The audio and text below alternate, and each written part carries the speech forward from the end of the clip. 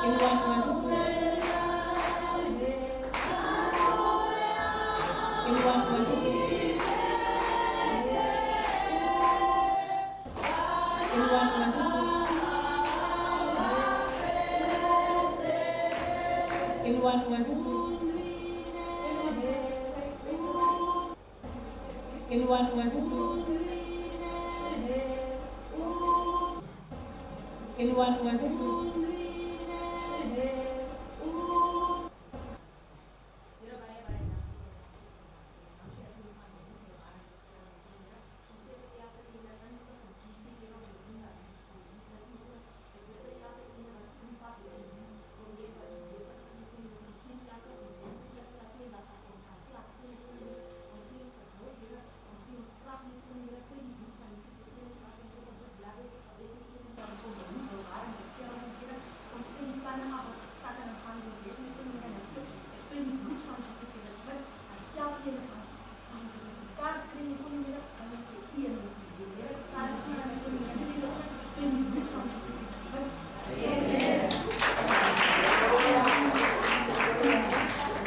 Thank you very much. That's how we have to stay.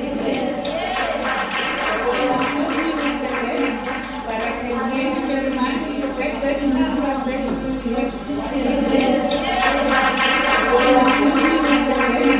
But I can hear you very much. That's how we have to stay.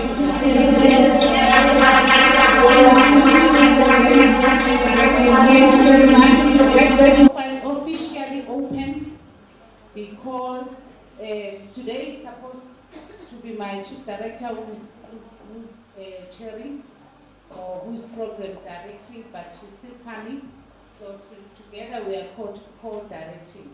So it's fine, I can open, the meeting is open, or the program is open, or the training is open. You are all welcome. Can we see the new faces? Those that have arrived, what we did yesterday, the program is open or the training is open, so we don't always here. But can we see them telling us there, those that have arrived, what we did yesterday, the program is open or the training is open, so we don't always here. But can we see? Thank you for being, maybe later you will all tell us why you are here, what is your expectations? Hi everyone, my name is Patricia Williams. Thank you.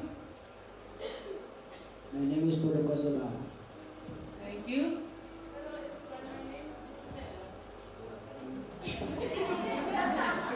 Hello everyone, my name is Kutume.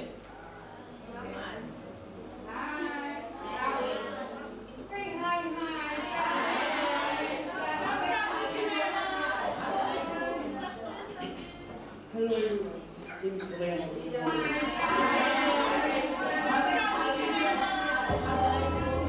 everyone, my name is Korean. My name is Korean.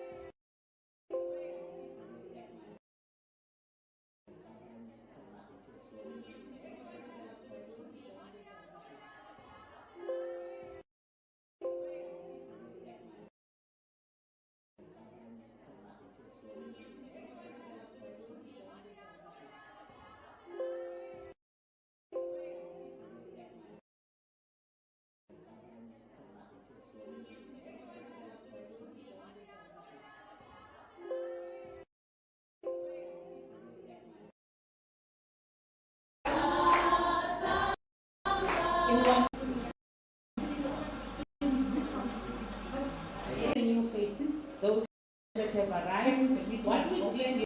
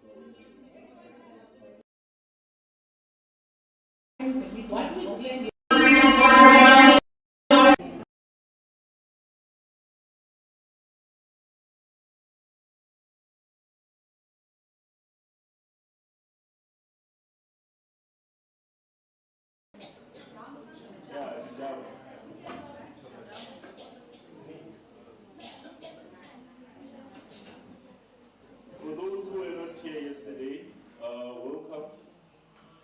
what we claim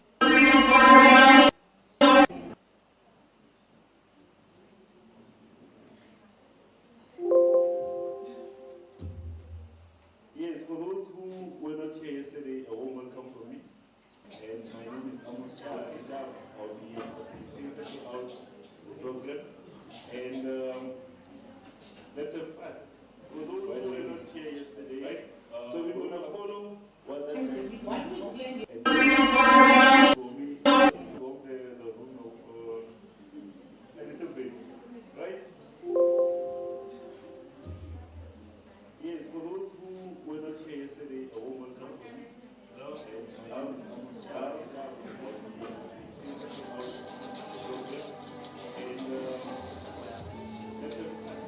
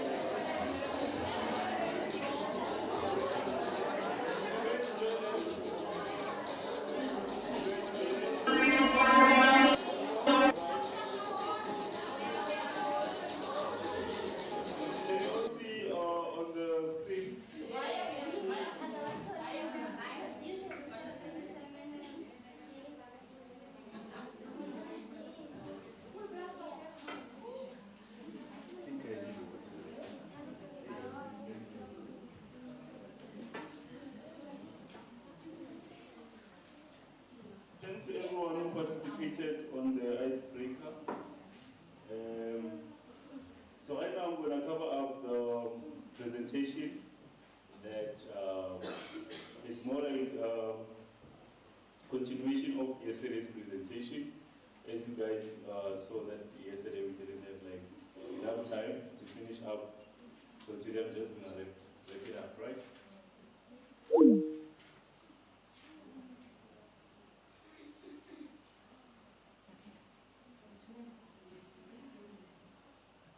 We were on digital marketing specialist. Okay. So anyone in the room who went and do like research on the previous skills and specializations, would like to share? Thanks to everyone who participated on the icebreaker. So I am going to cover up the presentation that it's more like continuation of yesterday's presentation. As you guys saw that yesterday we didn't have like enough time to finish up. So today I'm just going to wrap it up, right? Sharp, Sharon. Hello, Amos. Hello. I'm going to speak for myself. I didn't do any research because I was waiting for you to send the slides like you promised you would. Yeah, so I couldn't do any So research. anyone in the room who went and do like research? Thank you for that. With regards to sending the slide, I was not supposed to send the slide specializations. Would like to share outside the everyone who participated on the So I think we're going to You did get information yesterday, and you did hear the information, so you could have done research, because all you need for research is the information. So I'm glad for your honesty. That's very encouraging. I don't know what the other ladies are saying, because you only spoke for yourself. But remember what Sharon said yesterday. One of the most important things that we need to do is we need to research. We need to go and look up things. We need to go and review things and see even the things that you are hearing here, is it actually factual? Is it true? So that you don't just take information and use information. So thanks for your honesty. It's much appreciated. And when I'm saying the issue of the excuse, I'm not referring to you specifically, I'm just saying in general. That's why we also have to have a notebook, and we take notes for ourselves, even if we're going to get the slides. We still take a note on the side. If I want to know a little bit more about data management or information system analyst, I make a note for myself until I get the rest of the information. It's just part of training you to be leaders, to be able to take up your space, irrespective of what you are facing, whether you're facing gender-based violence, whether you are facing whatever. But this program and this process is also about giving you back your power. And the one thing that we have is the ability to take notes and to go and do research. Nobody can take that away from you. You can do that in any space. Remember, he also spoke about the certain skills that you must have. And one of those skills is to be able to research, to know how to do research. So I know Amos is very kind and he's very considerate and he's going to say it's okay, but it's not okay. We need to also do our part. And we do what we do as the department and as the stakeholders, and you do your part.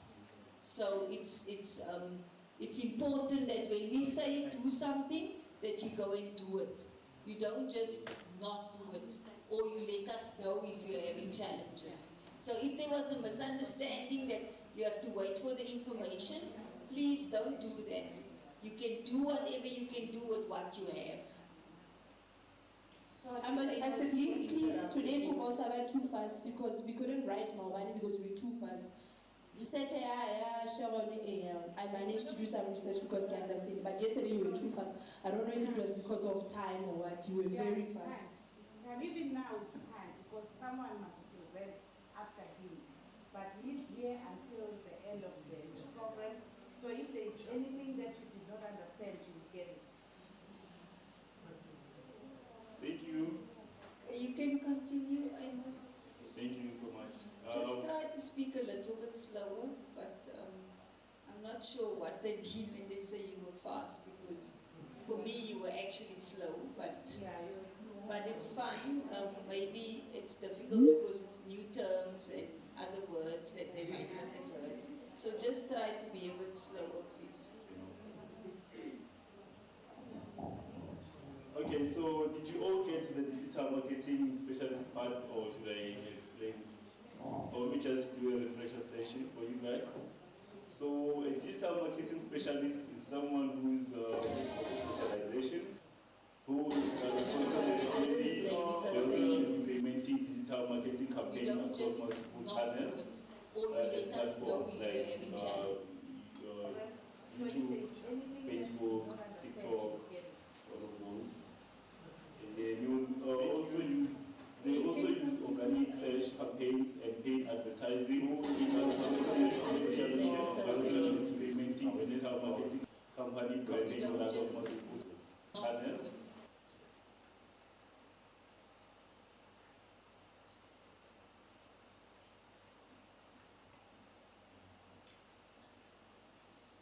Okay, so example about the organic search campaigns, paid advertising, and email marketing.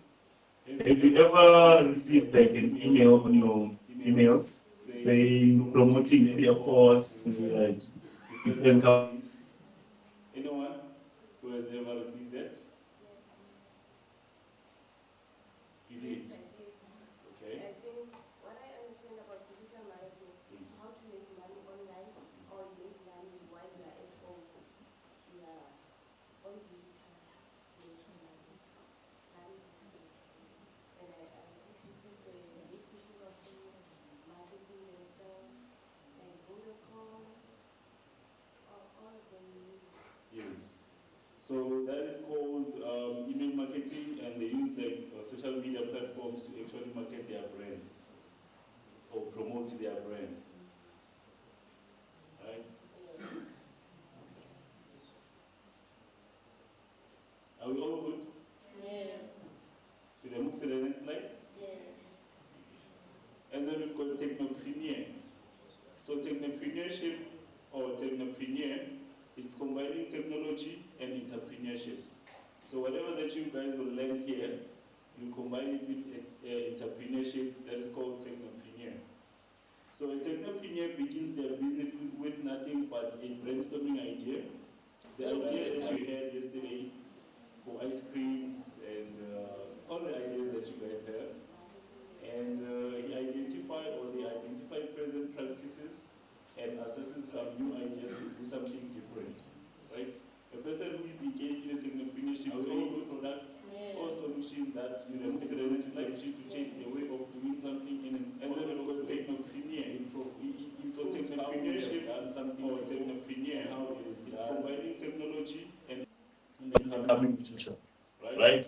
So you can get a non-distance education at Udemy or Open Learning, right? So I'll give an example with technopreneurship or technopreneur, which is one of the courses that I actually tried and implement last year. I was hosting a web development camp. So what was required from them, we were doing like, I was teaching the participants or my students how to create website from scratch, and then how to host the website, your SEO, search engine optimization, all of those things. And then the technopreneurship part is I give them an assignment to actually go approach either an institution, organization, or companies, or even their relatives that are actually doing businesses. So they go there, present themselves, tell them that they want to do or propose to do a website for them, charge their own fee. So the only thing that I actually require is the website. The negotiations and the monies belongs to them. Understand? So that's taking whatever that they learn in my class and they try and implement and generate income out of it. That's the example of technopreneurship. Right?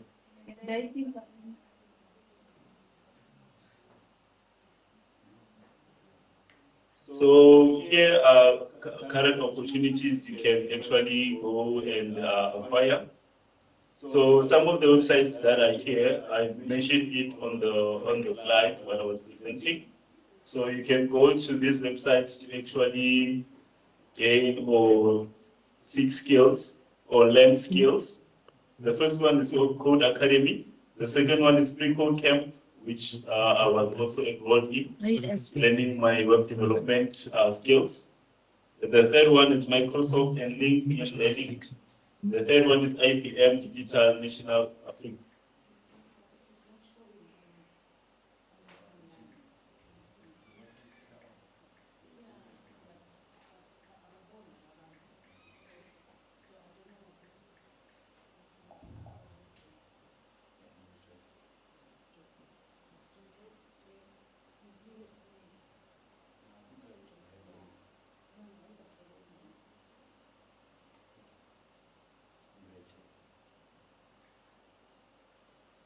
Cisco Networking Academy, which is where I acquired my IT essentials, where you can be an IT technician, see computers, and all of that. And then you can go to Udemy, you can go to Coursera, where I also acquired my IT professional certificate. And then you can also visit NEMISA, which is one of the courses that you do on this course, on this program. You will get a certificate. Are you guys done with the slide?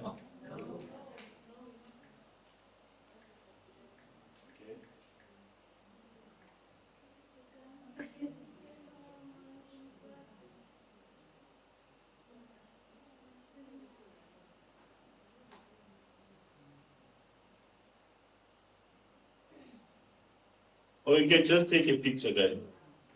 Yeah, I take a picture. Like I Just did. take a picture. So when you're done taking a picture, you can send it on the group so it. Yeah? Thank you. So growing your network, technologies to unleash your creativity. You can unleash your creativity by volunteering, which is one of the things that I did also. You can also do LinkedIn profile and network. You can also join organization endorsement, job shadowing. You can also do like a CV and portfolio, entrepreneurship, job accelerators, recommendation letters, or you can also do like projects, right?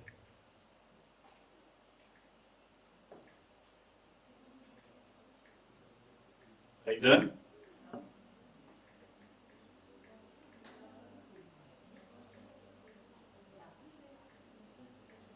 Okay. Then we have questions, Q's and A's, questions and answers. Anyone has a question? Speak now or?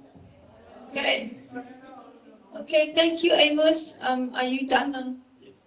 Okay, thanks for the presentation. Is there any questions? Okay, someone is saying no. I'm not sure if she's speaking or he is speaking for everyone. Can I check, is there any questions in terms of this presentation? Remember, it's from yesterday. He was concluding the presentation today. So is there anything that anyone wants to ask? Anything that you didn't understand? Anything that you want more information about?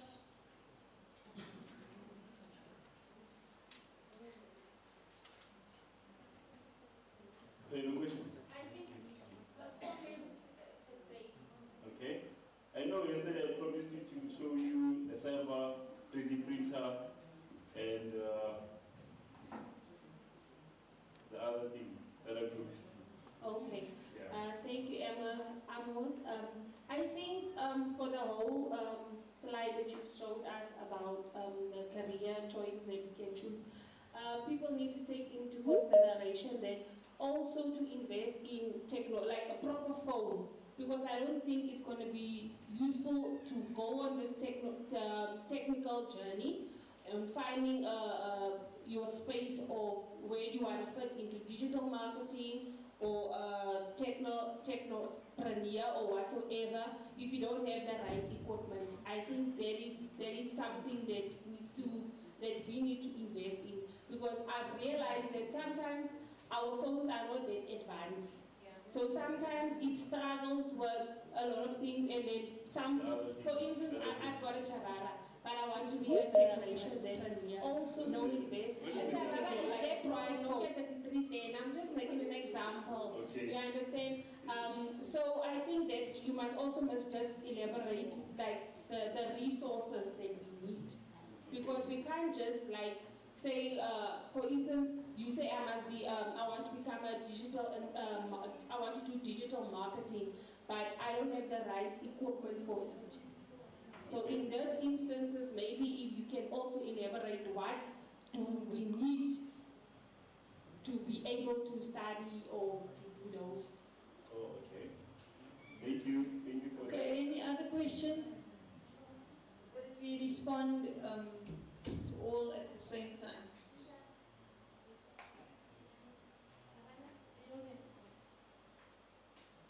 They don't have questions. So does anybody have any inspiration in terms of the presentation? Is there anything that inspired you that you want to do, or is it just information at this point in time? Just for my understanding, so that I can have an understanding as to whether the presentation was useful or not useful, because it's very strange that you don't have any questions and it's so much information that you received. So can I get some indication as to, is there anyone that's inspired to do anything in relation to the presentation that was made since yesterday and concluded today?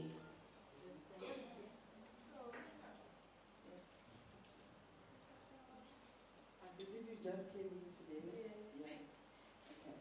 Okay, I just came in today, but the things that I've had today, I think it was like yesterday. But now I'm inspired by making money online, because I like to build internet. So I'm inspired. I still need more information about this digital. I always wanted to know about it a lot, because I can see there's a lot of things you can do while you are at home.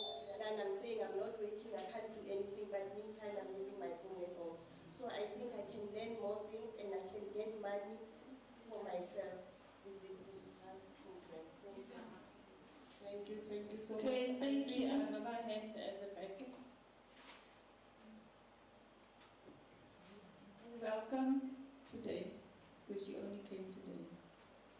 Okay, so from my understanding of what I learned regarding the whole experience or what Amos was explaining is that you can actually, as she said, make money through technology. It was also possible for you to go and upgrade yourself through technology when it comes to your businesses and things that you want to do regarding starting your own thing, which is actually very inspiring to me personally. Okay, thank you. I think we have two more. Okay, that's fine, you can take it.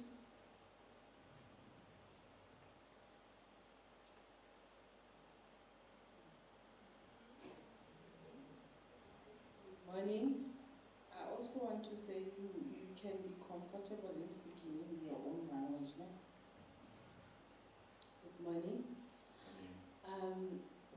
Yesterday I was inspired because give money information regarding WhatsApp business, and being aware of by social media you cannot just sit there and watch the funny things and videos, but meanwhile you can make money and study more. So that made me be encouraged, or I should check more in the internet and find information about technology, because it's something that I've always liked, but not knowing more about it. So the presentation from Dada Amosi kind of helped me to know more about the digital information and everything, technology, and how it makes our lives easy, especially in our businesses. They could try to accomplish, like I'm an tech, so I was struggling to advertise my work. So after the business, WhatsApp business, I had to go and see whether that can help me to advertise my work. Thank you. Kudos, Amos. Salute. Another one? Morning, everyone. Amos, from this presentation that you did yesterday, I feel like I woke up. I don't know if I've been because I don't think it's going to be useful to go on this technical journey. Awareness around it, because some of these things there. Akere wabana IT, it's just we are studying IT, but we don't really go into detail. Okay, what exactly is IT? And so, what I think I am going to do when I go back into my community is to try and get the relevant departments to do the. I know they do it, but I don't think they do that enough to do the career expo. I think when they complete matric, have aware of them so many careers that are available for them. So it opened my eyes. I'm glad to be the party at the how late something so it's just a question of so it was very helpful. Thank you. Thank you so much. Remember, it's not only about departments, it's about spreading information even to your families, your friends. But I'll hand over to Ms. Linders to finalize and respond to you guys. Okay, thank you, Ms. Maponi, for assisting with the taking the questions. Thank you for the comments. I think, Amos, you will respond to the first question about resources, but my comment about that will be, I want to ask you a question now. How many of you has a phone that has the ability to access the internet in this room? How many of you, I'm asking a question, can you please respond to the question by raising your hand?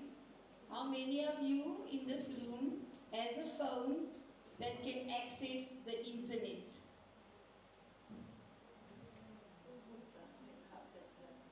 50%. So the other half, you do not have a phone that can access the internet. Is that what you're saying? So how do you communicate with your family and your friends and can I please get your attention? The 50% that said they do not have a phone that can access the internet. How do you go onto social media networks? Anyone that wants to share?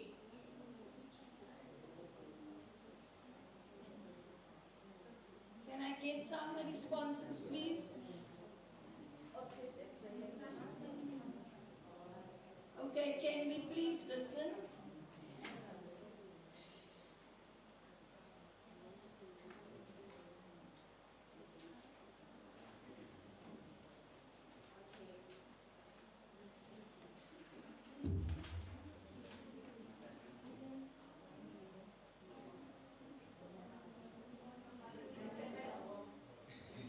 Zero.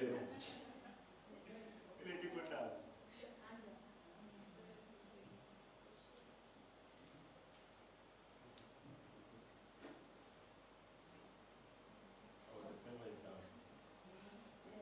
it not working now? Is the mic not working? No, it's working now.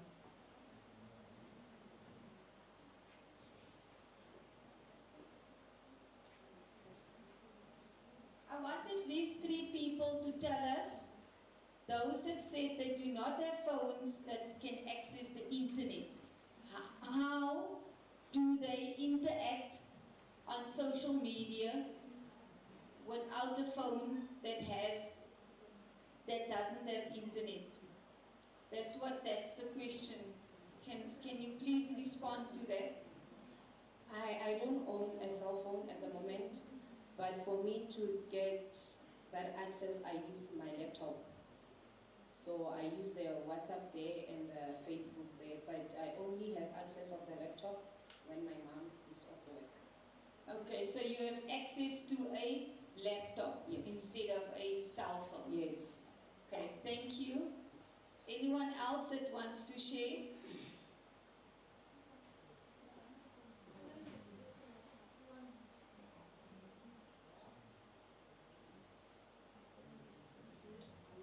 For internet, do we go to internet cafes so that you can search how? Okay, I'm asking you now, because you're saying we. I'm not sure who we are.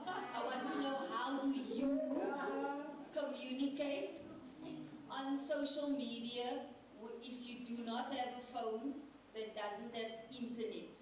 Can you tell me your experience? What do you do? I borrow my brother's.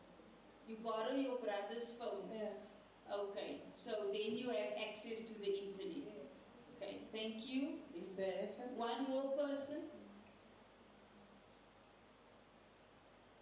No one else? Okay, I was trying to respond to the question that was asked. Remember, she asked a question at the beginning. The first question that was asked was, if we don't have resources, can you elaborate on what resources we need if we do not have a smartphone? That was the question.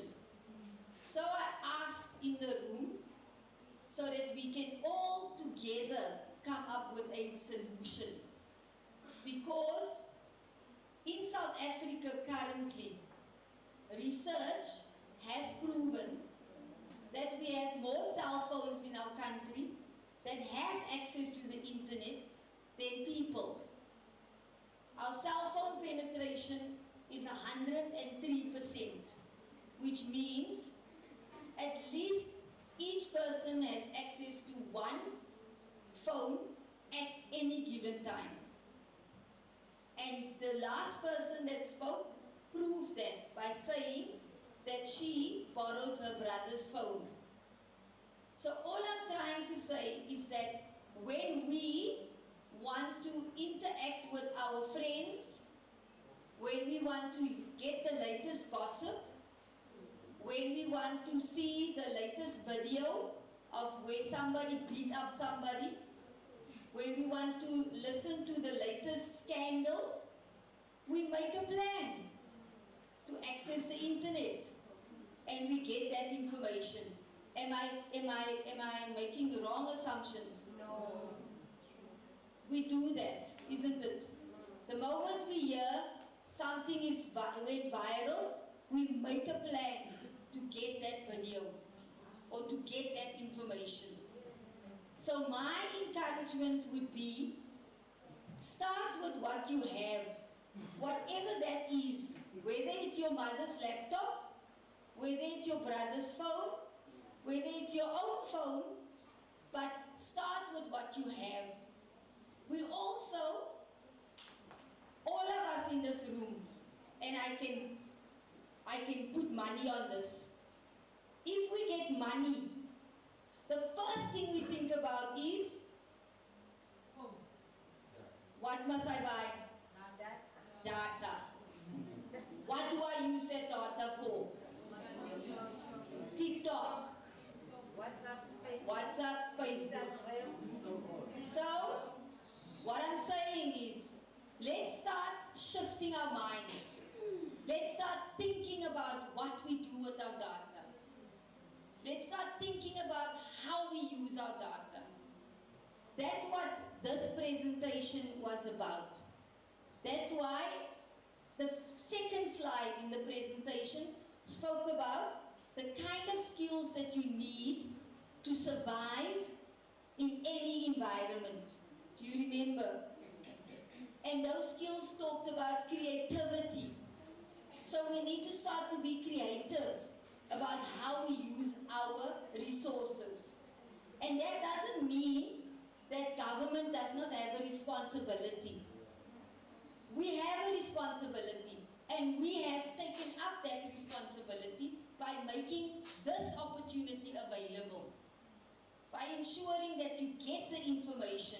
Now you need to start thinking, what is it that I am going to do differently after having gotten this information?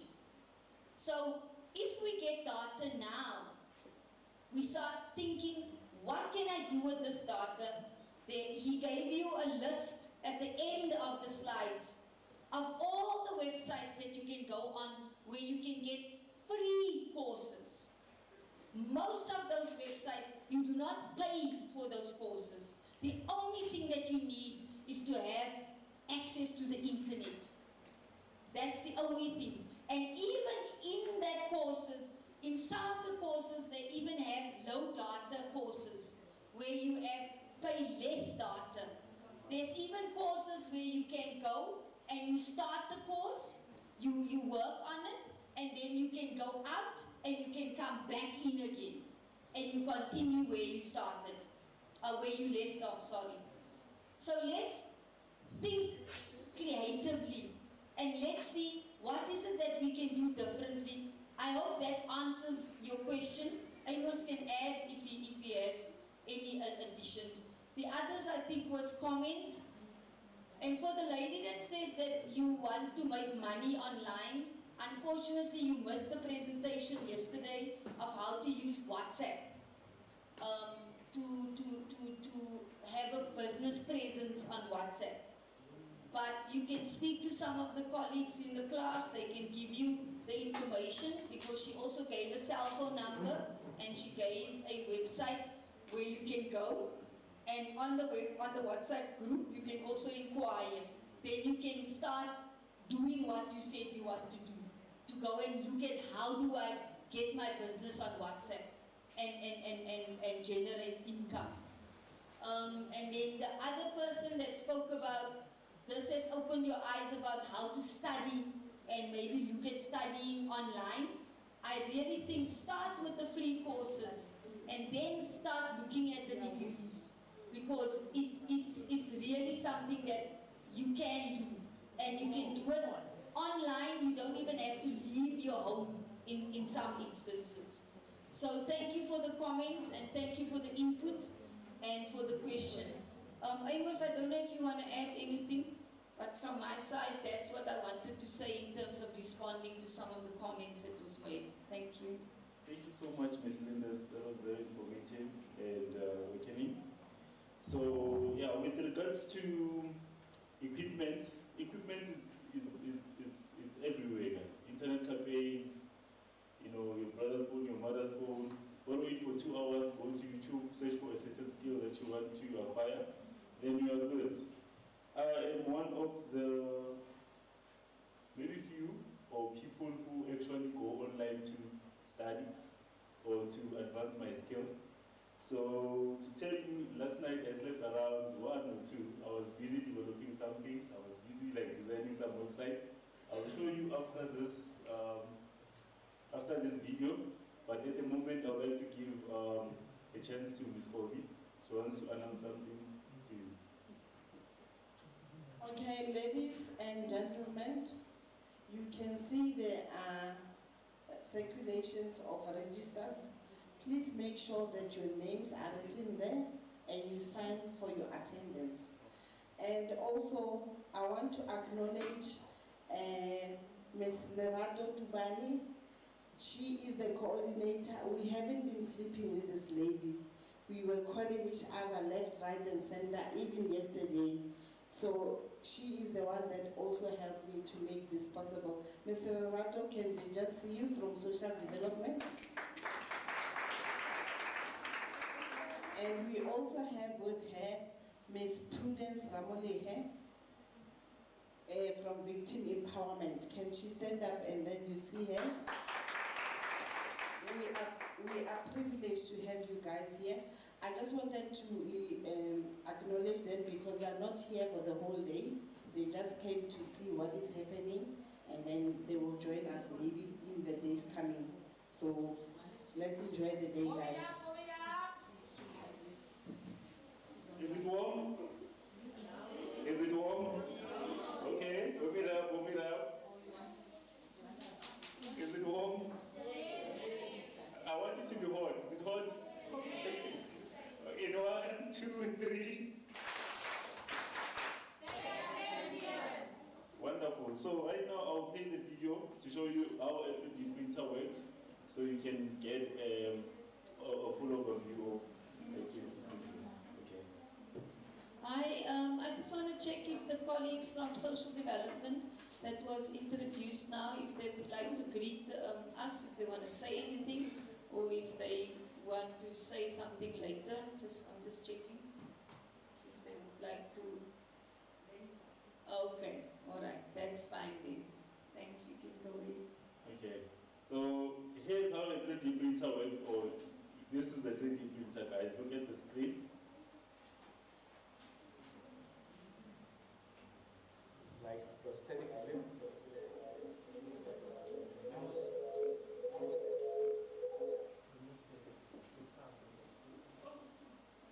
So a 3D printer prints an object or objects like these ones.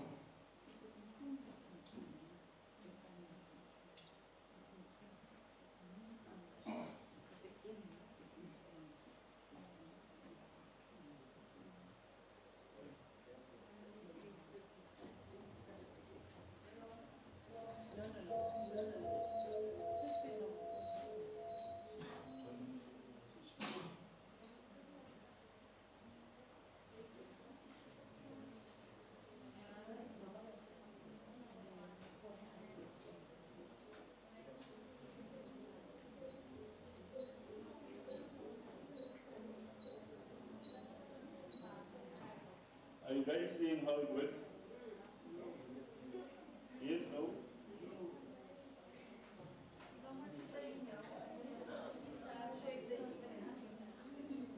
Is it not visible?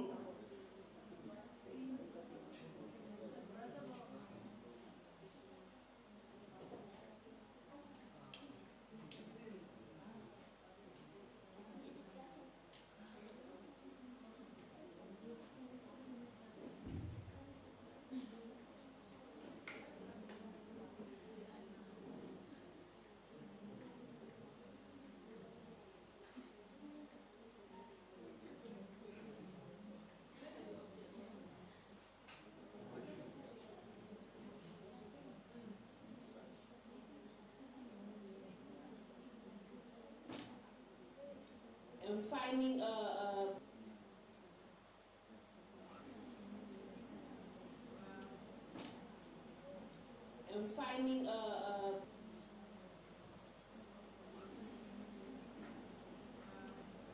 Okay, so as much as when you want to bring out your CV, you first type, and then you go to internet cafe, and the printer. Okay, so as much as when you want to bring out your CV printer, you start by type, and then you go to internet cafe, printer will print, and the printer. Okay, so as much as when you want to bring out your CV printer, you start by type, and you can also sell, and then you go to internet cafe, printer will print, and the printer. Okay, so as much as when you want to bring out your CV printer, you start by type, and you can also sell, and then you go to internet cafe. Can we all see now our printer? Okay, so as much as when you want to bring out your CV printer, you start by type, and you can also sell, and then you go to internet cafe. Can we all see now our printer? Okay, so as much as when you want to bring out your CV printer, you start by type, and you can also sell, and then you go to internet cafe. Can we all see now our printer? Okay, so as much as when you want to bring out your CV printer, okay, with regards to this material they use, is called so, okay, with regards to this machine, this material actually is called melt, and then it start fermenting something. So, okay, with regards to this machine, this material actually is called melt. They come in like different sizes, and so if you want to print small objects, you're gonna have like small printer, and then for big. A printer even? Yes. There's even, you can even print your heart. No, she can print herself. You can print yourself. You can even print your couch. Yes. So you can make business out of this by printing different useful things and sell to people. Hence, I'm encouraging you guys to always go to YouTube, upskill yourself, see how you can make money online. See? So yeah, this is one of the big tools you can use to actually generate income or make money for yourself. No? Okay, so this is a YouTube video. So I'll only just click on the relevant. Right. We also have it in our center. So you see here's the pouch. Right? Hi, ladies and gentlemen. I really am concerned because he is trying to explain to you something that you asked for yesterday. Remember, he spoke about 3D printing. He said to you he's going to look for a video and then he's going to come and explain it to you. Whilst he's doing that, some are having conversations, others are not giving attention, and he's talking. And then, when we ask you later, do you understand 3D printing? Then you're going to say no, you didn't hear because he was too fast or you didn't get the information. But you cannot hear something if you are not listening. And it's not very kind when someone is speaking and then you are speaking at the same time. It's not kind to the presenter because, like I explained to you yesterday, they came to share their knowledge and their understanding of things with us so that we all can learn. So can we please give him the attention that is required for this few minutes so that he can explain to you what 3D printing is, because it is also part of the 4IR technologies. It's one of the technologies that you can investigate, that you can interrogate, that you can go and do research on, and you can possibly even go on training and understand how to use it and start doing a business out of 3D printing, because it's really something fascinating. You can do a whole lot of things that you cannot do with normal printing.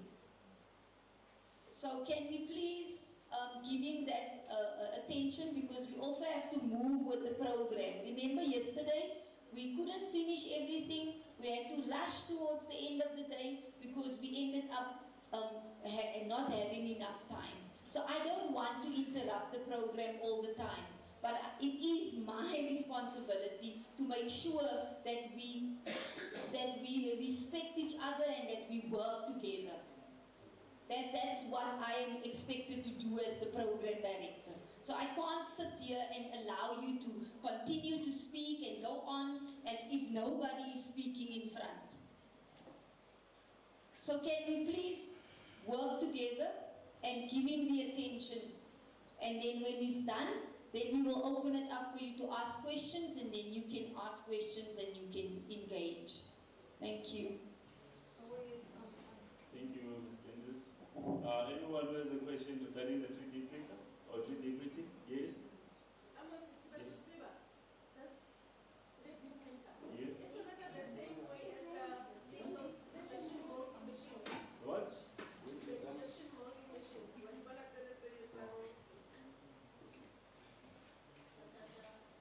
The injection molding machines. Like if we batla with a molding machine, injection molding machine. We check it online speed. But is this 3D printer replacing those machines, or they work the same, or they are not the same? Okay, let me check. It's the first time I hear of injection molding machine. Yeah, but I think it's the same as much as I see here. Yeah, because also the way to explain to look at that printer. Like kibona what's my wife kibotsa? Yes. Kuba kibona dintho tse hotseng 3D printer ka di etsa ka tsona ne di machine tseo di a di etsa. So le batlo tseba na 3D printer ya kena e replace tsele or etsa like more or less the same thing. Okay, thank you for the question. I don't really have so much knowledge with regards to injection molding machine, but how I actually see it projected here, I think it's the innovative part of things, you understand?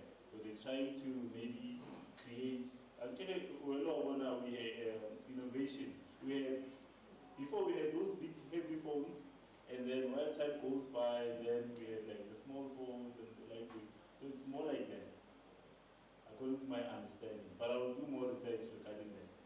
Maybe if I can add, and good morning, colleagues. These printers, all of them, it depends on what material you want to use when you want to do anything that is using either that injector or 3D. Because what normally happens is, I'll give you an example. If they want to do a statue of Mandela, and they will choose a material they want to use, maybe gold, whatever, and then that 3D printer will start making it, and then you also instruct it whether you want gold inside heavy, and then all that 3D printer inside starts making it. So depending on the materials and depending on what you as an individual you want it to do. So depending on the materials and you instruct that it doesn't have to say no, I can't. You tell it what to do. It will do what you tell it on the materials. You give it an input, So can we it will give you an output. give him the... Thank you. Thank you so much. Fine. Okay, before I move. Thank you. Thank you so much.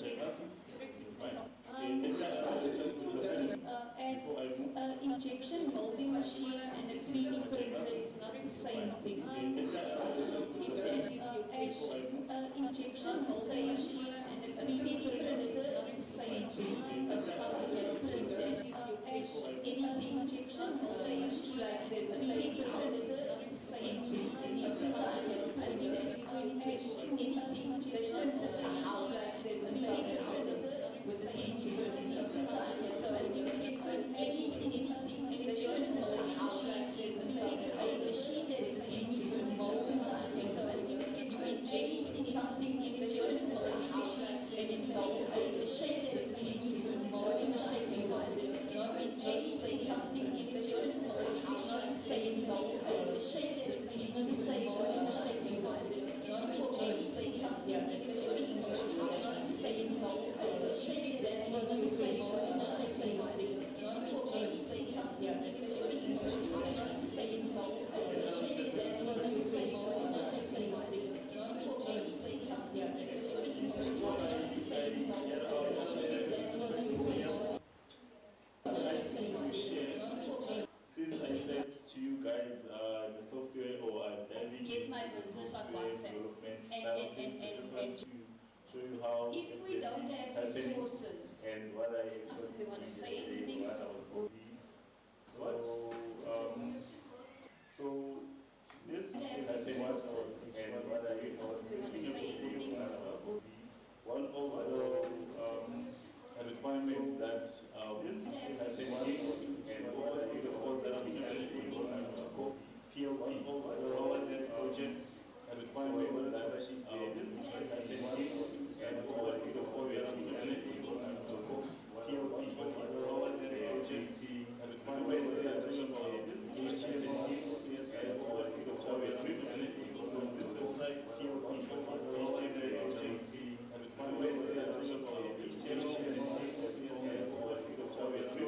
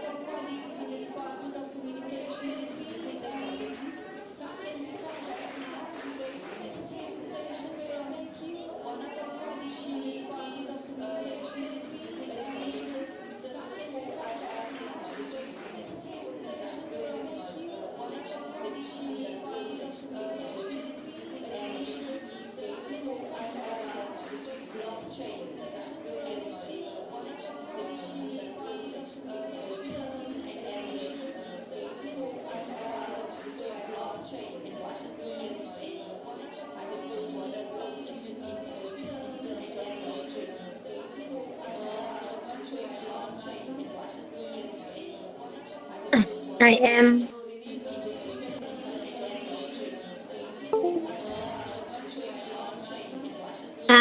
Good morning. Can I come through, Petronella?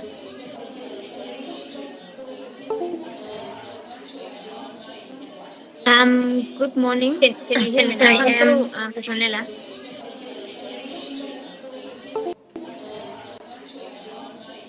Hello. Good morning. Can you hear me now? I am through, Petronella.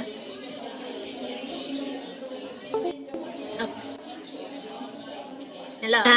Good morning. Can you hear me now? I am through, Petronella. My name is Nobalela Mkhunu.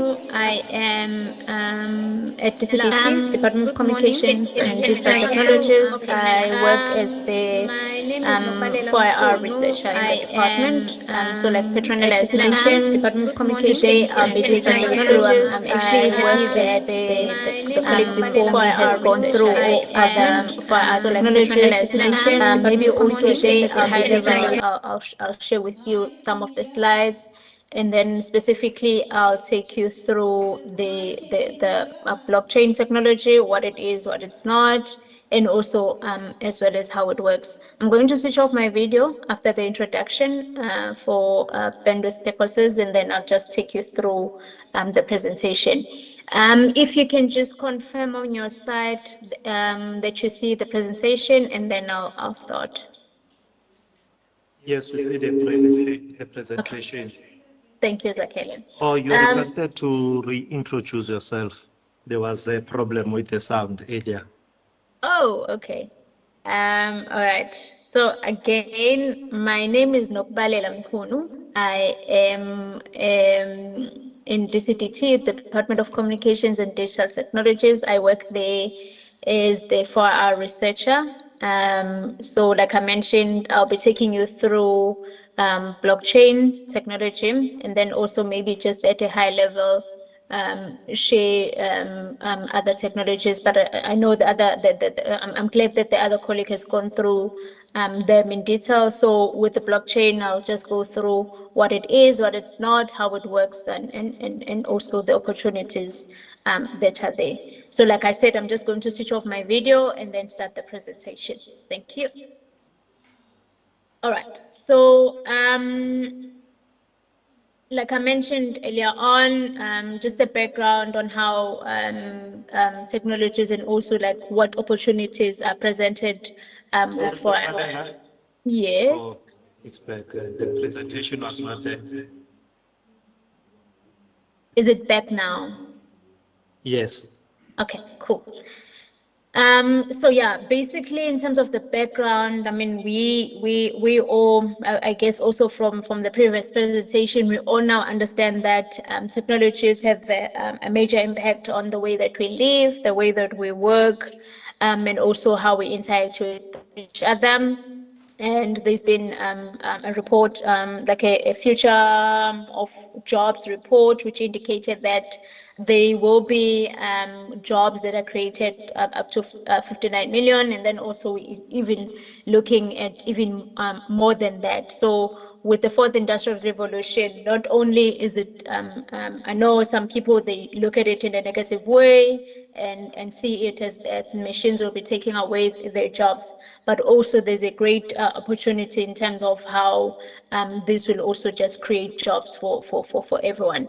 And then also we at DCDT, or the South African government, we have the PC4R report, which we call it the Presidential Commission on 4R report. In this report, it then talks about the focus areas that we need to look at as the country. There were 7 recommendations. This is a report that was gazetted in October 2020. There were 7 recommendations from that report that look at skilling, opportunities, that looks at the building of our infrastructure, the use of artificial intelligence technologies and other technologies that are embedded into it, the use of additive manufacturing and additive manufacturing. It refers to 3D printing that the colleague was talking about earlier on, and also it also looks at the need as government of us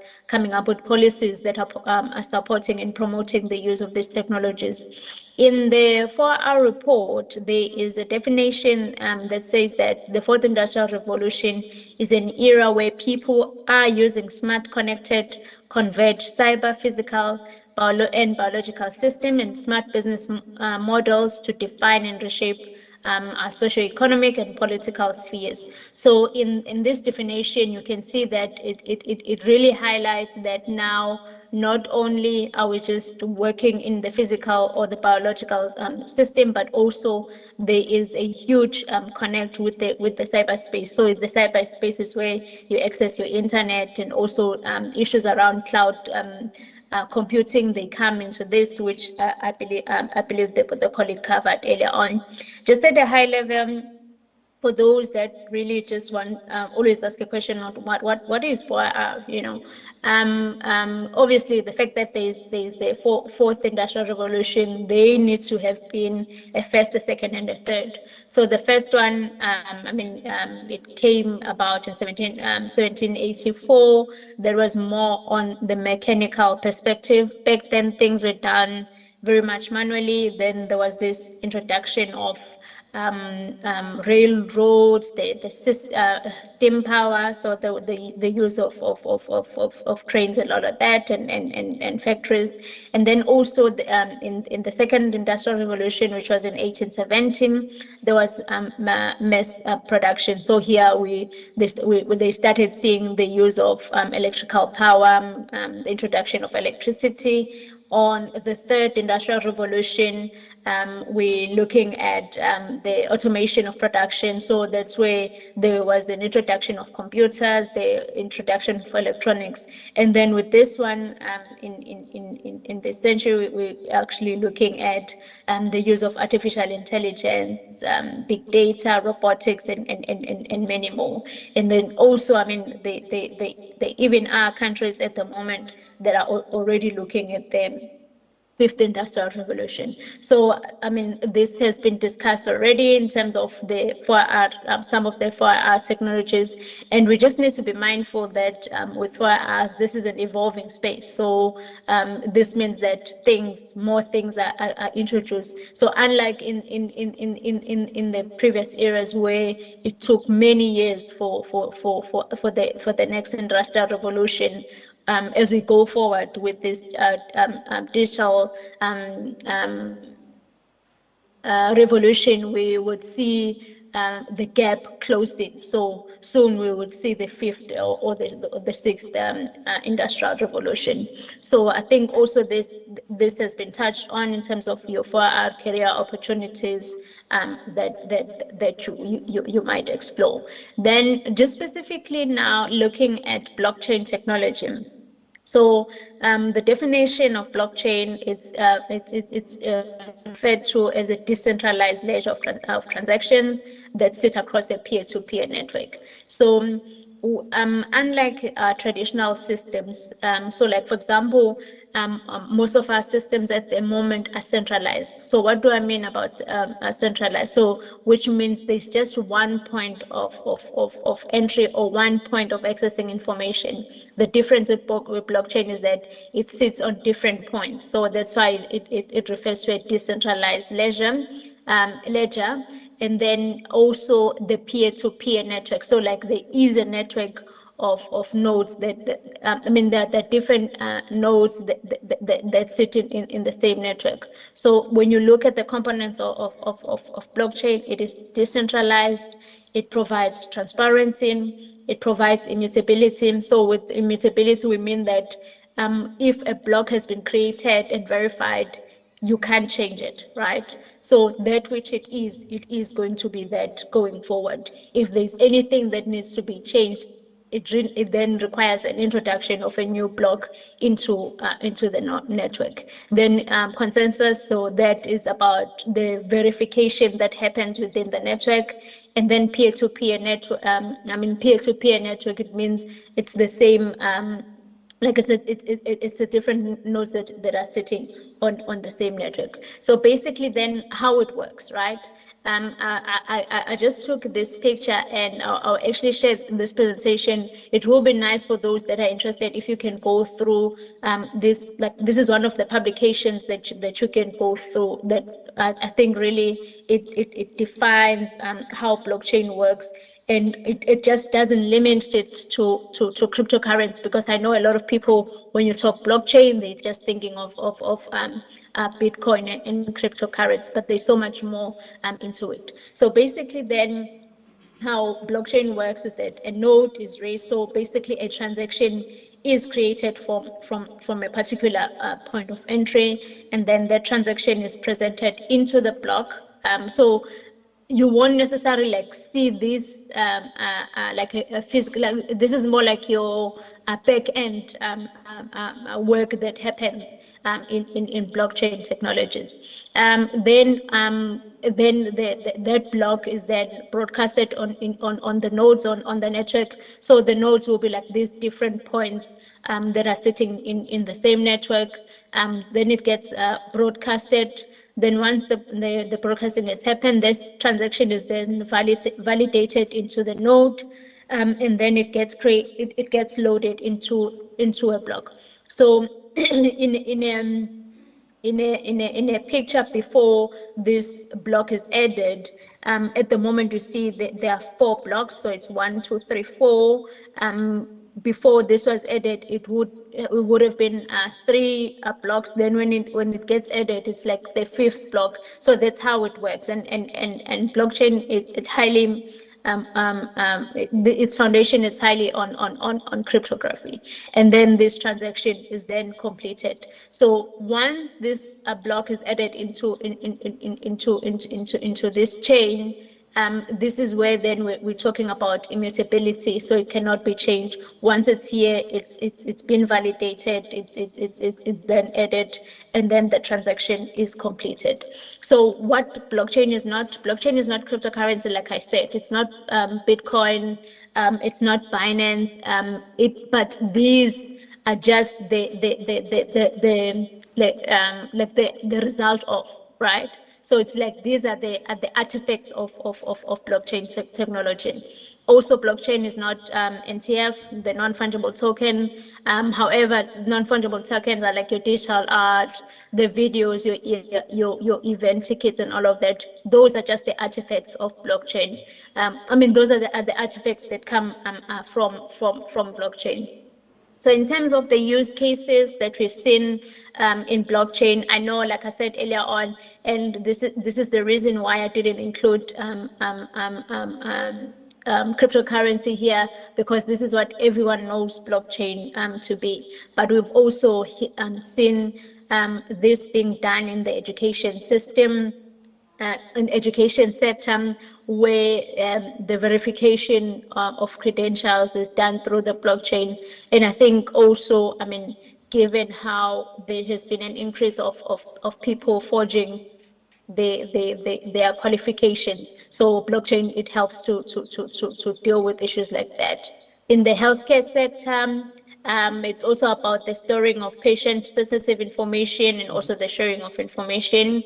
In the supply chain, again, here, it's about really tamper-proofing the records to mitigate fraud and malicious activities. Like I said earlier on, the component of its immutability, it assists in this. And I know most of the people would know how sometimes, I mean, how the supply chain sector has been affected by fraudulent activities. And then in real estate, we've seen it also, like use cases of it being used in title deed management, land registry as well. And then lastly, on identity management, maybe you've heard of concepts around digital identity and all of that. That also is one of the use cases that is being used in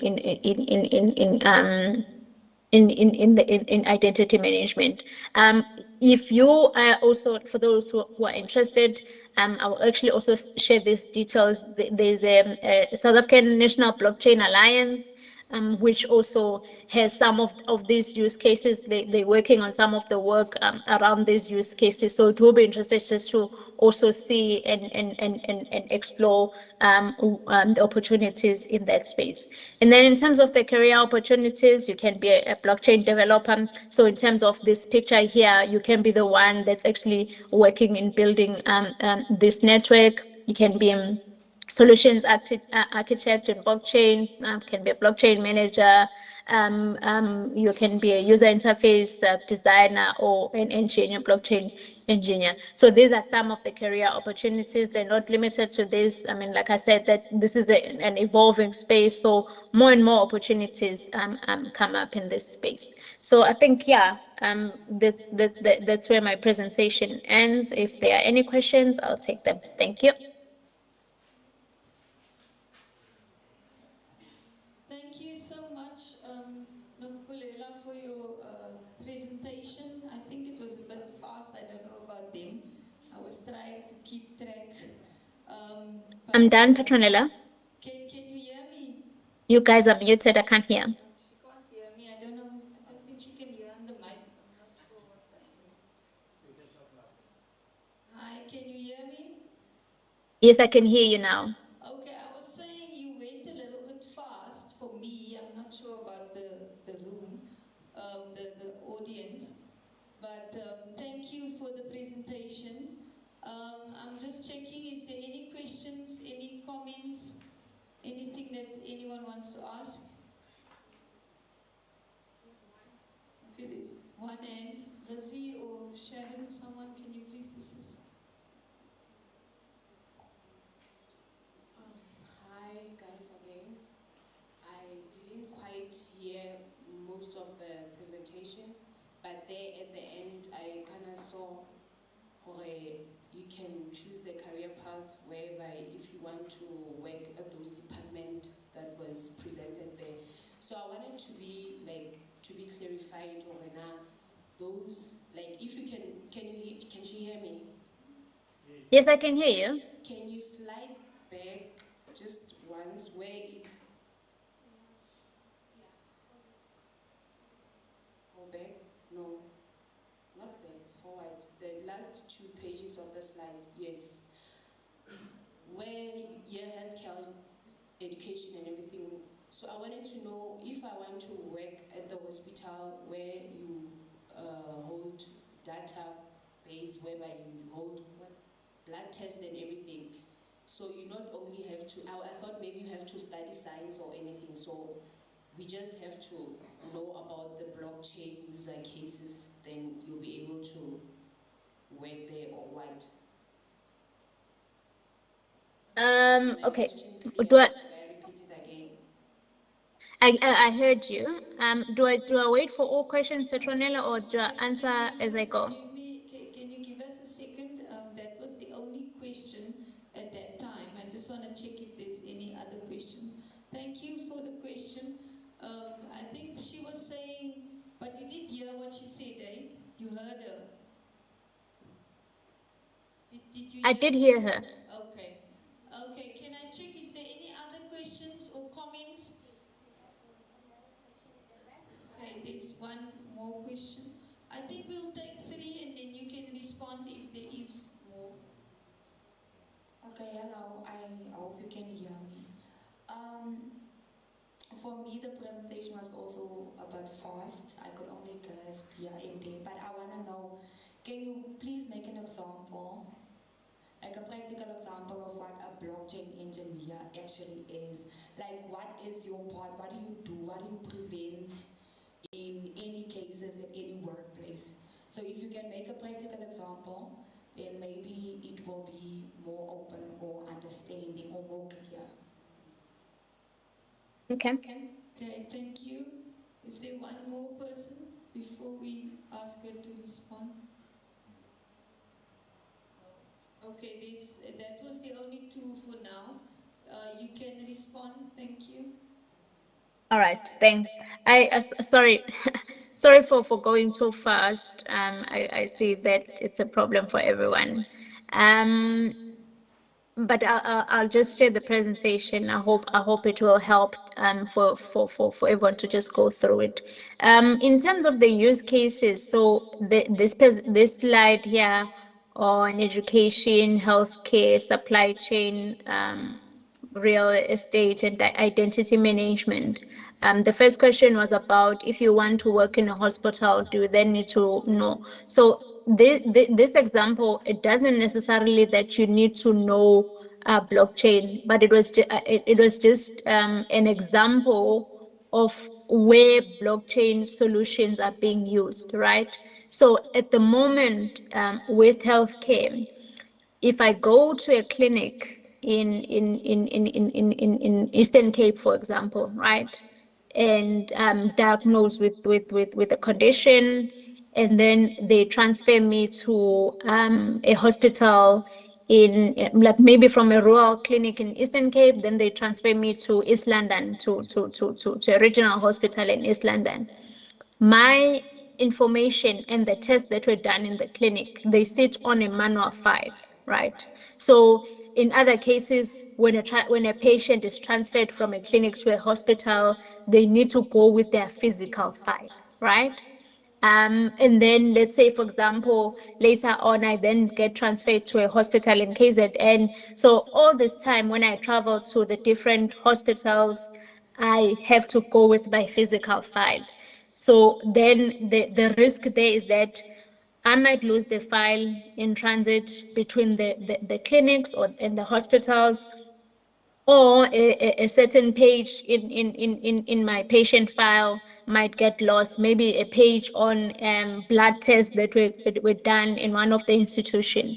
So as a solution to mitigate this issue, there are solutions on how to store patients sensitive information, right? So for example, instead of having to go with the physical file, I can go with my phone with all my patient data in a phone, that if I go to a next hospital, they're able to scan. It might be maybe like the solution might be like a QR code form. They might scan that QR code, and that QR code will then in the system, because they're working in the same hospital information system, they might be able to see all the information that in terms of them who I am as a patient, in terms of the doctors that have treated me, the diagnosis that has been found, the test that has been done. So basically, that is just a solution. So as a healthcare practitioner, you don't necessarily need to know any blockchain work, but the solution is provided through blockchain technology. So this is the case that I was referring to. Same thing applies to the education sector. The teachers that will or the lecturers or the institution that will be using a solution of verifying your qualification, or even verifying that you did pass your grade 8 to grade 9, they don't have to know that. But as a designer somewhere, you might be interested in developing a solution for the education sector, because you've seen maybe a certain problem that you want to address there. So these are just like examples of where our blockchain solutions have been used. But as like the teacher or the educator in that facility, you don't necessarily need to know this. And then there was a question on, I hope I've answered that question, but if not, I can elaborate further. Then there was a question on um, there was a question on the what do you do as a blockchain engineer. So similarly to being a JavaScript developer, same thing here. That's why earlier on when I was on this slide, I was talking about the back end solution. I was talking about that this is what happens in the back end. So for example, now we're interacting in teams, right?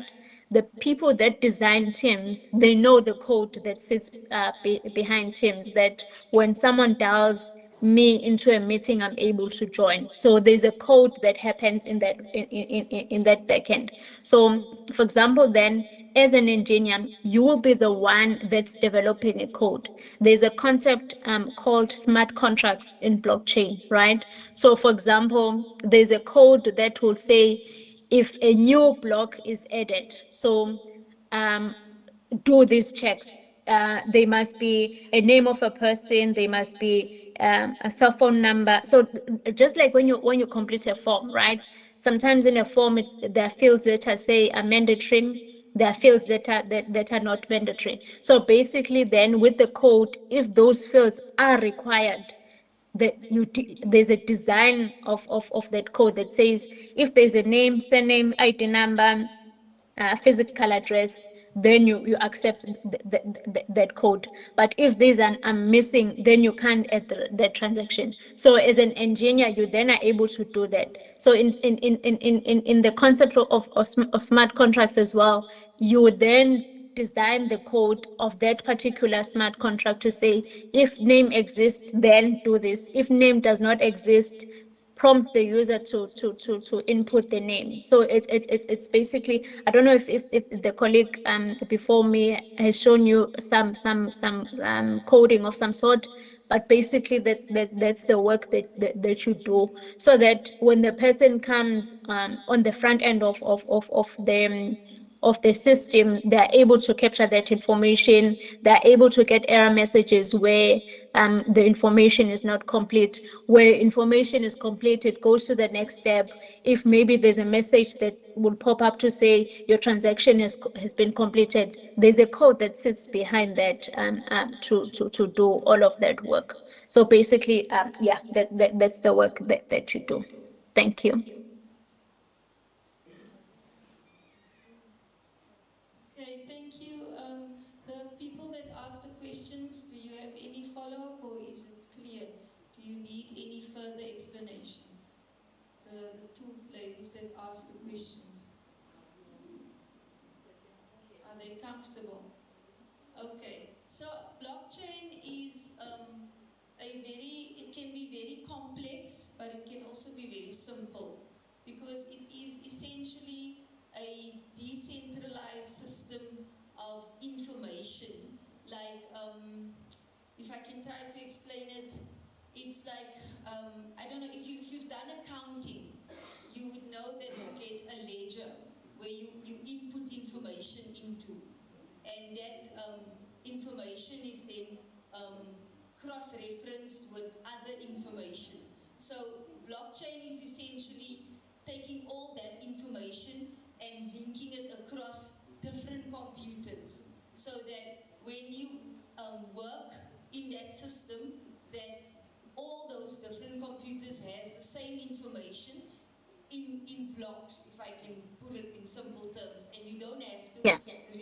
you don't have to repeat information. It basically picks up that information and it talks to each other. So it's about it's a lot to do with how you input into the process, and then the information will be there. And then, like she explained, if there is something that is not there, it will prompt you to say that you have to redo it, you have to re-input information. So it's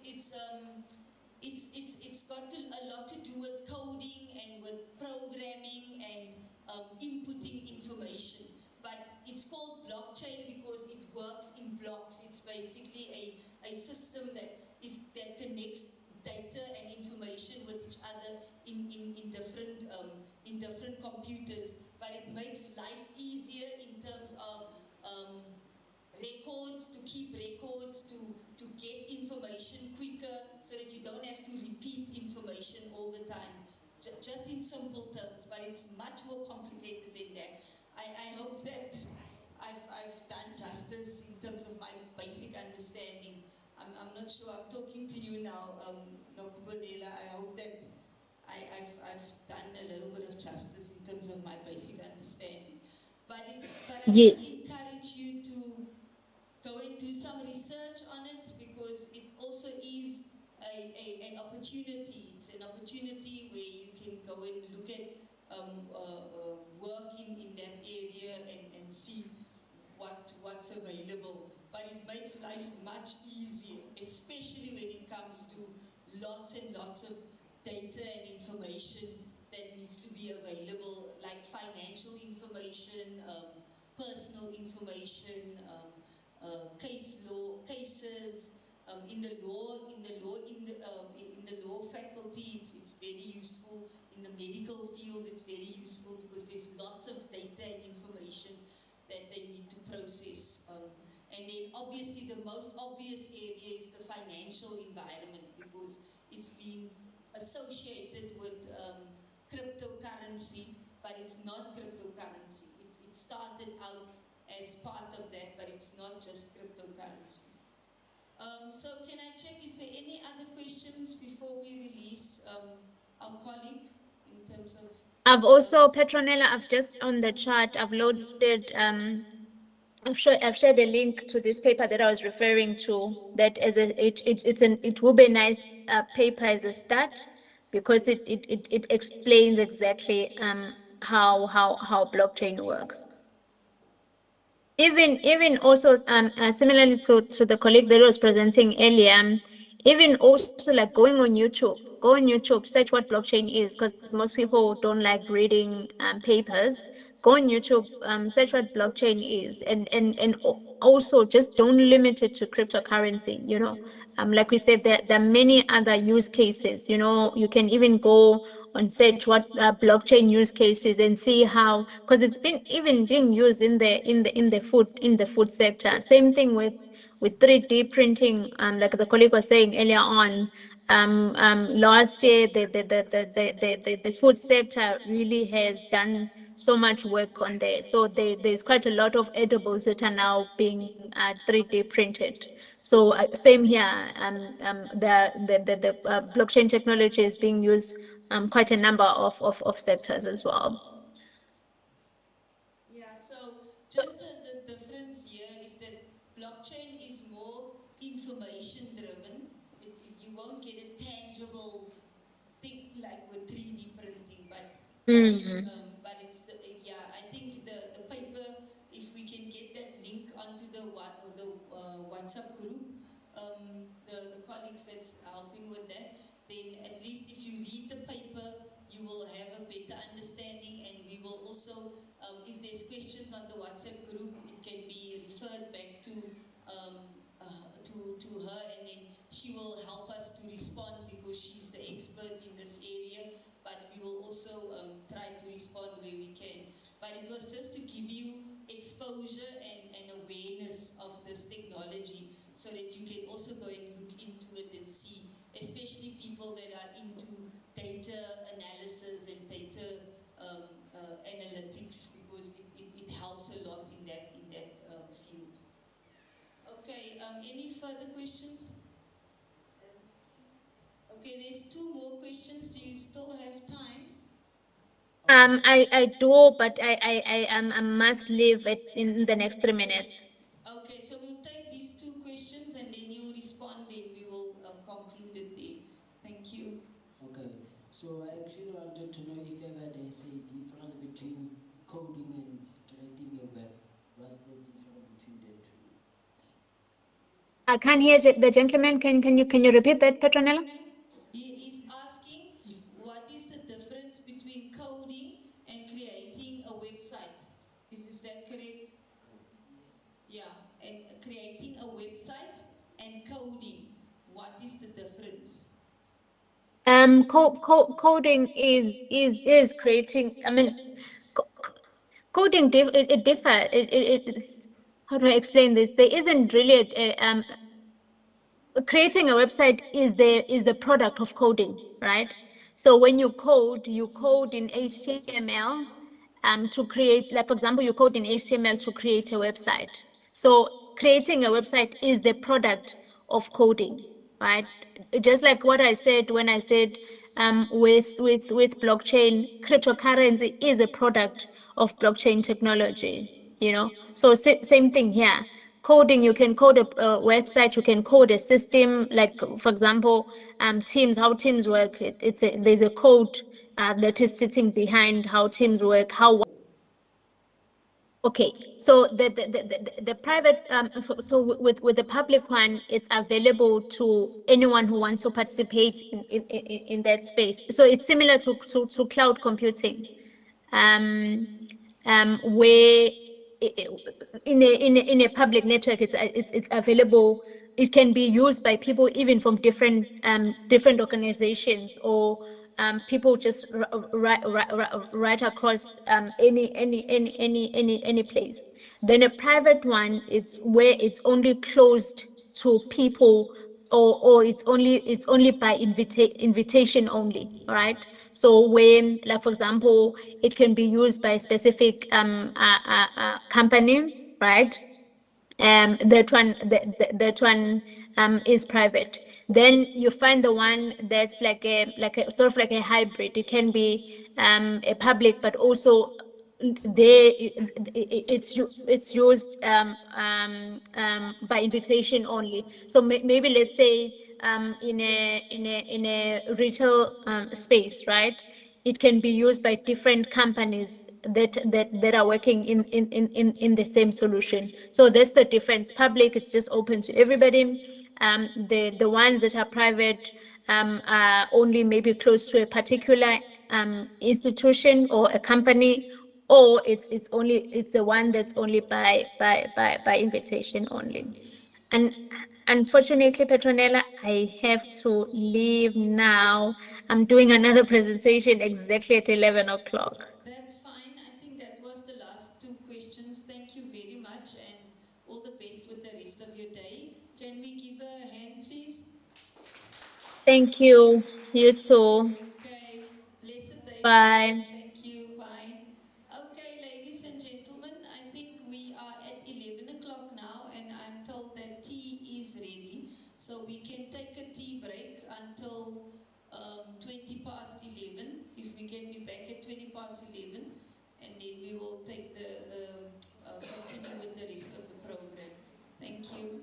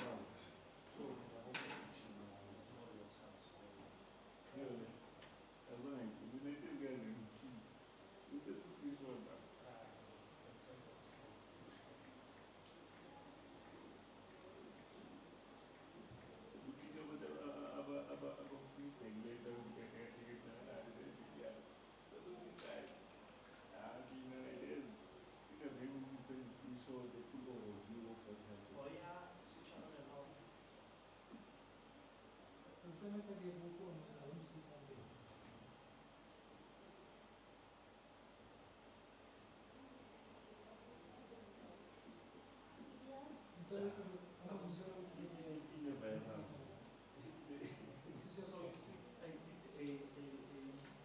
7. Shothi ikhompyutha yami shothi inkinga wayingeyakho yangena HP e-light book uyathasha I flash.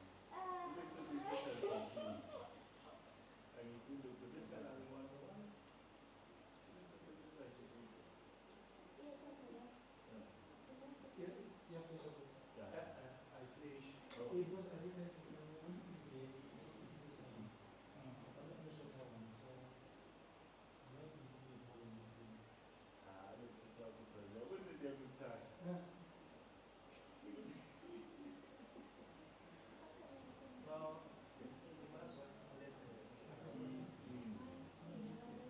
well, you might as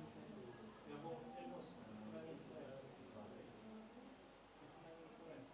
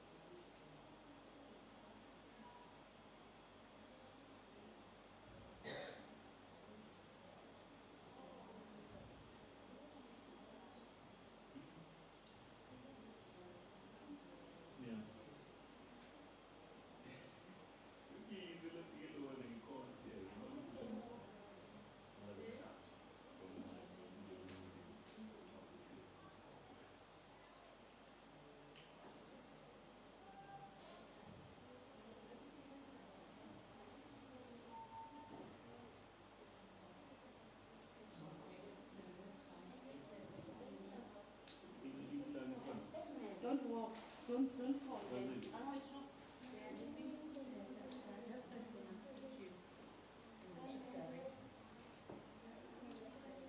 No, she is.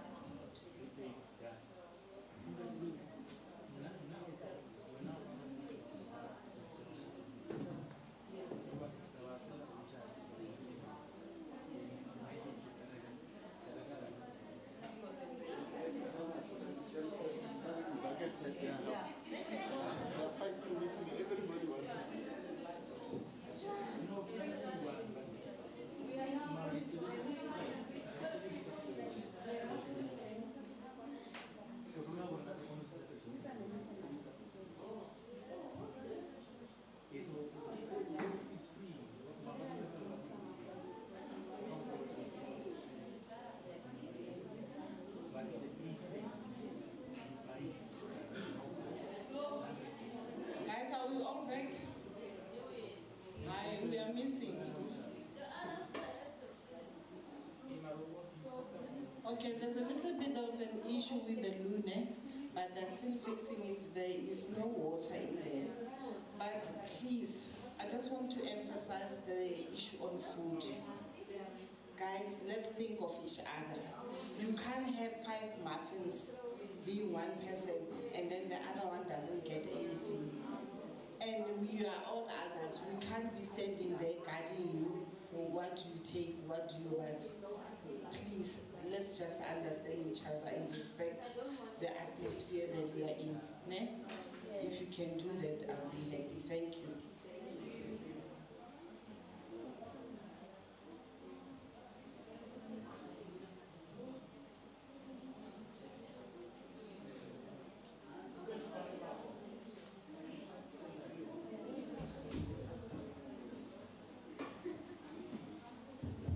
Okay, are you all back now? Is everyone back in the room? Seems so, ne? Okay. When you come back from tea or lunch, there's such a low energy in the room. I don't know why. The Macarena you want? Okay, you get it just now. Amos and Sharon will come now. Okay, so I just want to start by quickly just checking with you in terms of yesterday's work. Remember, we have to do a recap on what we did yesterday, but it will be just 20 minutes or 15 minutes, because after that we will start with the digital skills training. We will start with it, but we will, after lunch, we will continue with the presentations.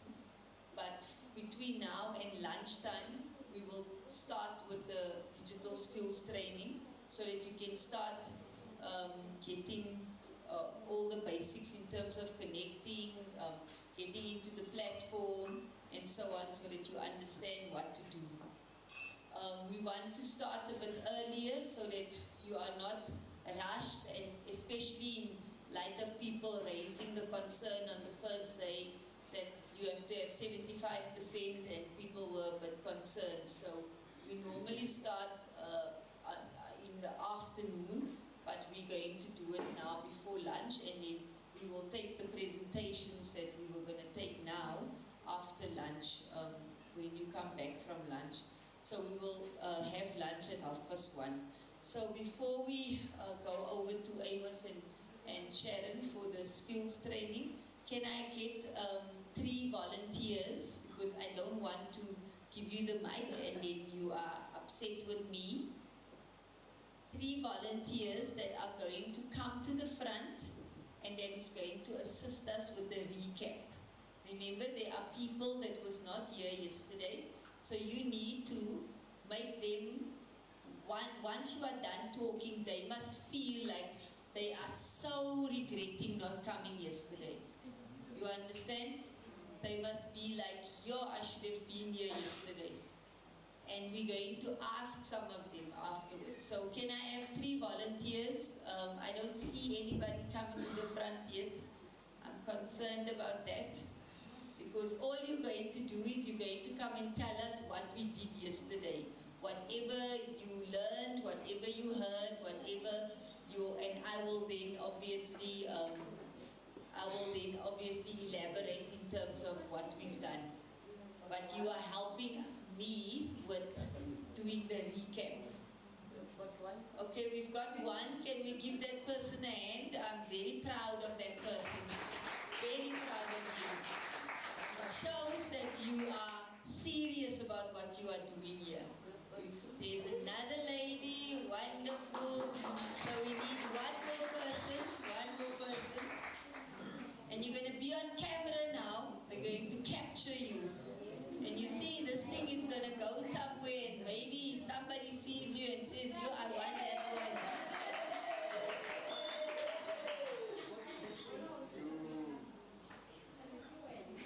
You know, every opportunity that you get to represent yourself, you must take with both hands, because it doesn't come every day. You don't have to share your names and all that, ne? Don't worry about about that if you are not comfortable, but if you are okay with giving your personal information, it's okay. So, please, let's be clear. We're not going to repeat the same things, ne?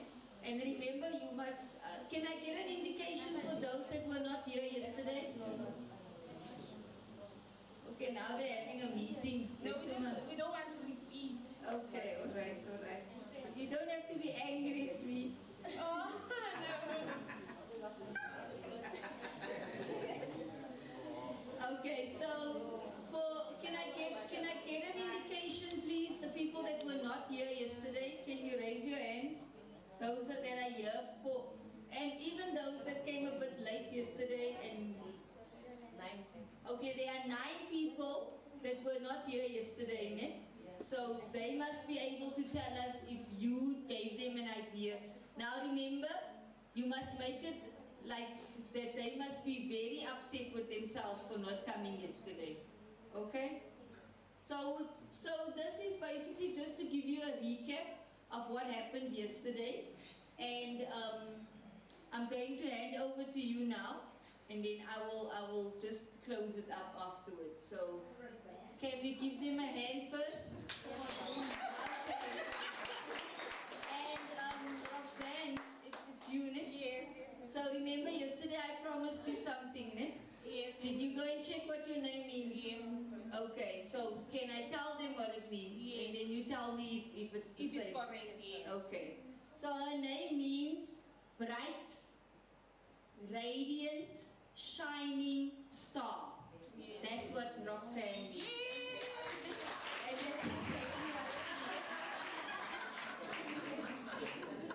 So that's what your name means. So you must live up to that name, and you are doing that. Okay, and do you want to share your name? Are you comfortable with sharing your name? Yes. So what's your name? Okay. My name is Akiola van der Vaart. Akiola. Not Akiola. Akula. Okay, like Beulah at the end. Yes. So what does Akula mean? I haven't really searched it up. You haven't checked it out. Okay, you must give me the spelling because I've never heard your name before. Okay. So then I'll also check for you. Okay? And yours?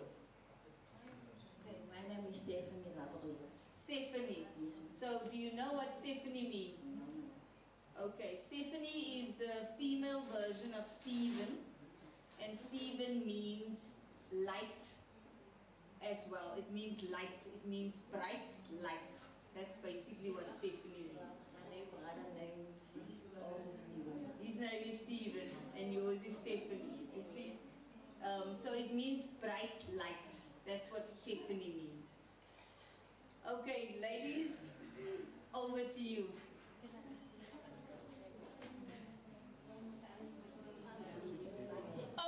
Okay, there's young people in this place.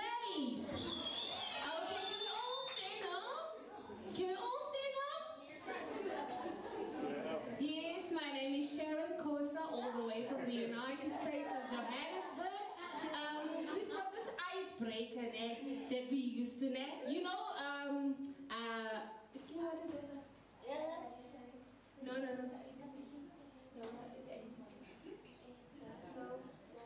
Sorry, we're just going to an advert now. Yes, going back to the advert. You all know that song from If You're Happy and You Know It, clap your hands. So now we are moving it to the new generation, eh? Are you getting me?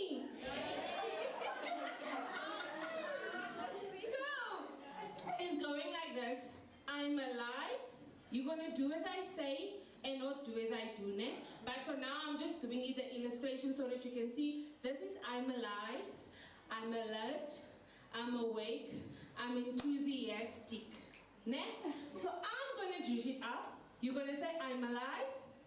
I can't hear you say young people. I'm alive, I'm alert, I'm awake, I'm enthusiastic. There are young people in this place.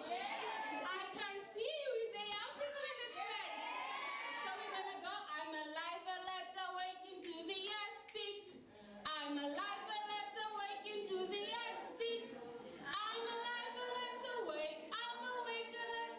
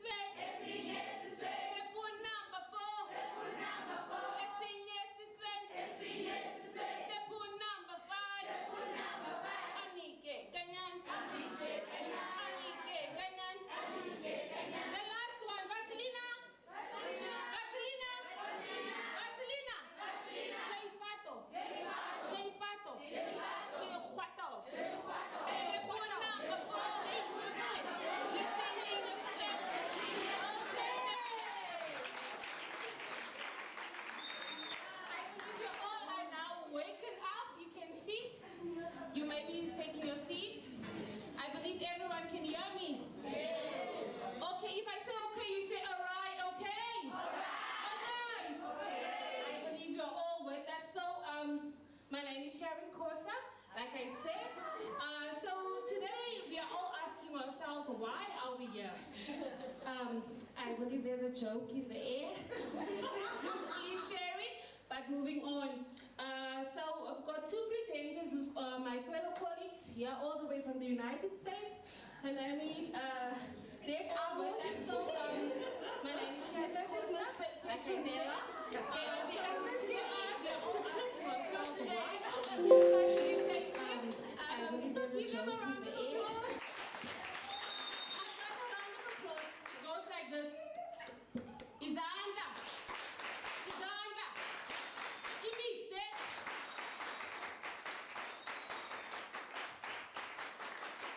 Okay, so every time when someone is done with the presentation, we're going to give them that hand. Are you with me? Okay? Alright? Okay, so just to browse what happened yesterday is that we started off with the introduction of everyone. We started off with a nice icebreaker. And my part of the presentation I'm going to do on the business proposal, but Mayor Platinello is going to finish our presentation with it now. So just to go through with it, who can tell me what do they understand what is the business proposal? Anyone? Anyone? Okay, thank you, dear. Sorry, Amos. I will take the mic. Stay there, Amos.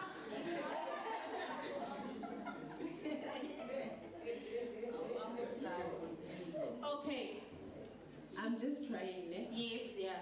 Now I'm thinking a business proposal is you selling your business to the person you present to, for them to maybe give you a capital. You selling your business, you tell us about your business. What is your business? You propose your business.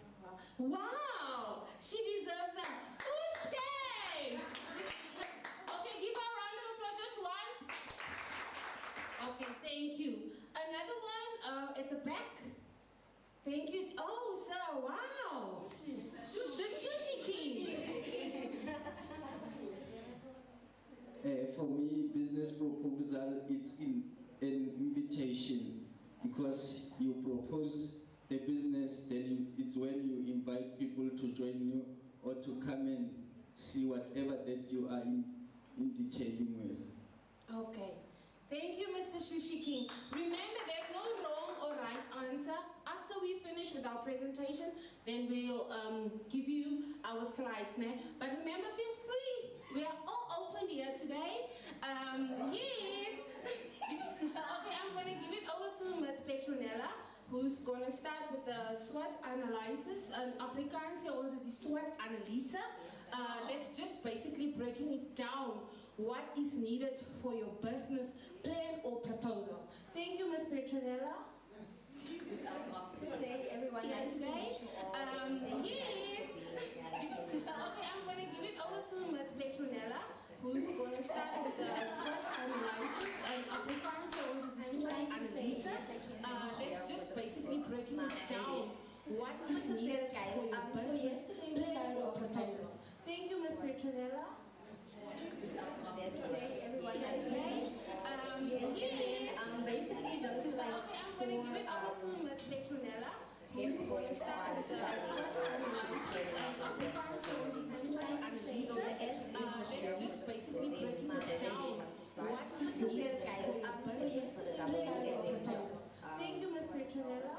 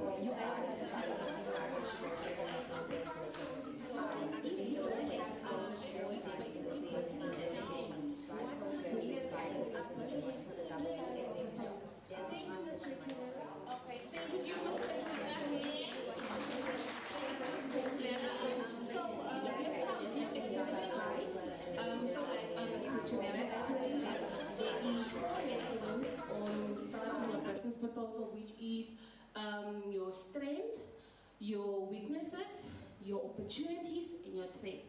So here is your homework now. I want you guys to think of an ice cream business. We are having an ice cream truck. This is an activity that I want you to do.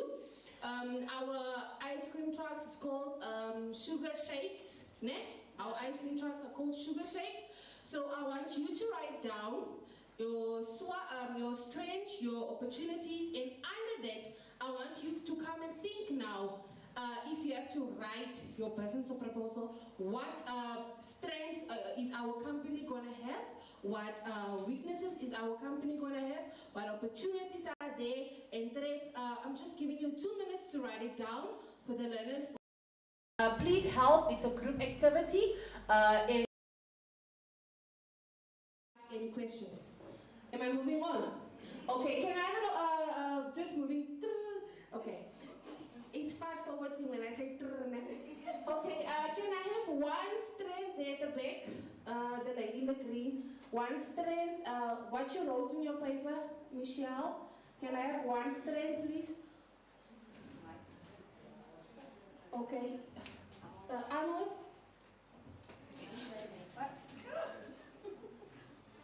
This is just so that you can get used to it, guys.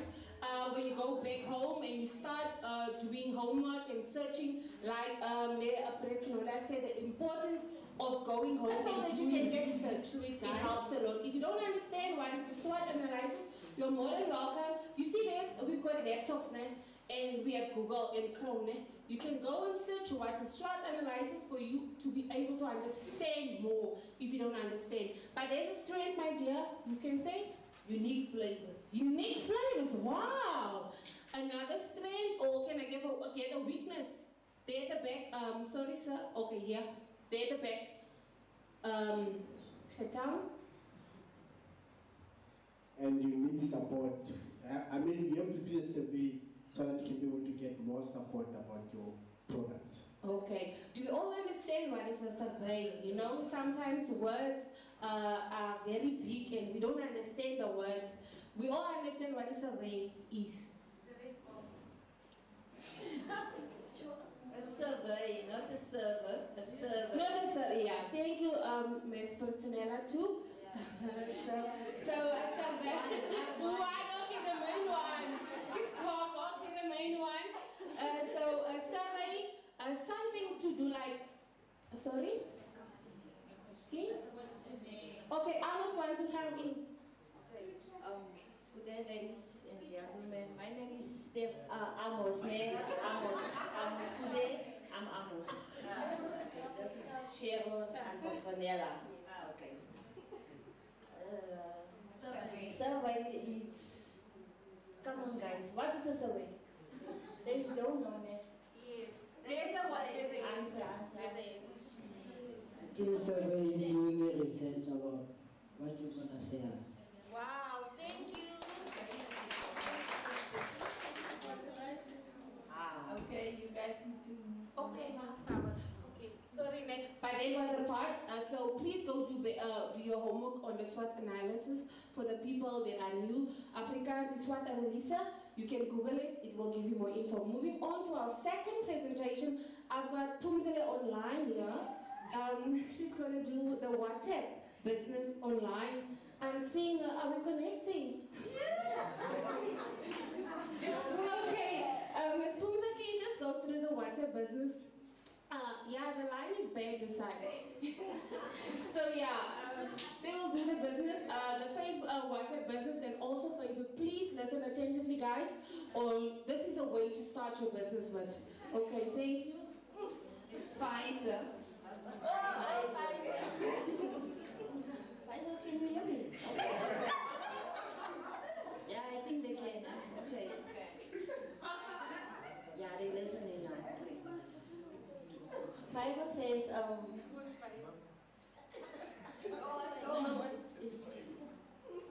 if you want to start a business group on WhatsApp and Facebook social medias, so it's not so long process, but there are options on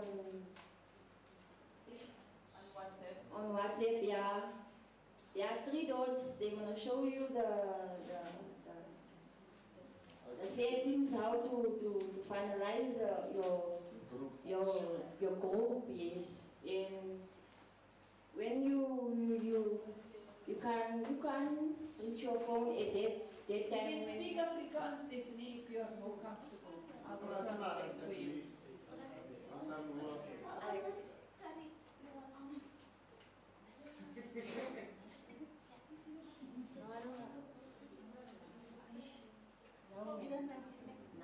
Yes, they must stay here, man. So your WhatsApp group is gonna alert you notification. You're gonna get a notification when you're late on your WhatsApp group and your Facebook group, and then you can get back at them, or you tell them you're not gonna be at that moment when you guys are in a meeting or something. And yeah, thank you. Okay. Tunela, you don't want to add? Okay, but what you basically just said, WhatsApp business is also a form of a tool that you can use to start business online. We all are aware of what's WhatsApp and how it operates. So WhatsApp business is just so, because they were playing yesterday a video clip on explaining how WhatsApp business work. So it's just basically a more finalized or more structured or so say yes, that structure whereby you don't have to, you sometimes, especially when you have maybe selling things online, like you have your boutique or your makeup artist, and there's a request on a lot of people wanting you, and they send individual messages. Sometimes it can be a lot of clusters. It's not organized. So WhatsApp business is just putting everything together, and then you don't have to send individual messages per se. When someone asking for a price, they can get all your information on that thing just by a click, and then you can maybe for homework go on search for WhatsApp business and see the steps you can take to download WhatsApp business, what is it about and all about. So yeah, I think that's it. And then the other part was just the part where Amos this morning covered. I didn't finish his presentation yesterday, so he was just basically going on the digital marketing, where you guys saw the career paths that you can have in IT, in the technology, and we all know we are now moving towards IT world now. Everything has computers. So also to give you homework, guys, so please don't do what you want to do in the IT field, whether it's to promote businesses, whether it's to do digital marketing. So please share what you do in the IT field, whether it's to promote businesses, So Akula, Stephanie and Roxanne, they basically have explained to you what happened yesterday. So I want to ask the people that was not here yesterday, do you have any questions, anything that you didn't understand? Any one of the people that was not here, that came for the first time today? Anything that you want to ask? So there's no end, so it was clear. Okay, so they did a great job, I think, and I love the role playing.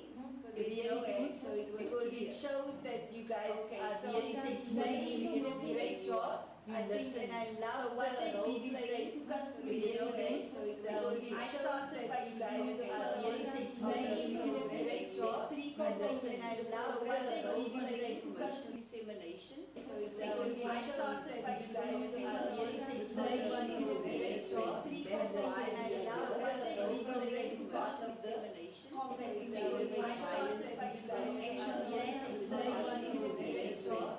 They then spoke about the presentations that was made in relation to the WhatsApp business, where we spoke about how to have an online presence in terms of your business. They also shared a little bit about the presentation that was made by Sharon on how to design your business proposal.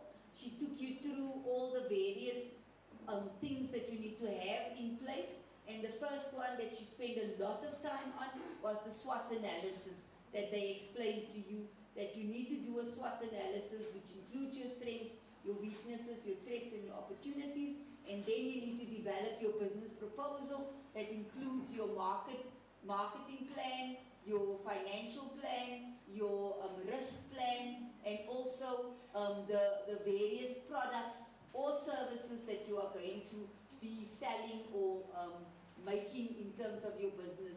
She took you through, or I think it was 8 or 9 parts of the business proposal that you need to write, and then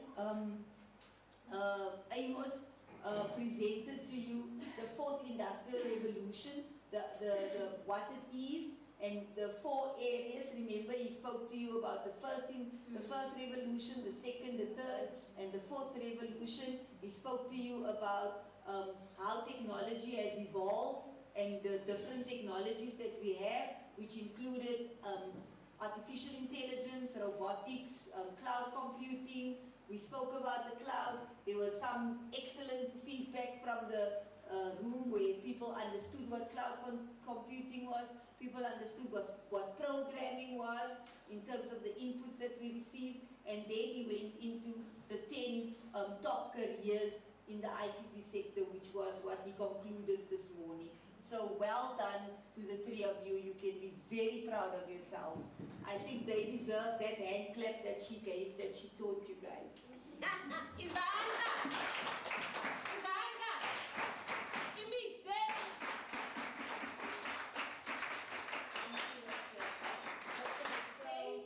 Thank you very much. So I'm going to hand over to, I don't know if Sharon or Amos wants to say anything about yesterday, or Raymond, before we go, and Tandy as well, before we go to the next presentation, which is essentially the digital skills training that's going to start. So just want to check, is there any further comments before we... Raymond, do you have anything? Thank you, Ms. Petronella. I just want to say to everybody in this room, very, very important. I'm not going to repeat what has been said or what has happened yesterday, but I just want to say to you personally that you are here for yourself, and you are here. It's up to you whether what you get here, you'll make use of it, or you'll just get out here and say the food was nice. So it's up to you. All what is more important is everything has got somewhere where it starts. So it is very, very important for you to start somewhere. And the more you start somewhere, and you believe in yourself, and you believe in what you are doing, ultimately, even help will come from nowhere. Thank you. Okay, so thank you, Raymond, and I totally agree with him. I think we believe in making sure that you have something to eat when you come to our programs. It was a challenge for us to actually have that this time, because as you know, the whole country is going through an economic crisis at the moment.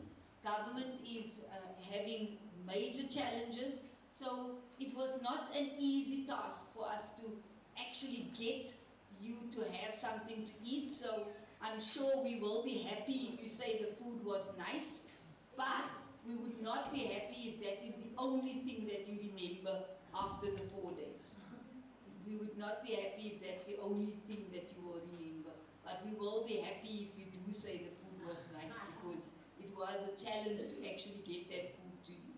So I just want to say, yesterday's thought of the day was that it doesn't matter what you say to other people. That doesn't change your life. What matters is what you whisper to yourself.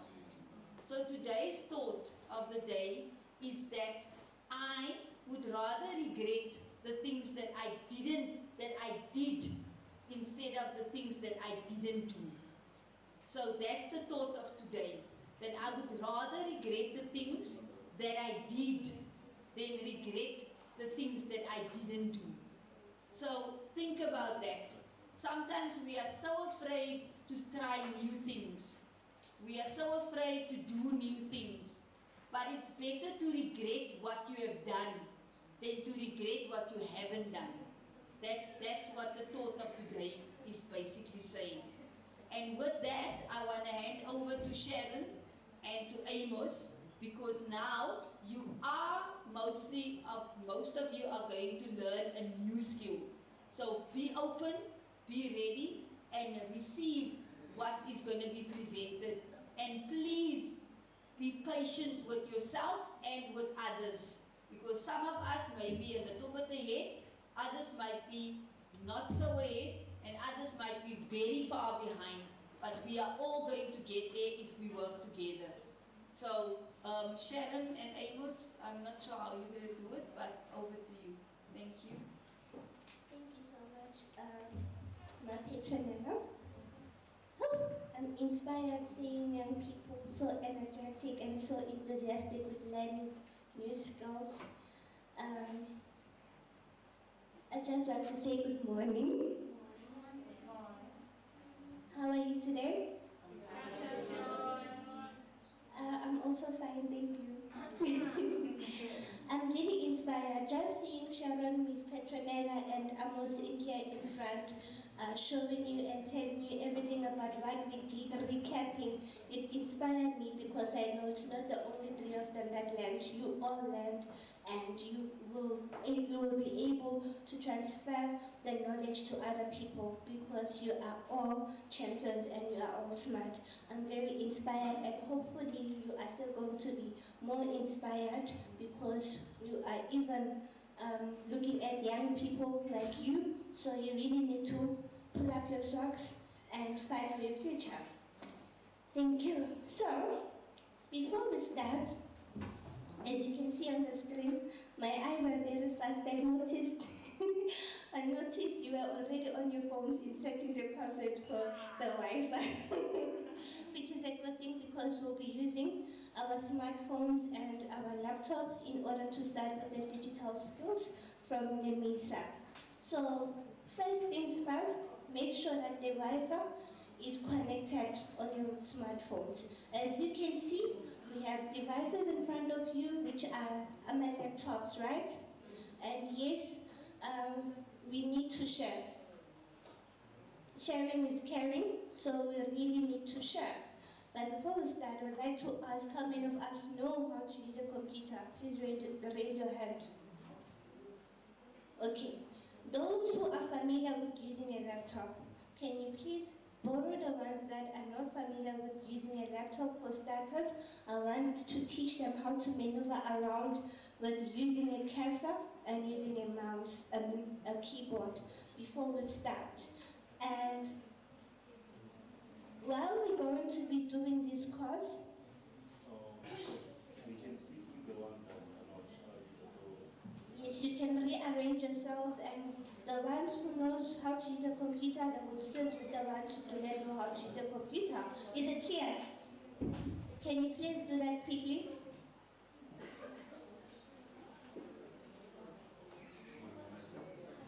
Can you please do that quickly so that we can start?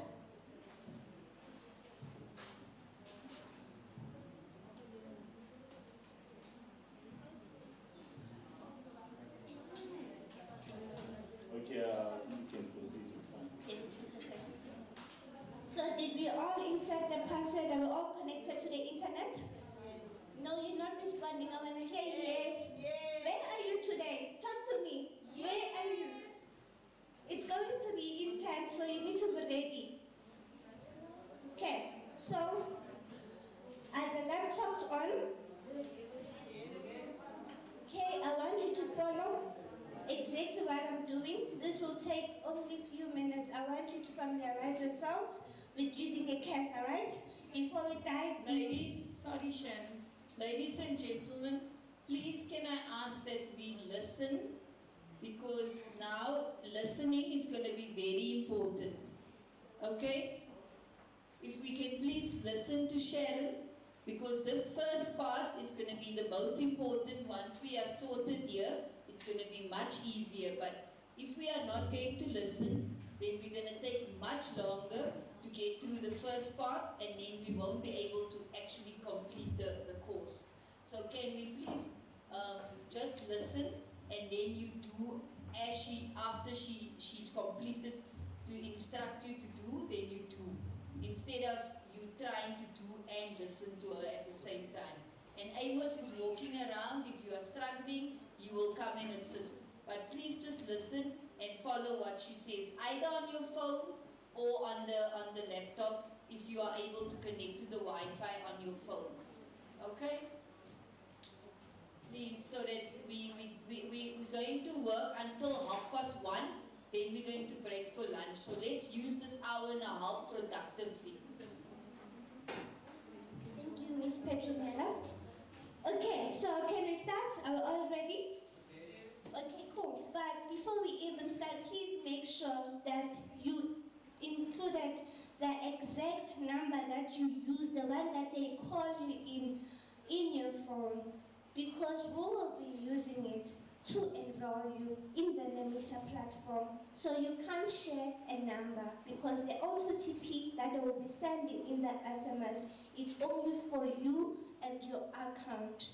If you don't have a phone today, try to come with a phone tomorrow just for that OTP. Is that clear?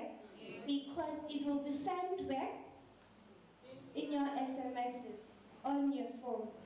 Because you are using what? Your contact details, your number, the one that they call you in. The one that you pisano with. Is that clear? Yes. So everyone's number is active.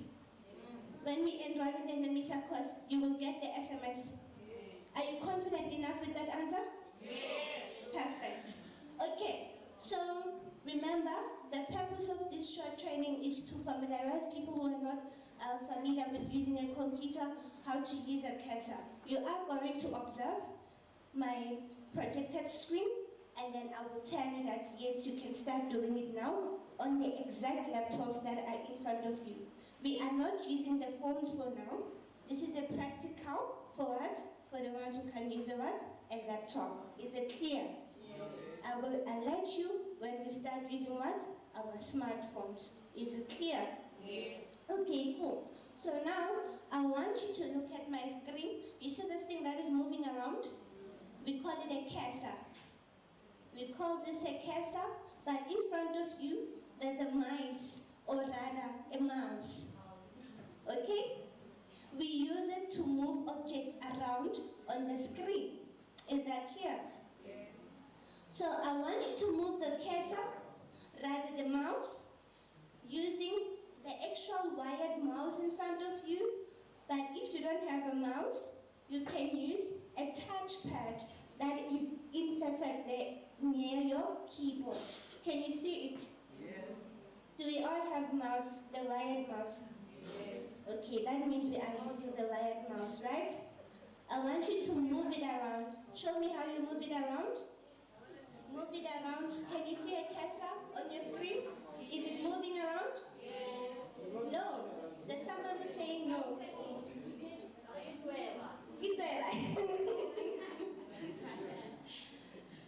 Can you see the cursor?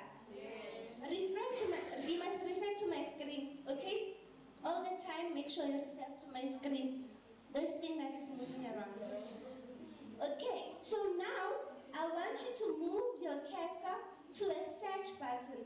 There's a small icon that looks like a telescope. I want you to go there. You move your mouse to the search button near the window, just here. And I want you to tap, only one tap, and then I want you to type paint, P-A-I-N-T, paint. P-A-I-N-T. Are we all there? Yes. Are you sure? Or should I repeat again? Repeat? Okay, yeah, some people call it an arrow, some people call it a cursor. But this thing that is moving around, I want you to use it, okay? You move it towards the program that you want to work on. So now we want to go to search. You're going to go to search, which is located here. On the bottom of your screen. If you don't understand this, up your hand will come to you and assist you. Bottom of your screen. Don't don't forget to refer from the big screen so that you can see what I'm doing, okay? And then from there, you use a keyboard. Do we all know what a keyboard is? Yes. Do we have keyboards on our cell phones? Yes. So you see, there's not much difference between a laptop and a phone. The difference is that a smartphone is too small, a laptop is what? It's too big. Is it clear? Yes. Hence, we have different types of computers. What's happening? Are you all right? Yes. Should we move on? Yes. Okay, you use a keyboard. You type paint. And then I want you to move the cursor again where it says open, or you can just click on the paint word, it will open. Depends with you. And then your screen should be like this. If it's small, I want you to maximize it on the square. There's a small square above your screen there. We call this page here a window. Maximize it here to make it bigger. Maximize the screen.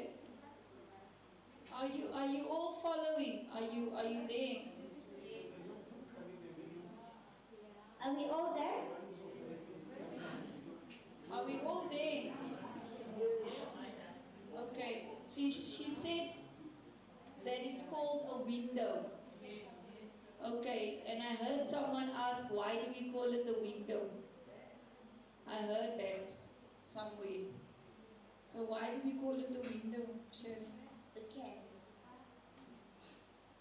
We will cover that when we dive into the NISA course. Okay. I want you to understand, that's why I'm giving you this practical so that you will understand when you are doing what?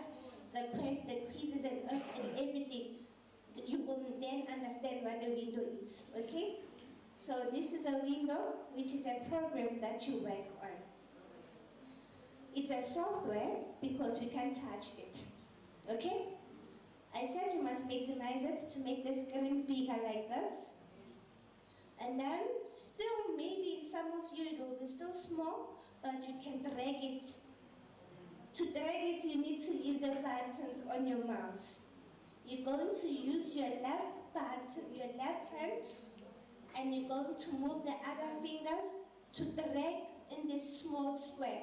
Look at your screen, zoom your eyes, you will see there's a small square on the left-hand side. Can you see it? Yeah. I want you to drag it. I want you to drag it like this so that your screen will be bigger. Are we following? Yes. Are we following? Yes.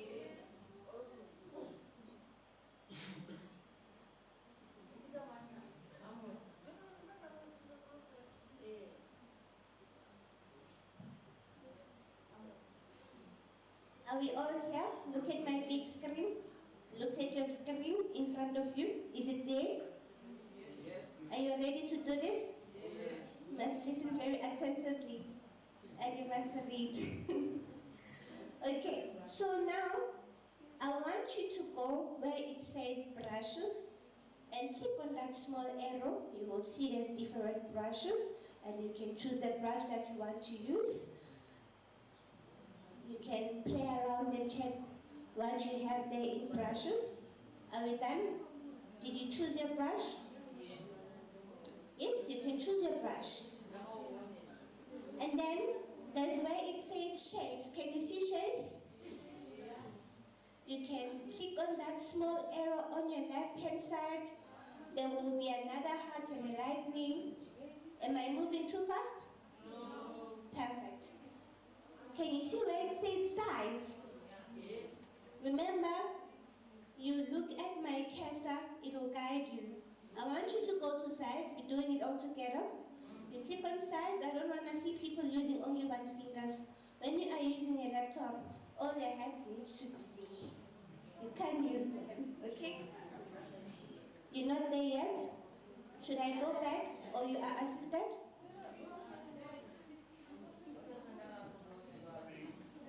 You open Paint. Is it open now, Amos?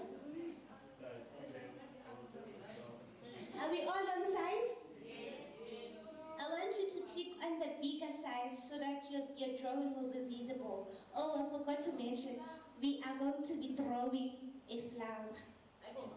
Yes, using a cursor, using a touchpad. I want you to be very creative when you are drawing this flower. But listen first. Listen to me first before. We still have people who are behind. But the rest of us, are we all here? Yes. Did you choose your size? Yes. It can be the last one, can be the second one or third one, depends with you. Let me just choose the last one. And then on the other side, your left-hand side, there are different colors. Can you see the colors? Yes. I want you to choose your favorite color. Please surprise me. Be very creative. This thing is being done by smaller kids. So I want you to be very creative. Remember, you are practicing your fine motor skills, okay? Using a what? A touchpad or a mouse. Are we all done choosing our color? Yes. Who's behind? Please raise your hand if you are behind. Amos is coming. Please flip your screen, let me see.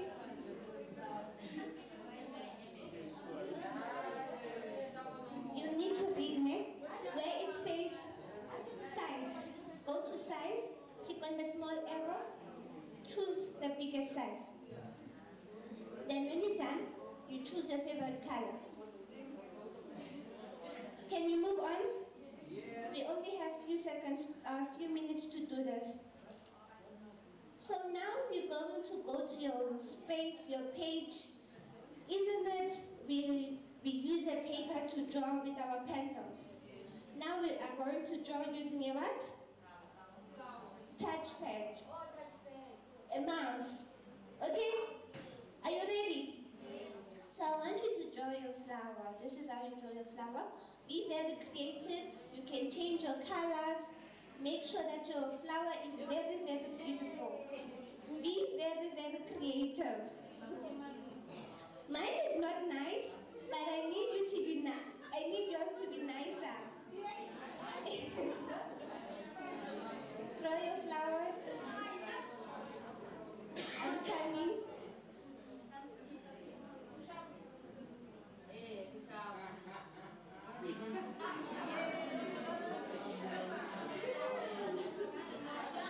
I'm coming. Yes. Eraser. Please observe. I see everyone is having fun. But please observe. Look at my bigger screen again.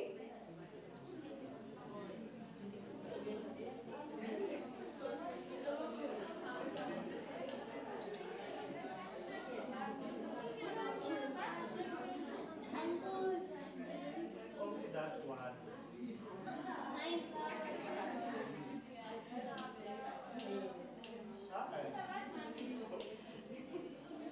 Are we all? Are we all here? I can't wait to see your flowers. So observe, look at my screen. People are asking, how do you erase, right? Go back to your task, to your tools. Can you see where it says tools? You need to read. Move your cursor where it says tools. Just here.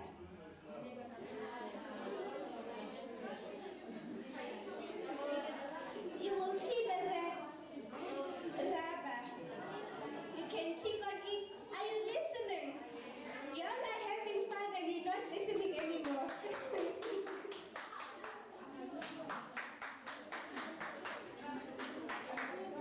Hello? Can you please listen? Can you please listen? And can you please look at what Sharon is doing so that you must be able to do it. Even if you know it, you might learn something new out of it. Please, can we listen? Because if you are telling the other person what Sharon is doing, you might not be telling her what Sharon is doing. Thank you. I'll be looking at those who are not listening. Okay. Thank you, Mr. Raymond. Then look at my bigger screen, the projected screen. Look at where it says tools again, can you see there's a bucket there? I want you to make that bucket active. You will see it will be highlighted, it will be shaded. And then that means the bucket is what? It's full, it has paint, right? And when you move your cursor to a desired place, it will paint the object. Is it clear? So when you just place your paint bucket there, it will paint the object just like that. Should I repeat? You are not listening. Okay, please repeat, Sharon, and please do not say, don't tell the person that you are next to what you are seeing. Let her experience it, and if you have a question, Sharon is there to help you, please. Hi, ladies and gentlemen, if you're not gonna listen now, when you do the quizzes in the course later, you're going to struggle, especially if you don't know how to use a laptop. Because this is part of the practical, so that when you do the course later, you don't struggle with navigating the laptop or the computer. So can we please listen? I know it's fun and so on, but it's difficult for Sharon when she's speaking and you're not listening, because you are a big group and she's trying to explain something. So can we just be a little bit quiet for just a minute or two so that she can explain what she wants to explain, and then you do it, and then you can talk whilst you are doing it. You can go ahead, Sharon. Thank you, ma'am. Okay, look at my screen. Observe. Yes.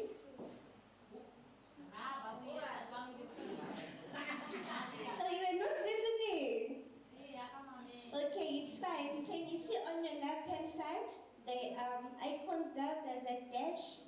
It's like 3D square. Can you see it? Then we have an X. Where you see X, that's where it goes. Don't close anything. Just showing you.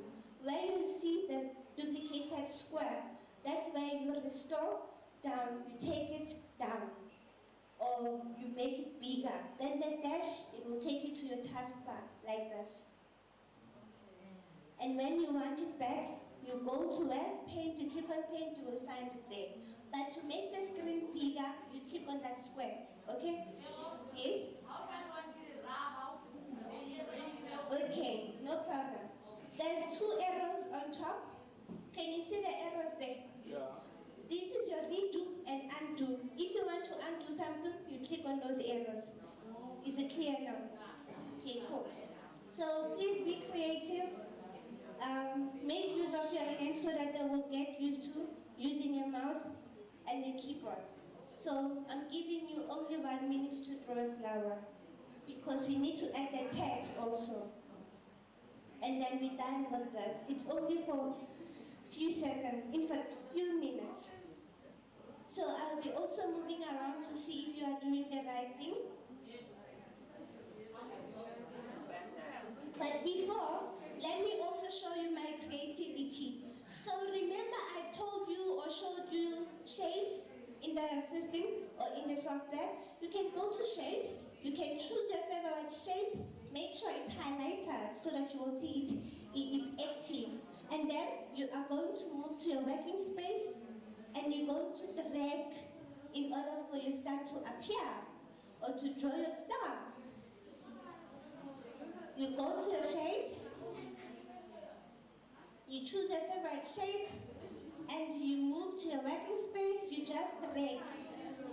Don't forget to change colors. I need different colors. I need to see art. I need art in your laptops.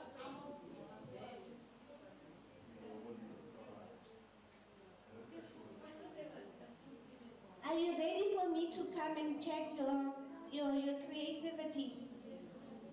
Can I come? Are you giving me permission? Yes? Eraser. Coloring. You go to the bucket where it says tools. Under your tools, there's a bucket there. You click on it. Don't forget to choose your color. Yeah.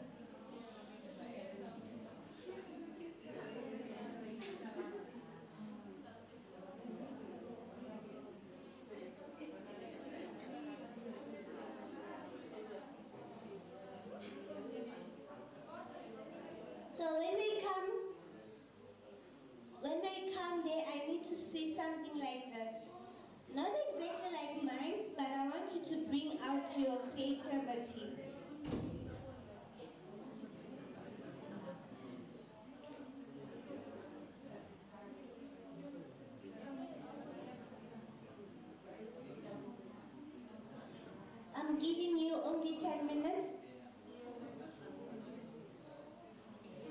In fact, 10 minutes is a lot. I'm giving you 5 minutes.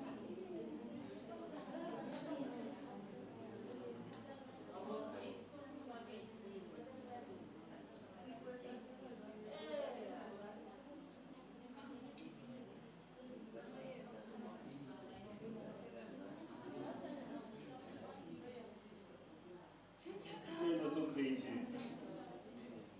can see them.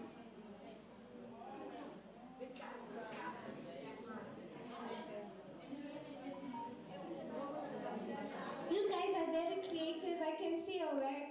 Nice.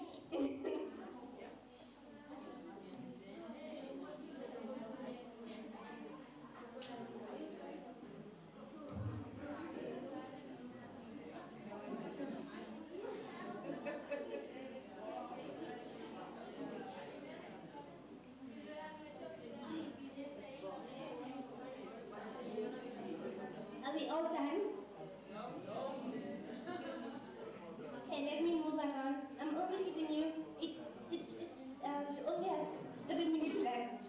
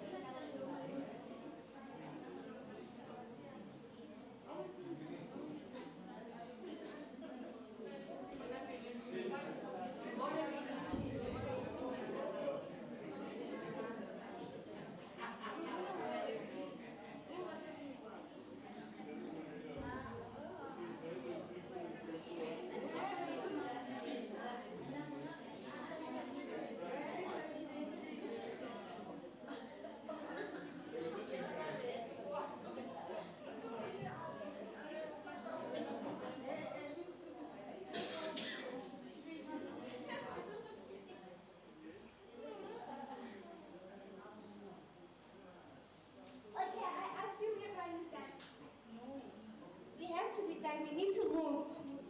Time is not on our side. So thank you so much. I hope you learned something today because not today in this few minutes, because you are going to be using your mouse in most cases when we are doing the NEMISA course. So now I want you to look at my screen again. I want you to close the program. You close your program on your left side, on your left hand side, where there's an X. Close it, they'll give you an option if you must save it. You are going to click don't save. We're not saving it. Don't save. But you can take pictures with your phones that you know what, this is what we did today. Then you click on it and then you don't save. I'm giving you only 1 minute to do that.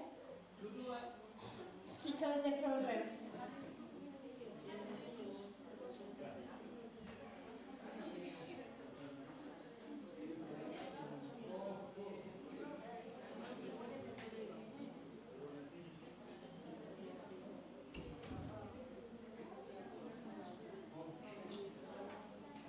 Okay, we are done by now. I need everyone's attention. We dive in deep now. Are you ready? Yes.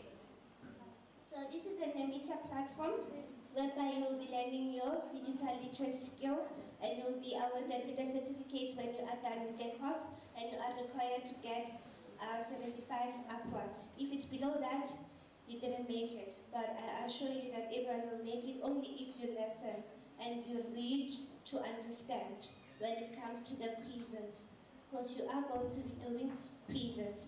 I will be playing videos on my side, so you need to listen to what they say in order for you to answer the question. Is that clear? Let's get it clear. That's what you said?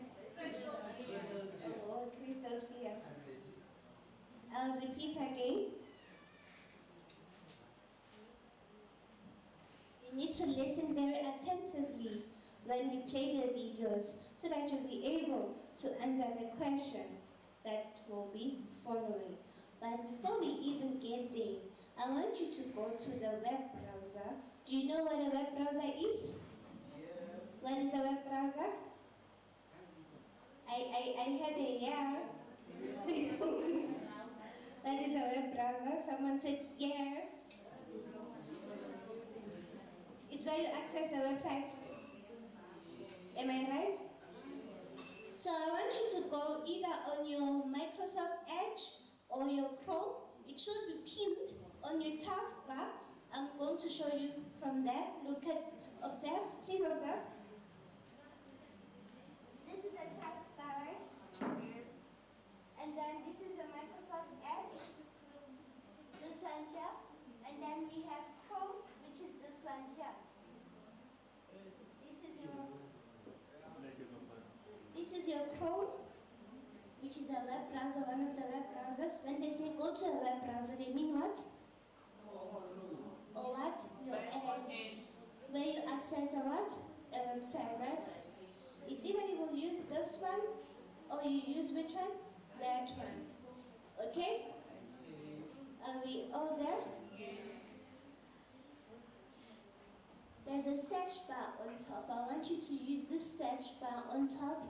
Don't forget to use the cursor and tap, only one tap. Let me just open another tab from my side. You will just tap like this on your mouse or on your cursor, and I want you to type Microsoft on NEMISA. You type Microsoft on NEMISA. Microsoft on NEMISA. If you are using your phone, yes, we can start using our phones now. The ones who are not on the laptop, remember each and every one of you has to have their own account, right? So you need to use your phone so that you can be very fast and finish quickly, because we want everyone to leave with their certificate when they leave. But if we are too slow, we won't be able to finish. Is it clear? Are we all there? Yes. You type Microsoft on NEMISA on your keyboard. That's where it says enter. There's a button that says enter. You click on enter. And And then it will give you a variety of options that you can choose from. I want you to click on the first one, move your cursor to the first one that says Nemisa on Microsoft. Observe, look at me. This one here. Going to click here. Move the cursor, the mouse, the mice, the dweller, the rotor. Move it here. And then you click on it. Yeah, right click. Or just tap on the what? On the cursor. Is that clear? I'm not using a mouse, so please bear with me. I'm using a what? A touchpad, and you guys are using a what? A mouse. Click on it. So are we all here? Yeah, right click. Or just tap on the what? Window again. Are we all in this window? Should I go back and show you? Remember, we typed Microsoft on what? On Nemisa. Amos will share a link on the ones on your smartphones. That's why we're connecting on the Wi-Fi so that you can use your phone for quick access. The ones who are using their laptops, do as I say, okay? Amos will send a link on the WhatsApp. Click on it.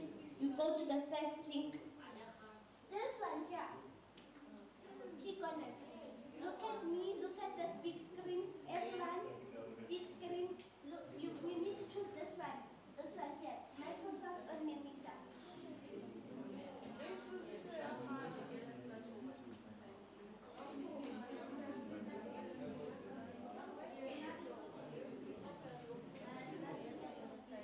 Okay, let me show you something. Let me just sign out. And then it should show you something like this. Wait. Look at my screen. Isn't it we went to Nemisa on Microsoft, right? We clicked on it. This is the page you saw. This is the page that is appearing. Perfect. Now it's time to work. I need you to look at my screen so that you do the correct things first before you do it practically. Don't forget to use your phones. I must please send the link on the group net so that they can access it. I saw a hand. Are we all here? That answer is not convincing. Are we all here on the screen? No. There's a no. Who's not there? Use your phones as well, guys. If you want to get this certificate, I suggest and advise you also use your phone. You are connected to the Wi-Fi. Because obviously there's one device in front of you and there's only 3 of you. So to save time and in order for us to go home with our certificate, we need to work hand in hand, right? Okay, so now, you need to click on sign in. Click on sign in. There's a sign in on your side. Click on it. Are you done clicking on sign in? Like this? Does it give you this option here? Now, you will need that number that you inserted on the tablet. You still remember the tablet that was circulating? The active number you're using right now when they call you, you need to put it, make sure it's correct. Don't make a mistake and put a 1 instead of a 2. Make sure you insert the correct number so that you will receive an SMS right now. If you make mistakes, you will have problems. You will have to wait and wait and wait. So make sure you listen to me attentively so that you do the right thing. Okay?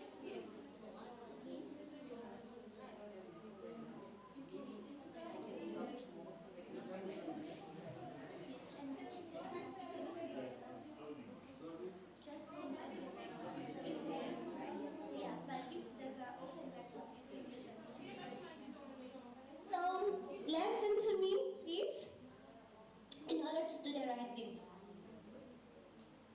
Okay guys, we need to bear in mind that there's so much device connected on one network, so the bandwidth is, so the network will not be stable. So sometimes it will load and load and load, and just bear with it.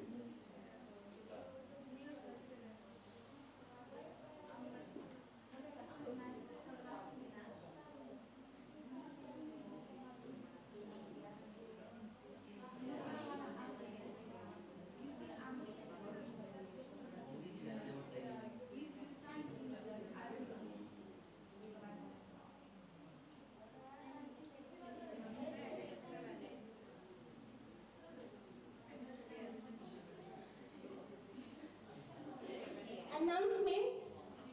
So listen, the people who have smartphones, they can use their smartphones to access the course, okay? Then they can borrow the laptops to the ones who do not have their phones, or rather smartphones. Is it crystal clear now? And also, it happens that most people, they finish the course fast. Remember, we are different. Some of us are fast, some of us are still maneuvering slowly but surely, right? So if it happens that you finish fast and you were using a laptop, please listen, very important. Very important. If it happens that one of you finish quickly using a laptop, the ones who will be using their laptop, make sure you go back and sign out so that someone else won't be working on top of your account. Is it clear? If only you will be done, and I advise you tell me that Sharon or Amos, I'm done, please assist me with signing out so that if someone else takes their laptops, we'll be able to work on their account. Is it clear? Yes. Any questions? No questions as yet?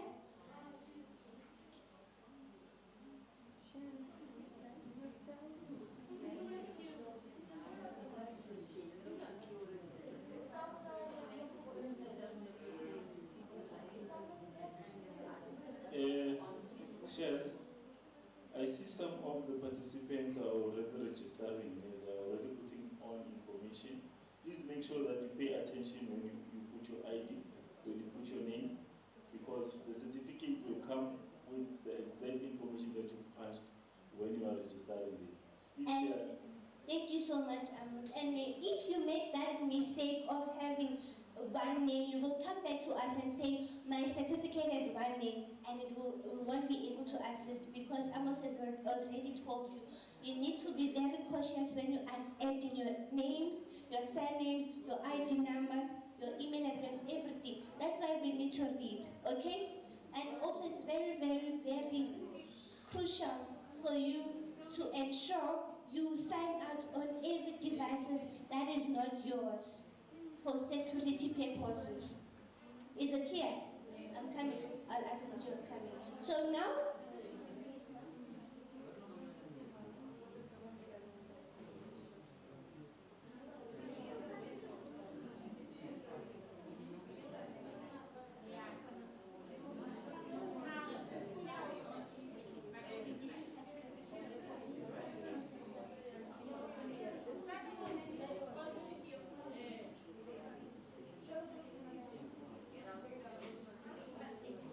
okay, so please listen, attention.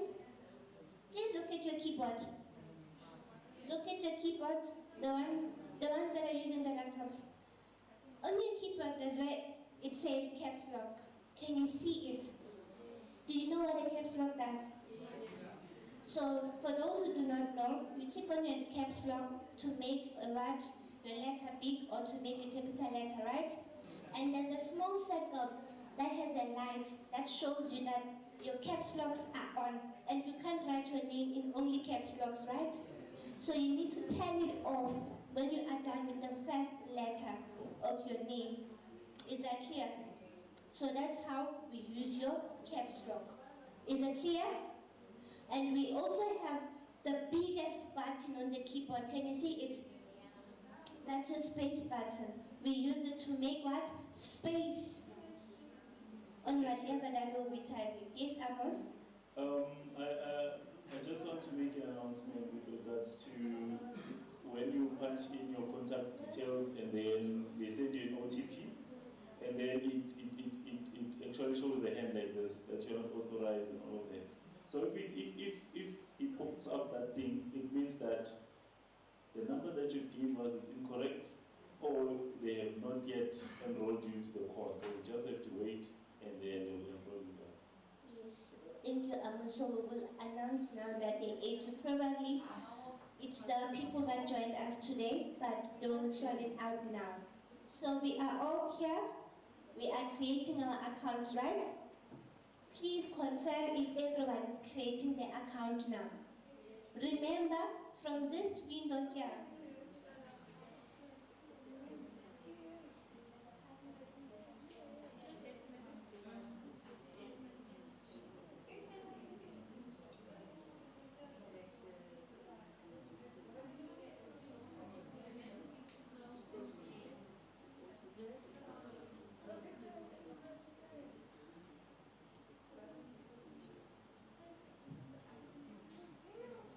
another announcement. This is very important and you need to take considerate, right?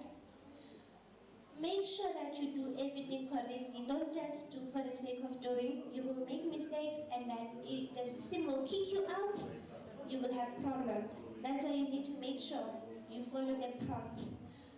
When you insert your ID, don't insert any characters. You must check if the ID number is correct. If you are not sure, call us, we will assist you. If you are not sure if your caps locks are on, call us, we will assist you. Is that clear? The ones who are using their smartphones as well, make sure you don't type your name only with small letters. Type your name, make a space, and type your surname, so that when your certificate comes, it will have your name and your surname. I hope it's clear. I hope you're listening. Are we all here? Are all understood?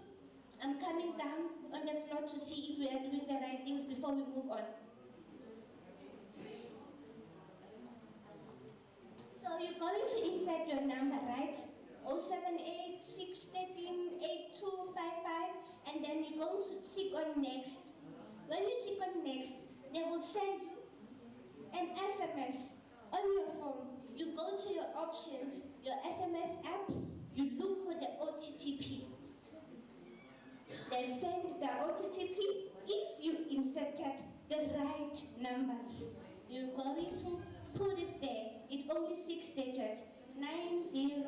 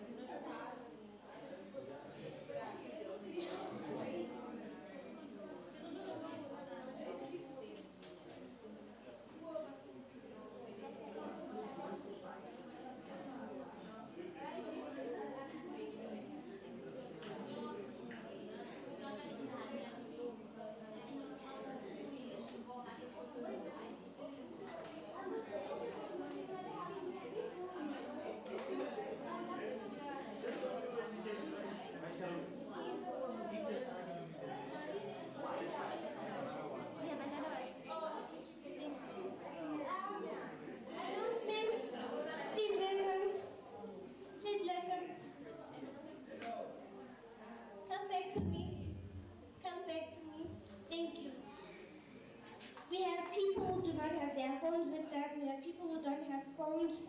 We have people who forgot their phones at home, right?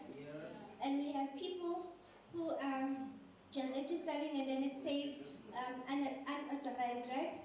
Make sure you send me the number. Send it now so that we will add it. It means you are not added as yet. And some of you, it's the people that joined us today, okay? Please make sure that you come with your phone tomorrow or when you get home. When you get home, how many of us watch TikTok? All of us, right? That means we have data.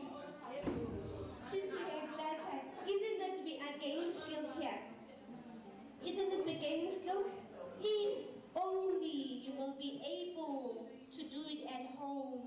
If you see that this, I will be able to do it at home, you can register the account on Nemisa. Is it clear? And you can just browse around and see what's happening. But first, let me explain everything else to the ones that are already in the platform, okay? So the ones who forgot their phones, the ones who are going to borrow the phones, when you get the phones, the link is shared in the group. You can start creating the link. You are not listening. Is it clear? Are we all together? Yes. Any rejections? Are we going to do as I say? Yes. Isn't it we all want to leave this place with our certificates? Yes. We all want to take photos with our certificates? Yes. So let's do the right thing. Yes. Sometimes, what do you say? So I will be coming again to double check if you did the right thing. Before you submit, please allow me and Amos to check if everything you inserted is correct. Is that clear? Yes. Okay, I'm coming.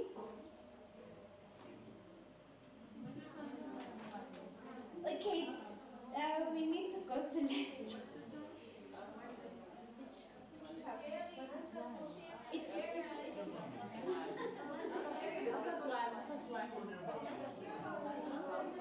Oh, we're going to lunch at +1. So let's proceed.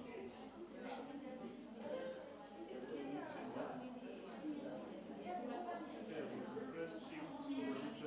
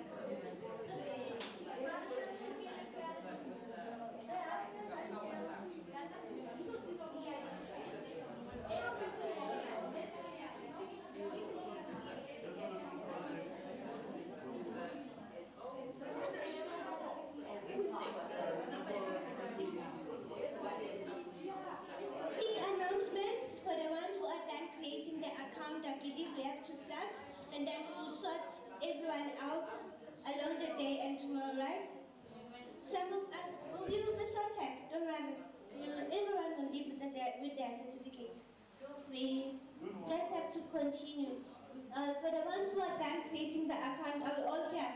Yes. Are you sure? Yes.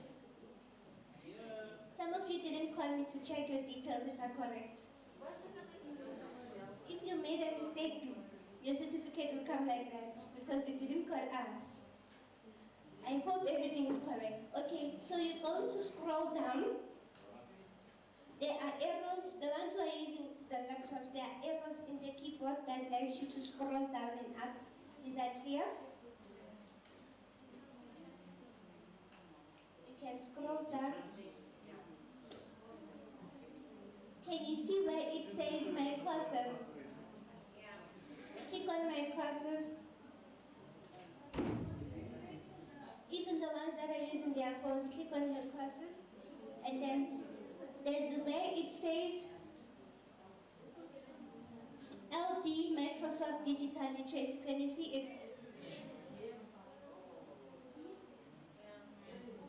Nemisa. Then you have to click on it. Wait for it to load.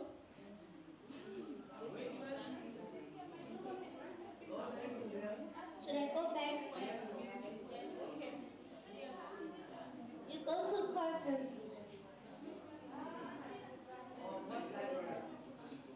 You go to courses, or you can go to course library and look the one that says LD Microsoft Digital Literacy Nemisa. This one here. Can you see my cursor? Can you see my cursor? If you are not sure, I will come to you.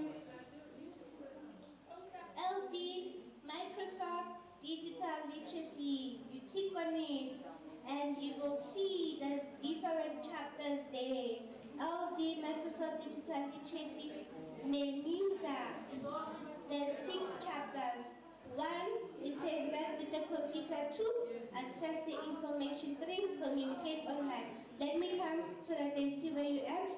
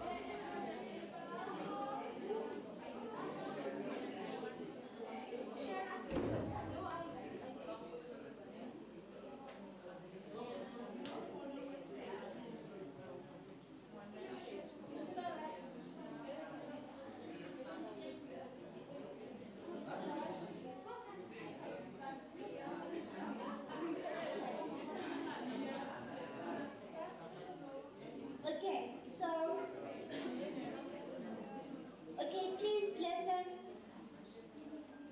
When you go to your My Courses or you go to your course library, you will see a course that is written LD Microsoft Digital Literacy. And when you open it, you will see all these chapters here. Are we all there? I have a question.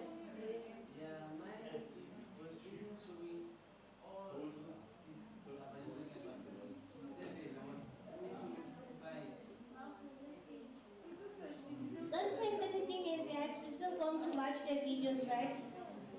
But you need to make sure you adjust here.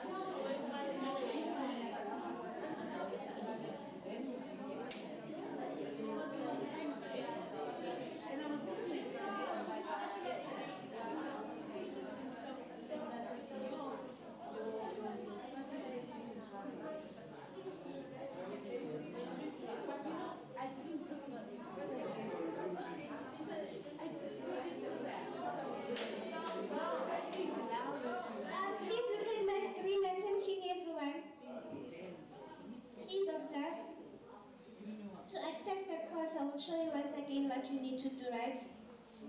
You go to your My Courses. There's where it says course library and where it says My Courses. Click on My Courses.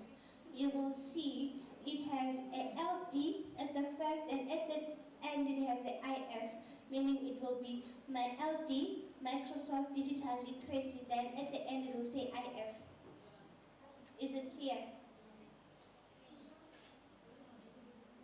You go to your courses, you click on the one that has a L and a D, and then it says Microsoft Digital Literacy. Then it has a space, and then it has a IF. That's the one. You are already there. Some of you are already there. I mean the one that are having few chapters.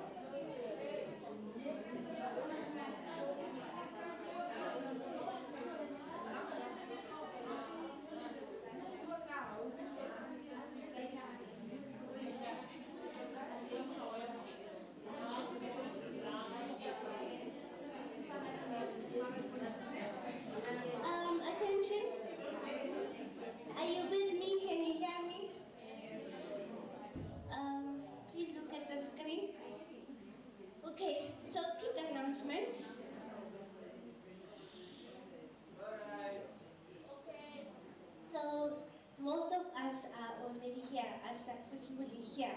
And if you are not here, no need to worry. You will be sorted. If it gives you a problem that you are not authorized as yet, they're still going to add you in the system, and then you will be able to access their account and repeat. So no need to worry, okay? So now, while we'll be playing videos, you need to listen attentively because we'll be doing this all together. We listen, we watch the videos, and then when we're done watching the video, we will click on the first chapter. It says Work with Computer. And as you can see there on your laptops, it has what sections or list of quizzes. You're gonna click on it, not now, I'm showing you. You're gonna click on it and then you will start answering the questions after watching the video. Another important announcement is that when we're done with that course and everyone is ready with downloading their certificate, please let us know before you download it so that you don't download or you don't do the wrong thing. Make sure you download the certificate in order for you to access it quickly. As soon as you're done, click on download. You call us, we take it with a USB or we'll see. Is it clear? So you call us so that we'll fix all the confusions before we have challenges and troubles and it's our past. So if it happens, after the presenters that are coming after lunch, we will start with the videos. The ones that are not in the NEMISA account as yet, make sure that your pen and your paper is here. You write down the answers so that even when you get home, you will remember your answers. And then you write them, you start putting them where? On your account. Because today you don't have a phone, right? Is it clear? Okay. And let me confirm if we can go to lunch.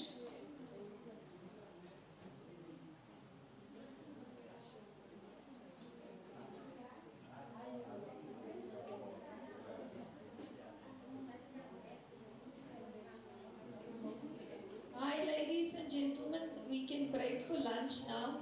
1:30. If you can please be back at least 2:15. If you can be back at 2:15, please can we break for lunch now?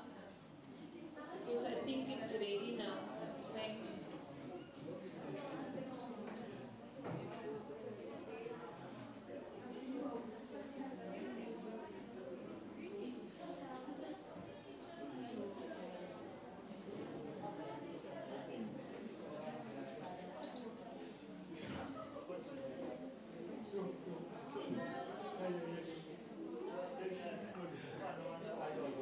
Você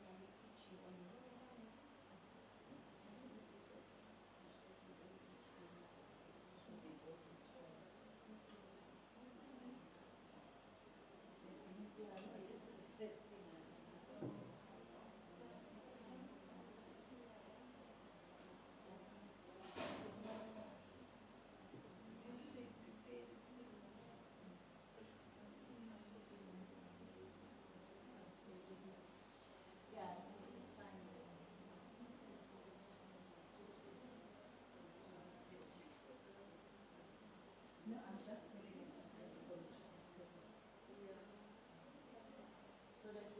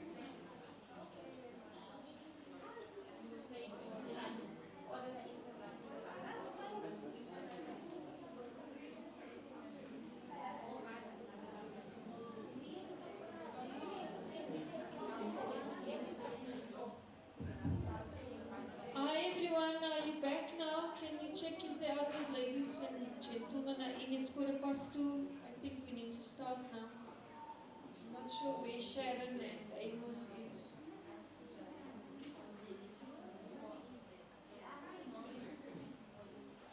You can start, Sharon.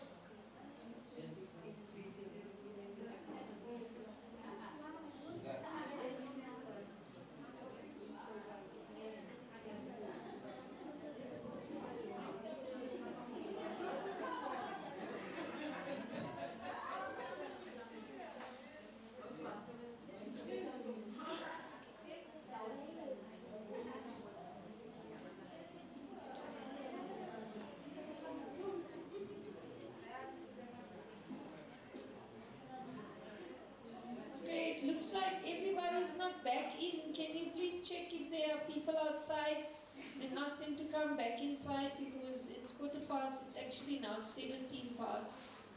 And we need to start, please.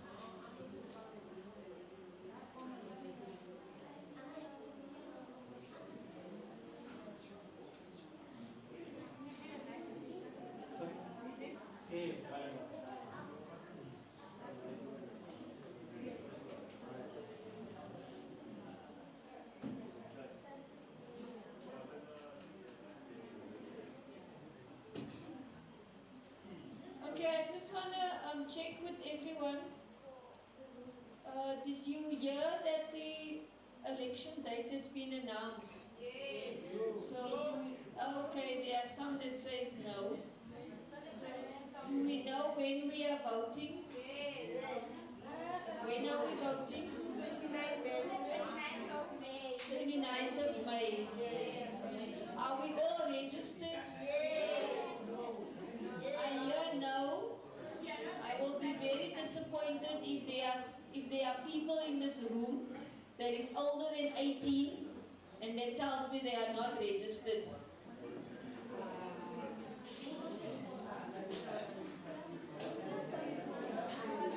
Okay, hello.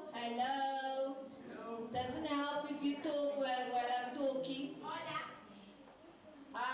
Please, can we make sure that we are registered if we are older than 18? Yes. So that we are able to go and vote on the 29th of May. Yes. Because it is part of being a citizen in South Africa. And it's not about politics or anything, it's about your civil rights. And please, if you don't want to vote, it's also your right not to vote. But don't not be registered. Because if you want to vote and you are not registered, you can't vote. But if you are registered and you change your mind on the 29th and you say, okay, let me go and vote, then at least you are registered. You understand? Yes. But if you are not registered, then you are not on the voters roll and you can't go and vote. So please, let's do that now. We've got the date. You can still register online. You are being taught how to use online facilities now, so please use it to register as well if you haven't registered.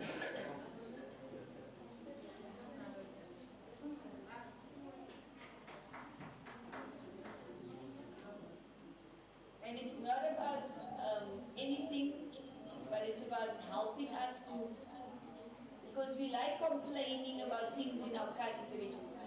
But the one time when we have the right to say something, we don't use that right.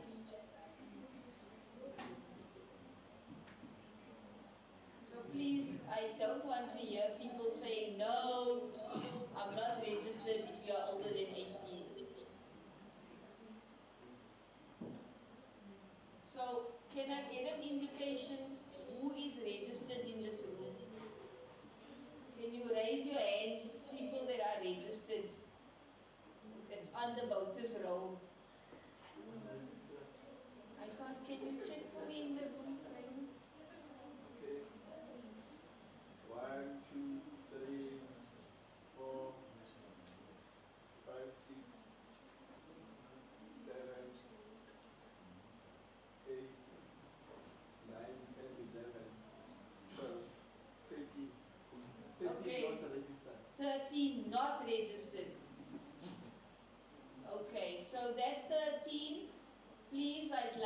encourage you. It's not about politics, it's not about anything, but if you are not registered, like I'm saying, if you are not registered, on the 29th, if you decide you want to go and vote, then you can't go and vote. So at least get yourself registered so that if you, on the 29th, change your mind, then you can go and vote. But if you are not registered, then you cannot do anything on the 29th of May.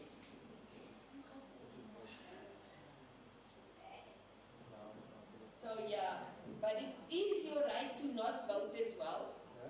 But like I'm saying, just a technicality that morning you wake up, you decide, yo, I think I want to go and vote. But then you're not registered, then you can't go and vote. And if you are parents in this room, and you have children, and they are older than 16, please can you also let them go and register themselves. They won't be able to vote, because you can only vote when you're 18, but you can be registered on the voters roll if you have a South African ID. So if they are 16, they should have an ID. Then they can at least be on the register, they can at least be registered and be on the voters roll. For the next election, then they can vote. If you have children, or if you have nieces or nephews or whatever that's 16 and older. Okay? Are we together? Yes. Please, because I get very annoyed personally with people that like complaining about the country, but they do not vote.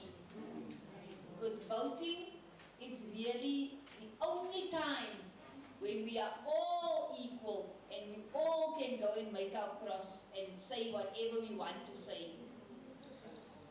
And please don't spoil your ballot paper, because then it's as much as you didn't vote. So please, ne? Okay, I'm not a politician, I'm a public servant, but I'm a South African citizen. And I believe that we all must appreciate the right that we got to vote. Because it didn't come easy for us as South Africans. It's a right that we didn't just get. So let's use that right. And especially women, we are the majority in the country, but we are not the majority when it comes to voting. And young people, yes, 18 to 35-year-olds are not voting. So please, let's do that. Ne? Let's encourage each other. Even if you, it doesn't matter who you vote for. That's not what we are discussing now. We are discussing the right to vote, and that we should exercise that right. And we should encourage each other to exercise that right. And we must respect whatever choices we make when we vote, but encourage each other to vote. All right, over to you, Sharon. Thanks.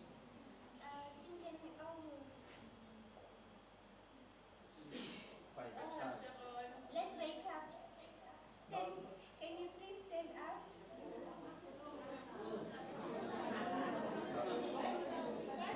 You can't be doing that. Yes, Sharon. Let's all stand.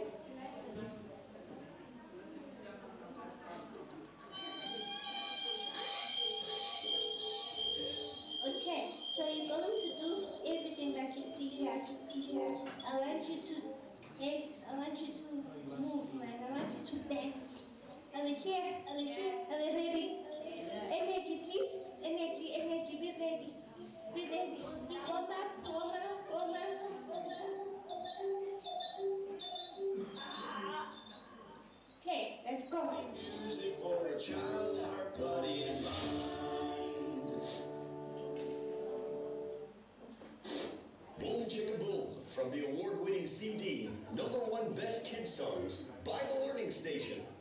This is a repeat after me song, so make sure you repeat everything I say and do. I said a boom, chicka boom. I said a boom, chicka boom. I said a boom, chicka boom. Sing, sing, I said a boom, chicka boom. I said a Boom, chicka, rocka, chicka, rocka, chicka, boom. boom, chicka, rocka, chicka, rocka, chicka, boom. Oh yeah. One more time. Boom, chicka, boom.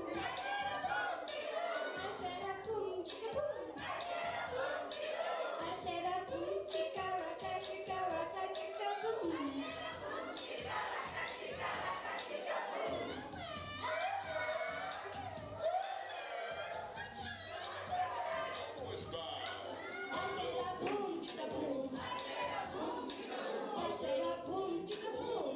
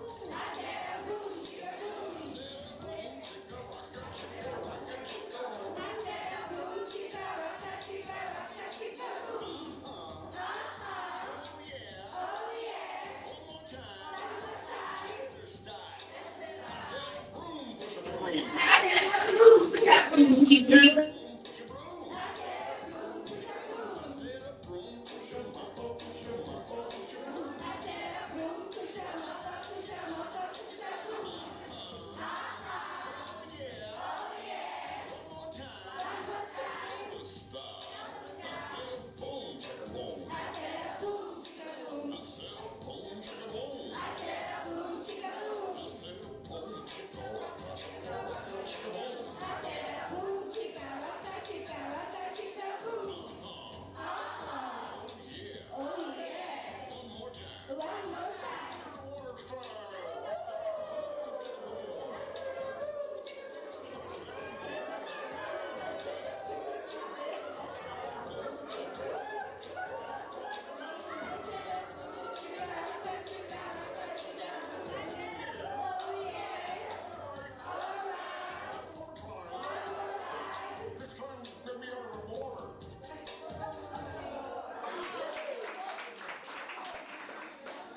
Thank you. So why were you saying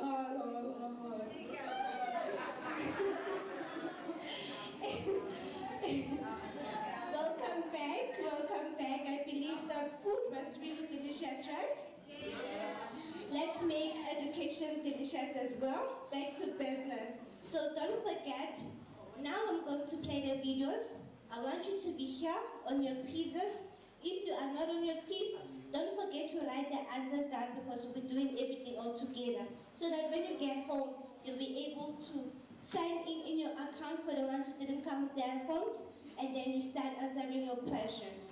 So that by tomorrow, by the end of tomorrow, everyone has their certificate. Is it clear?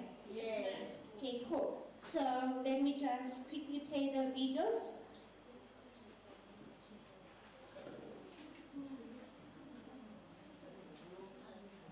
So please listen very attentively. This is the first video. They'll be showing you and giving you every possible answer. So you need to listen so that you'll be able to answer the question. Is that clear? Yes. Perfect.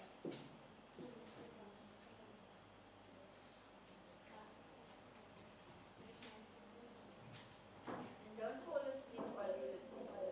Computers are now used everywhere around us. You will find them at work, in stores, in hospitals, and at home. A computer is an electronic machine that can process, store, and retrieve different types of data and information. Computers are now used everywhere around us. You will find them at work, in stores, in hospitals, and at home. A computer is an electronic machine that can process, store, and retrieve different types of data and information.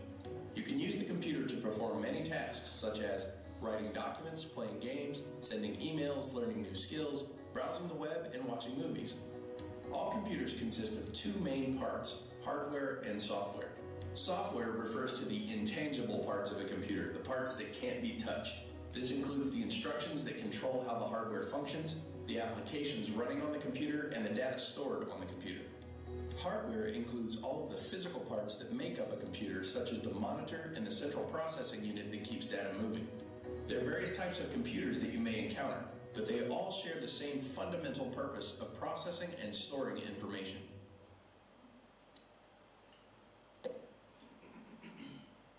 Was it very clear? Yes. It was crystal clear, right? Yes. I'm going to the second video before we answer the quiz, before we attempt the quiz.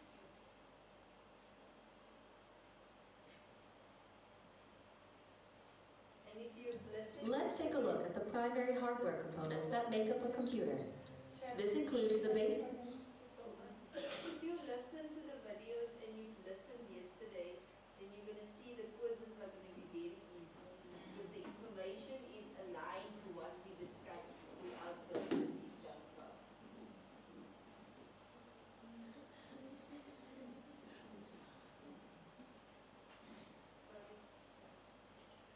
Components that make up a computer. This includes the base unit, the monitor, the speakers, the keyboard, and the mouse. Each part serves a purpose that allows us to operate and interact with the computer. The base unit holds the brains of the computer, the physical parts that process information and make the computer function. It contains important components like the CPU, or central processing unit, the motherboard, the hard disk, and the memory units. It also contains ports that allow you to plug additional components or devices into your computer, like headphones or a printer. The monitor, sometimes referred to as the display, is the part of the computer that displays output for users to view, like graphics and text. In some cases, the monitor is a separate piece that you must physically plug into your computer. In other cases, the monitor is built into the computing device. The speakers allow you to listen to sound that comes from the computer. In some cases, the speakers are built into the computer. In other cases, you must physically connect speakers to your computer in order to hear audio.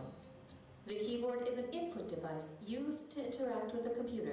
Using a keyboard, you can type letters, numbers, and characters that will be processed by the computer. Keyboards can be physical and attached to the computer, or they can be virtual, where you use a touch display to type by directly touching the screen of the monitor. The mouse is an important device used to interact with items displayed on the screen. When you move the mouse, a pointer on the screen also moves, allowing you to operate the computer. You can plug a physical mouse into your computer or use the touchpad that is built into some computers and provides the same function. All of these parts may not look the same for every type of computer, but they still provide the same function.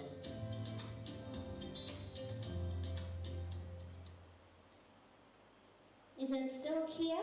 Still following? Yes. It's very, very simple to understand, right? Yes. I'm going to the third one and then we attempt the quiz. Is that fine? Is that fine? Yes. Thank you.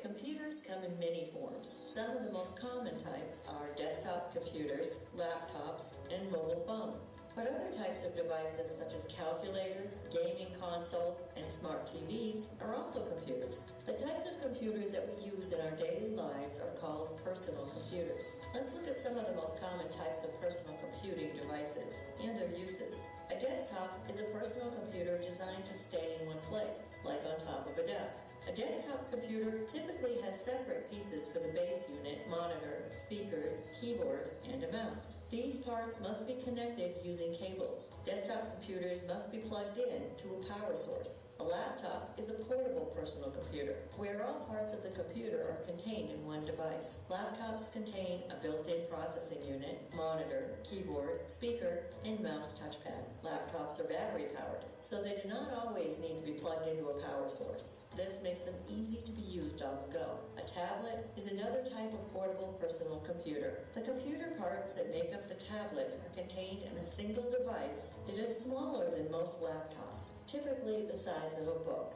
Because of their small portable size, tablets are often used for entertainment activities, like watching movies or playing games. You can install software applications on tablets that allow you to perform various tasks. A smartphone is a common type of portable personal computing device that is small enough to be handheld. The primary use of smartphones is to make phone calls using mobile networks, but they can be used for much more. You can use a variety of software applications on your smartphone that allow you to take photos, play play games, browse the web, send emails, read documents, and more.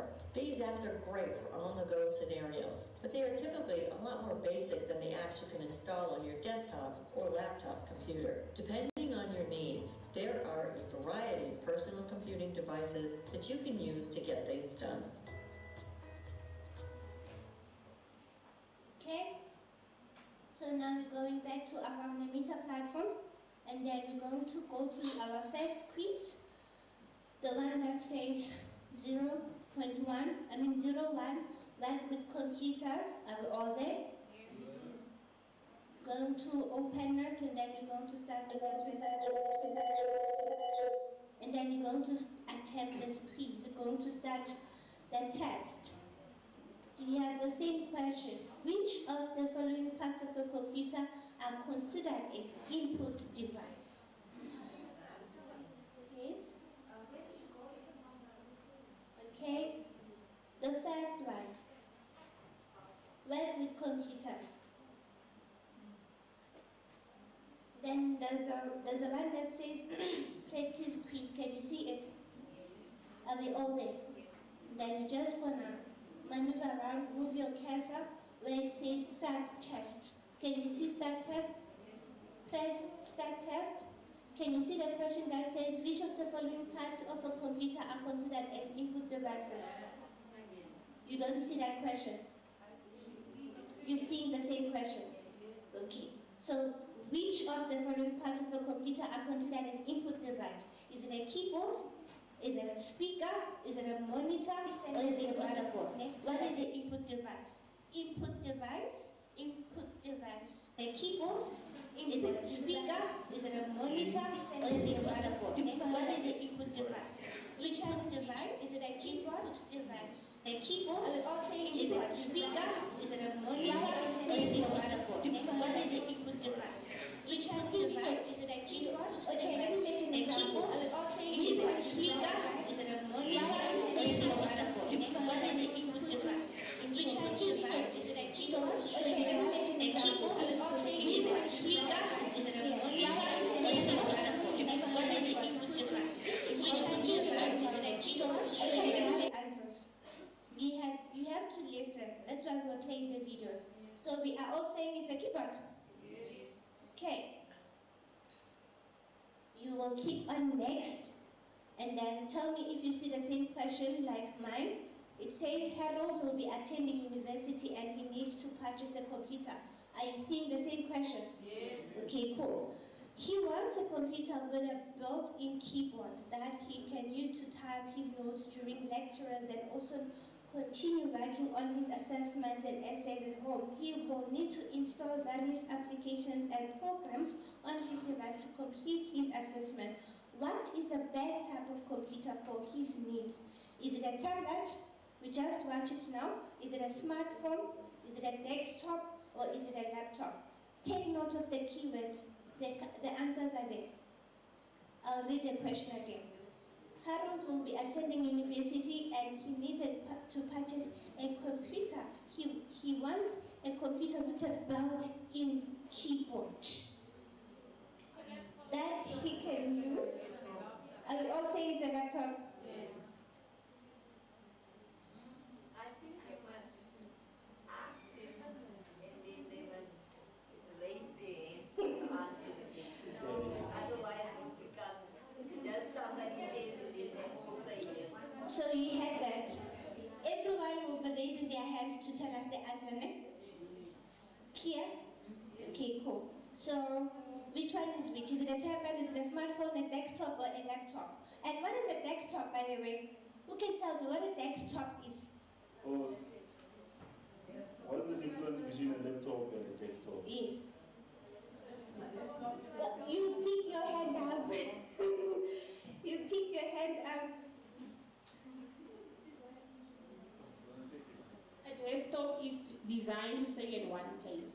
Okay. Like it's a computer, it can be move about. Yeah. Whereby a laptop, did you ask me the difference? Yes. Whereby a laptop, it's portable, you can move it, maneuver it wherever you go for meetings, trainings. Like the one we have in front of you, it's a laptop for those who doesn't know. implementation on a desktop. Yeah, it's a built-in. It's like designed to stay in one place. So does a laptop have a keyboard? Yes. Does it have a base unit? No. It's a built-in base. Thank you. Okay, so we're saying the answer is which one? Is it tablet, smartphone, desktop, and laptop? Raise your hand. Yes? Laptop. If it's wrong, it's on you. The ones who's supposed to be writing the answers down, you must write your answers down so that when you get home, you do quick. So that when we get our certificates, everyone gets their certificate. Is it clear?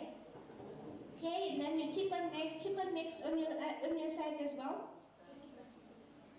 An electric device is considered as a computer.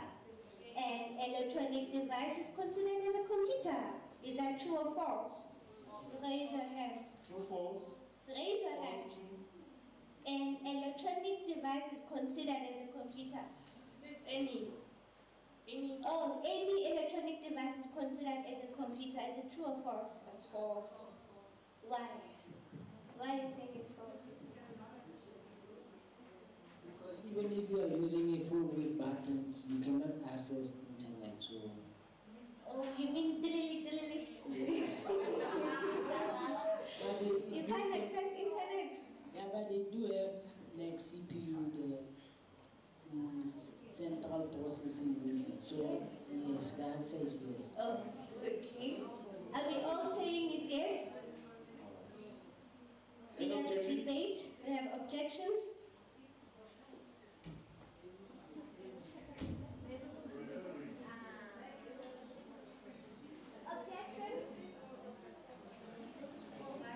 Anyone who has a different view?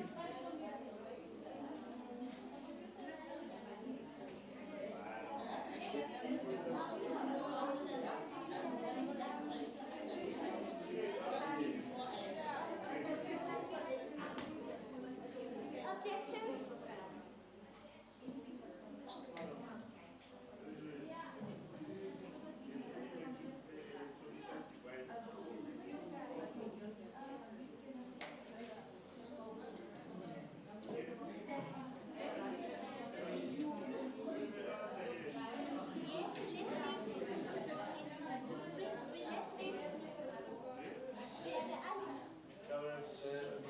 Objection. Yes, let's hear it. I guess it's true because we get some of the electronic devices that use a board. So like cell phone is also considered using a board. So which one is which? Is it a yes or is it a no? Yes. Let's move. It's a true. It's a true. Yes. Are we all saying it's true? No. Put the one you want. Put your right one there. I can't give you an answer. We watched a video. We watch videos. Any electronic device. Okay, ladies and gentlemen, let's listen to the question again. Any electronic device is considered as a computer. We have a hand, Amos. Okay, so it's asking you if any electronic device is considered a computer. Yes. So is that true or false? Any electronic device is considered a computer. For me, it's a yes. Once it can capture data and process the data. No. Please, we listen to the question. It's asking you, any electronic device is considered a computer. It's not telling you anything about whether it can transmit or capture data or whatever. Any electronic device is considered a computer. For me, it's a yes. Okay, anyone else that has a different view? Oh, you said it's a yes because, why? Sorry. Why are you saying it's a yes?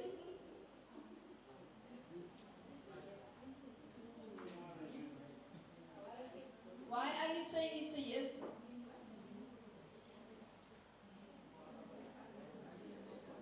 Where is he now?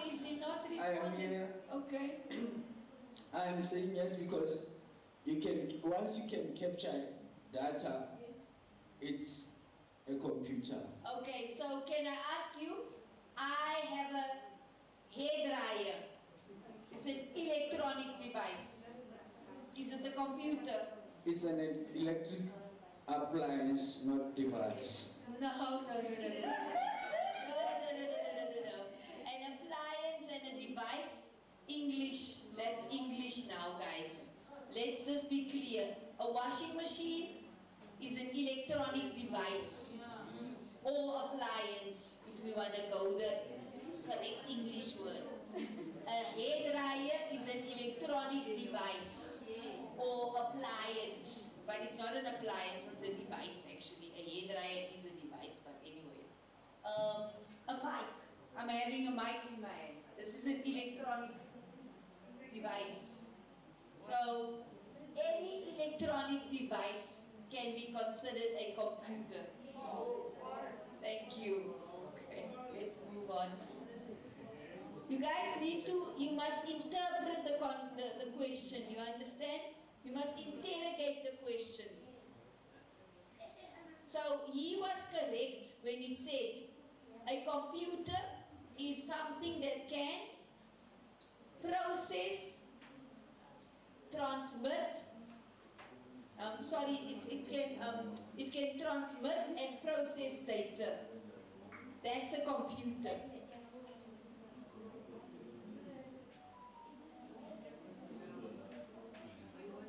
Okay, let's move on.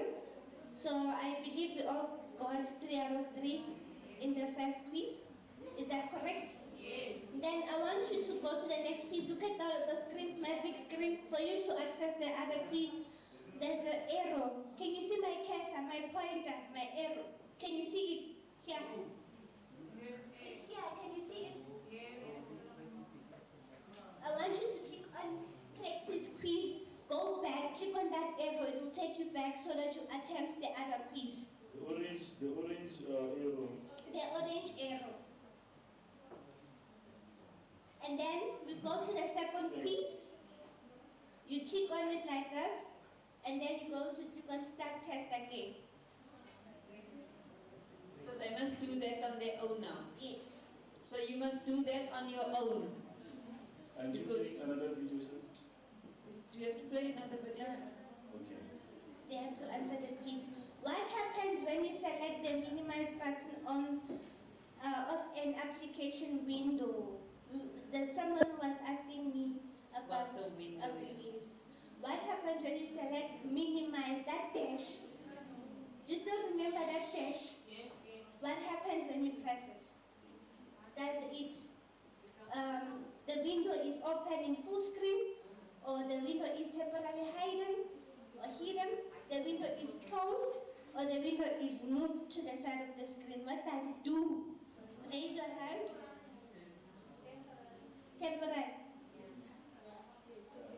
It's the first one. It's the first one. It's open to full screen. Are you sure? No. We have a hand. Oh, minimize. Oh. Oh, yeah. So is it the second one? Yes, the second one. Okay, let's move. Yes, the second one. Okay, I just want to come in here. This is why we said in the morning you must listen, remember? And now you must read every word in the question so that you can be clear on the answer. Because she thought it said maximize. Because if it's maximized, then her answer would have been correct. But it says minimize. You see? So you must read the question.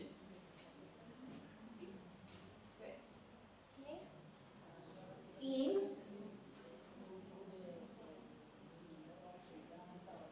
The answer options.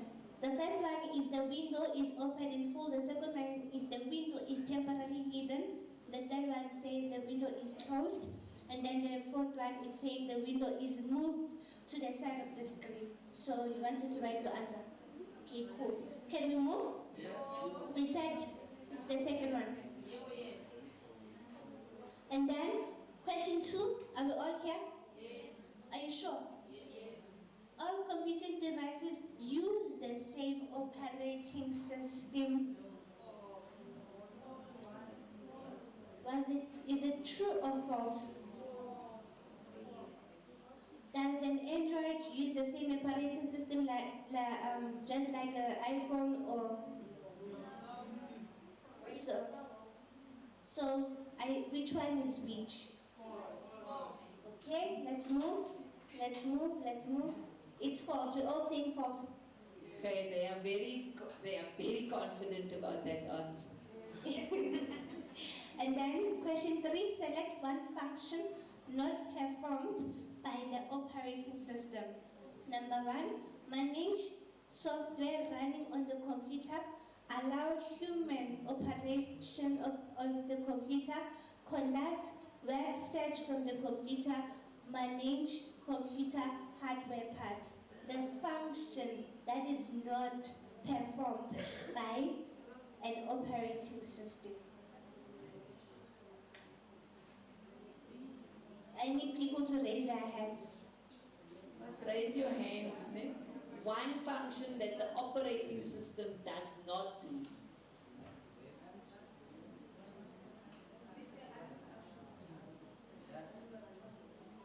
I must read the answers. Is it number 1, manage software running on the computer? Number 2 is allow human operation of the computer. Number 3, conduct web searches from the computer. The fourth one would be manage computer hardware parts. Which one is which? Number 3. Confident, very confident. Are you all saying number 3?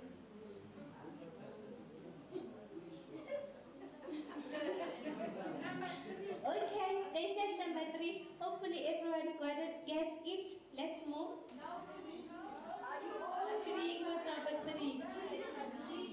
Okay, so who disagrees? Can you give us a different answer if you disagree? You see, when I go back, we go back. When we go back. That's why we need to move. We are in section 5. We are here, right? So let's try to be fast. Yes, we need to move. So can we get the response? Who says 3? Who says number 3 is the answer?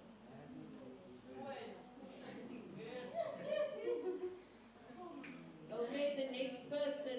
Who wants to speak now? Okay, I think it's maybe number 4. Because I don't think that it has anything to do with the hardware parts, because I feel like the hardware is the outside of the computer, not the software, if I'm not mistaken. So I don't think the operating system has anything to do with the hardware. Interesting, very interesting. Very, yes. So this one is all up to you. It's either it's the third one or it's the one that the lady spoke about. So it will depend on you. It's your choice. It's really your choice. Because this is going to be too difficult for us to explain, because it will just give away the answer. So let's go with what you think on that one. And remembering the video. If you've listened to the video, then you will also have the answer. Let's move. Okay, then we have the fourth question. In Windows 10, you can enable and modify accessibility feature settings in which menu of the setting app? Number 1, update and security. Number 2, devices. Number 3, ease of use. Number 4, network and internet. Windows 10. Windows 10. Windows 10. Remember, you have different Windows, like Windows 10, Windows 8. So we're referring, she's saying, on Windows 10. If you have Windows 10 on your device, it's asking you where in Windows 10 can you update your accessibility features. And the answers, the first one is? Is it update? The second one? Is it network, the last one? Or is it the second one? Or is it the third one? The answers are for the ones who are not in the system. Update security, number 1. Update security is number 1. Number 2 is devices. Devices. Number 3 is ease of use. Ease of use. Number 4 is network. It's network and internet. Network and internet. Where do you update or modify your accessibility? You change your accessibility features. I think on number 4. Why number 4? Because if ever like you are using the old software, so your internet access is gonna be a bit slower. So now the Windows 10 one is gonna be a little bit faster and more advanced than the previous one. Now you must listen to the question. Your answer is correct in relation to that 4th area, but that's not the question. That's not the question. The question is, where do you change or, I would say modify your accessibility features, like making the computer more accessible to you, like, And then we have the 5th question. An operating system, and she gave you an answer. She was talking about operating system being an so an operating system is the most important on the computer. Is it a software? Is it a hardware component? Is it a peripheral device? Or none of the above? A peripheral device, it has to do with plug-ins, ports, and all of that. So the answer must be there. I'm not giving you more hints. The hardware. Why the hardware? Can you tell us why the hardware? An operating system is the most important on the computer. Have you ever seen an operating system before? Do you think you can touch it? Can you touch an operating system? No. Can you see an operating system? No. So what would be the answer then?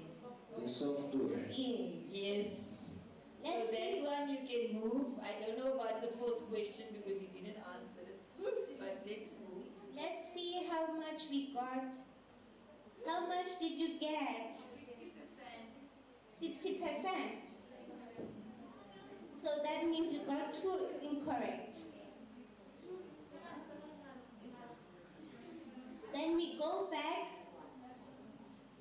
and then I want you to click on the other quiz. We now know how to go back by now, so that you access the other quiz.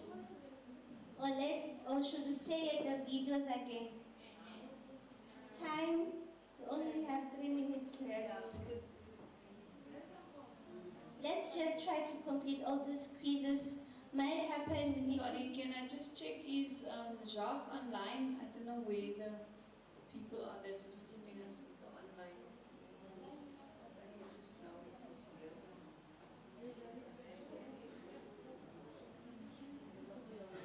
Not sure where.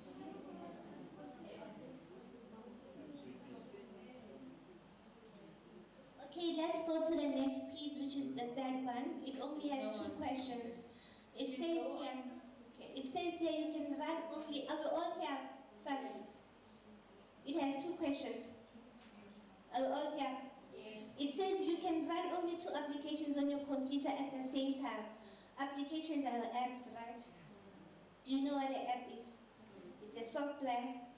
Can you give me examples of an app? TikTok, WhatsApp, Candy Crush. That's an app, right? Yes. When they say go to a capital app, it's an application. Is it clear? Yes. So, what is the answer? Is it true or false? You can run only 2 applications on a computer at the same time. At the same time. False. Isn't it your phone has Windows? No.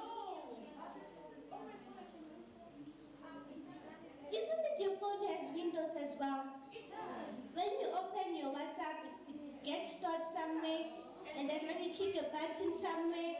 When you move your screen, you see something. So I don't know, which one is which? So, how many applications? What's the answer, rather? It's saying, is it true or false? Is it false? Are we all saying false? Okay, let's move. You can move then.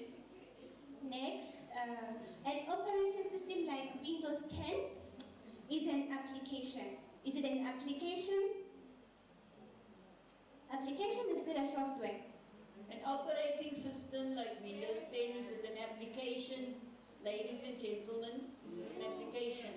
Is it true? Is it true? Okay, let's move. And then one incorrect. You can only, this one was correct. That means the last one was incorrect. It was false. Then we go back to the quiz, and then we are in the fourth one while we're still waiting for Mr. Jab. Are you all in the fourth one? Yes. It has two questions again. It says here you can move a copy file from your computer to store it on a flash drive. A flash drive is a USB. Yeah.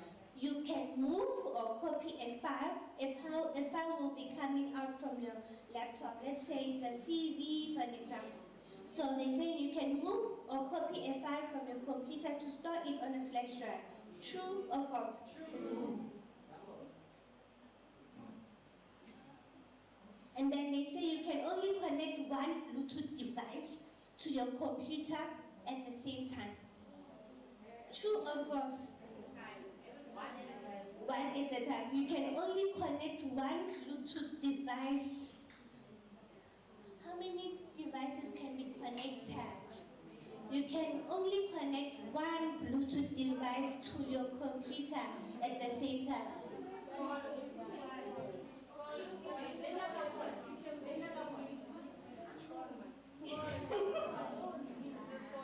Very tricky. Which one is which? I think we should give them.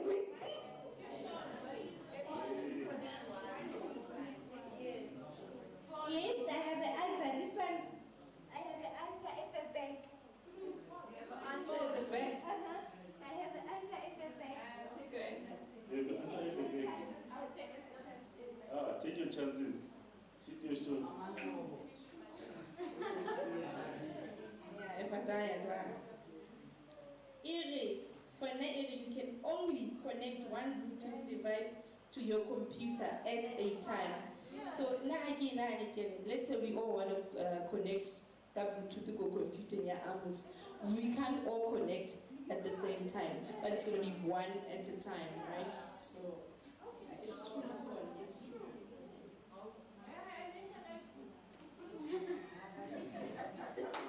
And the answer is you can move a copy. That one is correct. The one that you were answering is wrong. As you can see. No, this one is for the first one. The second question that we just talked about, the Bluetooth one, you got it wrong. Yes. Because you said it's true when it was false.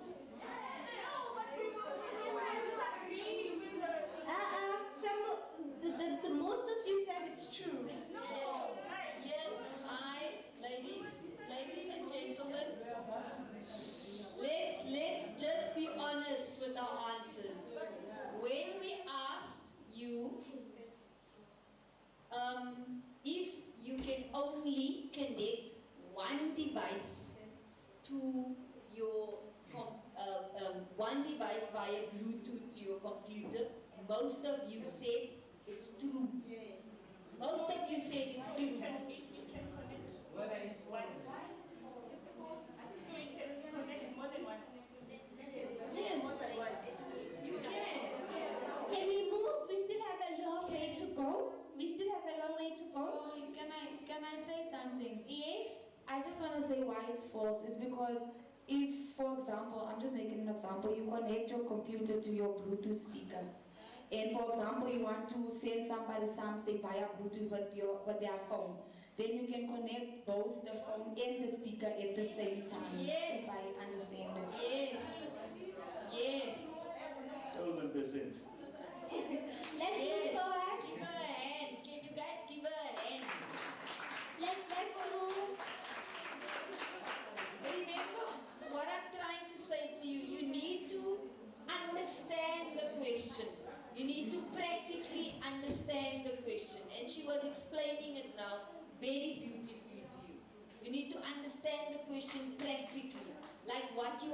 That's why it's called digital literacy. It's like you must be literate in terms of the understanding. It doesn't help to just say, choose one or two, but you don't understand the question. Okay, thank you for that. Let's come back. We still have a long way to go. We are still on chapter 1. So let's move forward. I suggest we watch all the videos and then we'll answer the rest of the quiz, okay? But let's go to the last one. You go back and then you go where there's a Word document icon and it says read, learn, work with computers. You have to click on it and then you have to scroll down and read it. So you will read it when you get time because it's page 1 out of 25. So you have to scroll and read everything so that you will understand why you have to connect different Bluetooth, how to connect them, everything is there. So on your free time, you can go through this document so that you understand very well. Is that clear? So then you need to scroll down until you reach the end. Okay? And then you are done with this chapter. So we're done with that chapter. Then now we have to go to the video so that we will start from chapter 2, which it says access information. But I'm going to the videos so that you watch all the videos. I believe that after watching all the videos, you will get all the insights of everything. So we all agree that we watch the videos, we will then continue with the pieces after watching the videos. Are we all agreeing? Should we do so? I'm not convinced with the answer. Are we all saying we should watch all the videos, then we attend the quizzes? Yes, no? I can't hear you. Yes. They say they want you to do the videos for the quiz. Not all the videos. That's what I'm hearing. So you've done the videos for the first quiz now. Is it done? Yes, it's done. So now just click on the one that says operating system so that you will understand. Yeah. Can you just listen to the one for the operating system so that you can understand the questions that was asked? I think we didn't listen to that. Tools that allow us to get things done.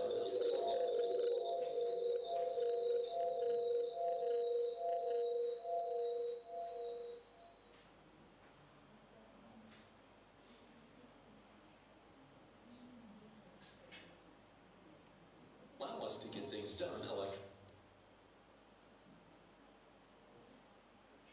get things done electronically. To use a computer for our tasks, we need to be able to tell the computer what we want it to do.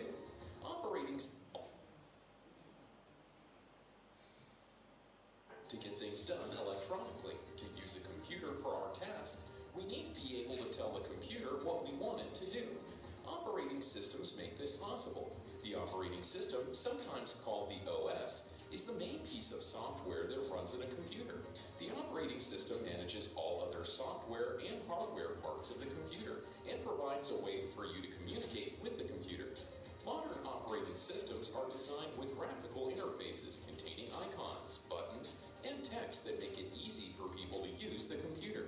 You can even customize the look and feel of your operating system so that it's easier for you to use in the way you like. Consider that you want to use your computer to create a text document. You can use the graphical menus and buttons within the operating system to create the document, use the keyboard to enter text into your document, and tell the operating system to save your file. The operating system handles all of the physical tasks behind the scenes, like keeping track of what you typed on the keyboard, controlling the processor, and saving your information to the hard drive. There are different types of operating systems for different types of computers. Many PCs run the Microsoft Windows operating system, while Mac computers run the Mac OS system, and some computers run the Linux operating system. Mobile devices run different operating systems than laptops and desktop computers. When you purchase a computer, the operating system for that device is usually pre-installed for you. Operating systems make it possible for us to operate computers computers and get things done. Was that clear, or do you want me to play the video again? Again. Computers are tools that allow us to get things done electronically. To use a computer for our tasks, we need to be able to tell the computer what we want it to do. Operating systems make this possible. The operating system, sometimes called the OS, is the main piece of software that runs in a computer. The operating system manages all other software and hardware parts of the computer and provides a way for you to communicate with the computer. Modern operating systems are designed with graphical interfaces containing icons, buttons, and text that make it easy for people to use the computer. You can even customize the look and feel of your operating system so that it's easier for you to use in the way you'd like. Consider that you want to use your computer to create a text document. You can use the graphical menus and buttons within the operating system to create the document. Use the keyboard to enter text into your document and tell the operating system to save your file. The operating system handles all of the physical tasks behind the scenes, like keeping track of what you typed on the keyboard, controlling the processor, and saving your information to the hard drive. There are different types of operating systems for different types of computers. Many PCs run the Microsoft Windows operating system, while Mac computers run the Mac OS system, and some computers run the Linux operating system. Mobile devices run different operating systems than laptops and desktop computers. When you purchase a computer, the operating system for that device is usually pre-installed for you. Operating systems make it possible for us to operate computers and get things done.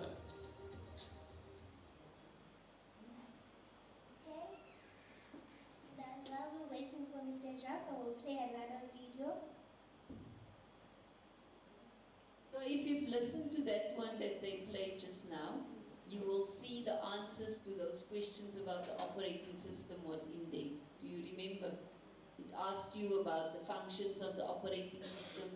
It asked you about whether all computers or devices use the same operating system.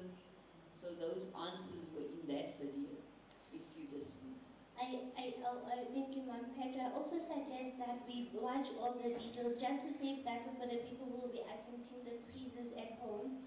You'll be able to have a picture of what you get, like the question that you'll be getting, you will be able to answer. So I suggest we watch all the videos in case you want to do the quiz at home. Does it make sense? So we're watching all the videos, right? So that if... Sharon? Yes, ma'am? That's okay, but before you put in any other video, are you able to go back to that one for the operating system? That quiz? Yeah, so that they Hello, can Tandy. Zakele. Can you hear me?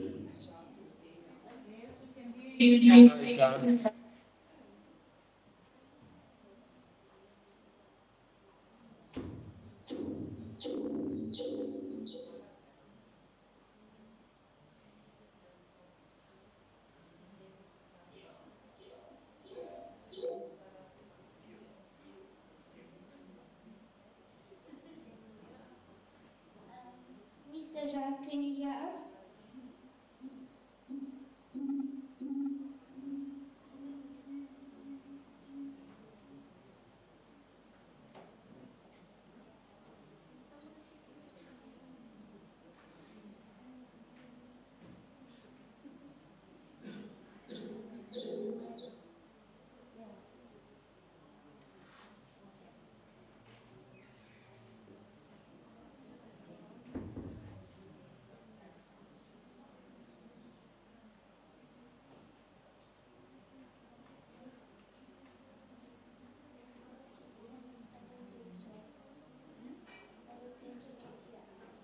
Hi, Jacques, can you hear us?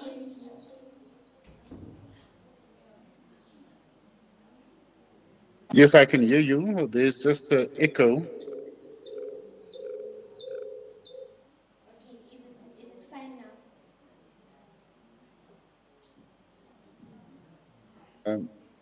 now? It seems the echo disappeared, but I will only be able to hear if somebody speaks on that side. But am I audible on your side? No, it's very soft, Jacques. We can't hear you properly.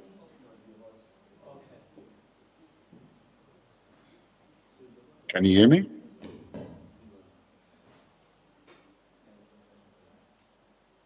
Jack?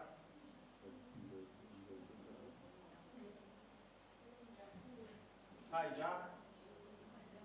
Hi there. Yeah, we sorted now. We can I hear can you. hear you, Zakele. We can hear Okay. you. Okay, so Jacques, before you start, I just want to, we were busy with the digital literacy training already, so I just want to indicate to the participants that we are taking the presentation now from Namisa. Remember yesterday I explained when I was doing the purpose about some of the presentations that you will receive. So this is the presentation from Namisa, the National Electronic Media Institute of South Africa, and Jacques is responsible for the training at Namisa, or he works with the team that is responsible for training and development at Namisa, and he will be doing a presentation on the courses that Namisa offers, the short courses as well as the degree courses, so that you can have information about that and then obviously choose what you want to do. And remember, we're also using Namisa's learning platform for the digital literacy training course that you just started today. So over to you, Jacques, and thank you for the presentation. Thank you, Ms. Lindis. I'll just switch on the camera very quickly so people can see that they're actually talking to somebody. Can you see me? Okay. So, yeah, welcome and good luck for the training, everything that you've done. I'm going to switch off my camera now and I'm going to go over to the presentation. But before I do that, I just want to show you something. I usually speak about the creative medium, but I just wanted to share with you all the courses, the platform that you are on at the moment in terms of the Namisa platform. You are currently focused on the Microsoft Digital Literacy. However, I have requested the e-learning team to also enable other courses on the platform, which is the Microsoft Office 101, the Excel courses, the Build Your Business course, the Word, Outlook, PowerPoint, SharePoint, Teams, and those courses. The courses that I did not mention are the courses that you see here, which is the Microsoft Power BI, Microsoft Certified Azure, Microsoft Certified Azure Enterprise Data Analyst, and so forth. These courses are all more specialized courses, so it will require a little bit more intensive work from your side if you wish to do that. At the moment, it is not yet enabled. However, the intention is to also enable these courses so that you can also do some of the more technical courses. It is, however, at a very higher level. As you can see that these Azure Fundamentals courses, you'll see that there the name suggests it's Microsoft certified. However, when you complete the course, you will actually receive an AMISA certificate because the Microsoft certification is a certification that you have to do, unfortunately, outside the MISA, and that is straightly done through Microsoft itself, and that is via the Certiport centers, which is in South Africa. And the certification of these courses are rather expensive. But that differs from Certiport center to Certiport center, it seems. So if you are interested in getting a Microsoft certification, which is an industry qualification, then you can actually approach it in that way. Then let's go over to the presentation. Let me just switch over to presentation mode quickly. Okay, so my presentation is all about the other side of Namisa, and this is actually where Namisa started in terms of what exactly um, what didn't exist previously for, can I say, non-European, non-white people. We were not involved in the world of creative media and multimedia. And when NAMISA started in 1998, this is basically what was felt then with the establishment of NAMISA, that NAMISA was brought into existence in order to get more people of color into the world of multimedia and creative media. So that ensured basically where NAMISA comes from and why this is actually important. So what exactly are we talking about when we're talking about creative media? Now, creative media is all about the artistic side of things. We're talking here about, as you can see there right at the top, you will see that colorful picture there of graphic. It is all about designing. It's about designing pictures like that. But it's also about making movies or making television, short films and so forth. So all of that is included in the world of creative media. So it includes music, it includes television, includes animation, it includes paintings, photographs, literature, and so much more. Because when I speak about literature, it also focuses on things like your desktop publishing, where you put your words, what kind of fonts you use, and all those kind of things. So it is all about using your imagination, your ideas, and your skills, that you produce something that can actually be shared with the rest of the world. Whether you want to share it privately with just a few people, whether you want to share it in the country, whether you want to share it internationally over the internet, that is basically what you can do. So whether it is a YouTube video that you're going to make, whether it is anything creative like various designs that you wish to publish and you wish to to generate a revenue for you, these are all the things that we're talking about when we talk about creative media. Taking photos, making digital stories, and so forth. So, what it is a way for a person to actually express their thinking, their feelings, and how they see things and how they wish to tell a story. So, it is communicating with the rest of the world and communicating with others through the power of entertainment. So, just another slip. Of 2D and 3D animation, for instance. I'll speak to that a little bit more when we come to animation, because there's a difference between the two. So what NAMISA offers in terms of the full qualifications is the National Certificate in Interactive Media. That is a one-year course intended for graphic design, for the graphic design industry. And here you focus quite a lot on web design and web development.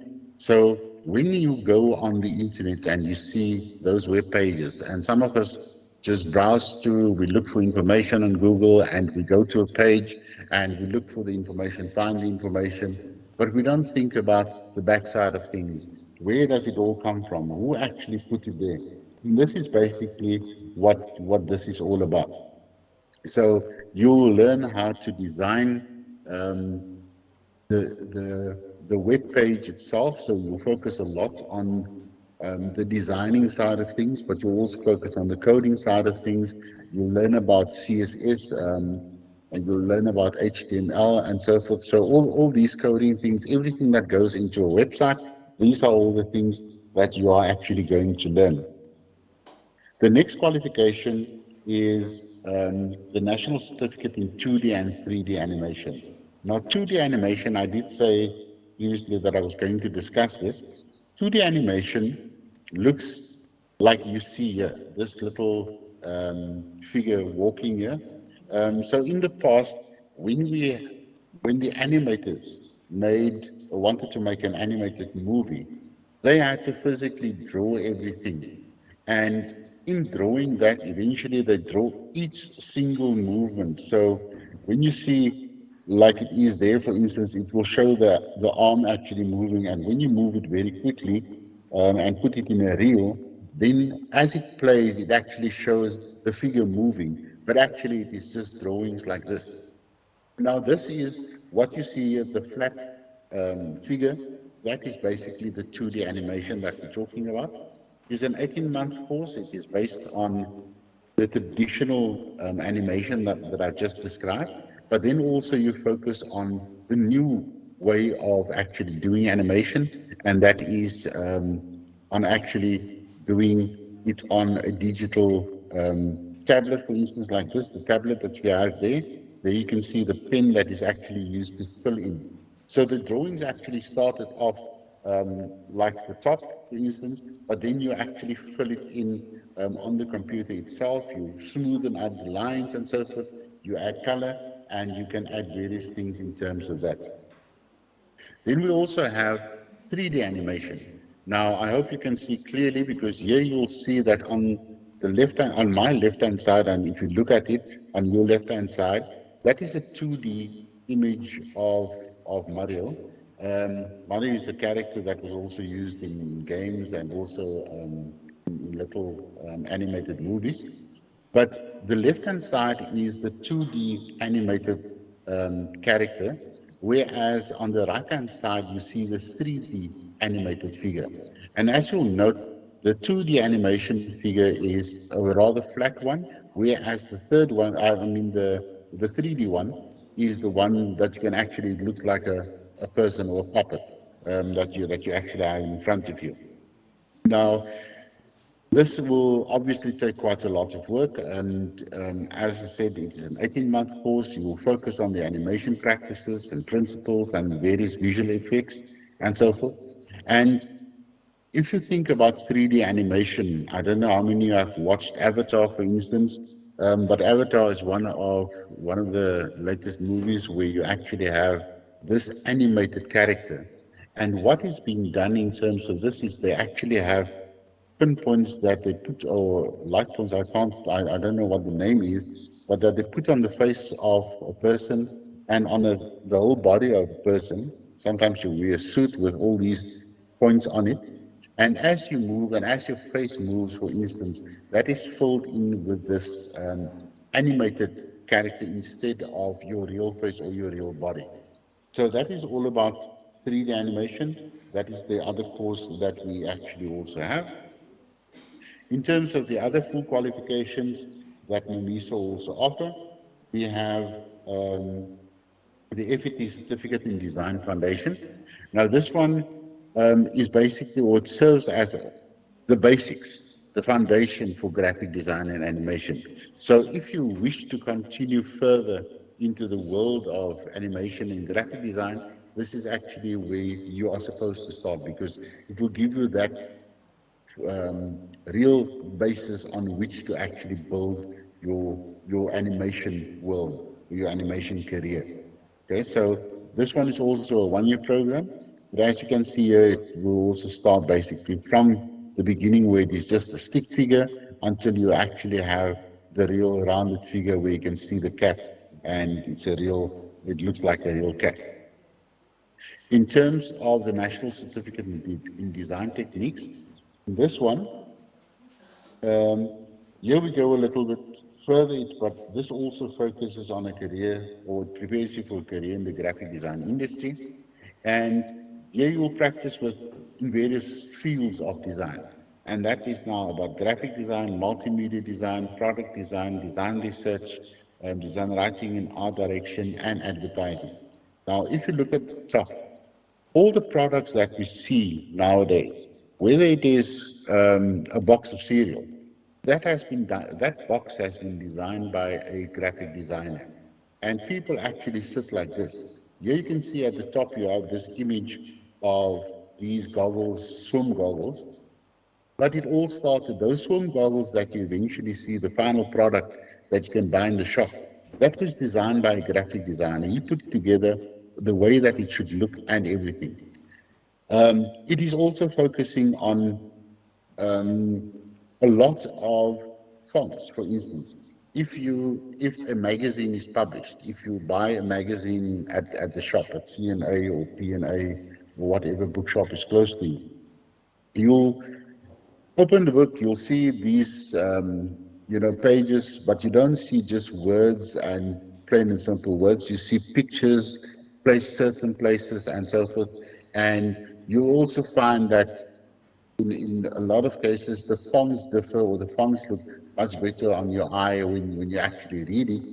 And that is all done by people who have done a course like this. They focus on where to put your white spaces, where to put your text, where to put your photos or your images that you're going to use within your publication.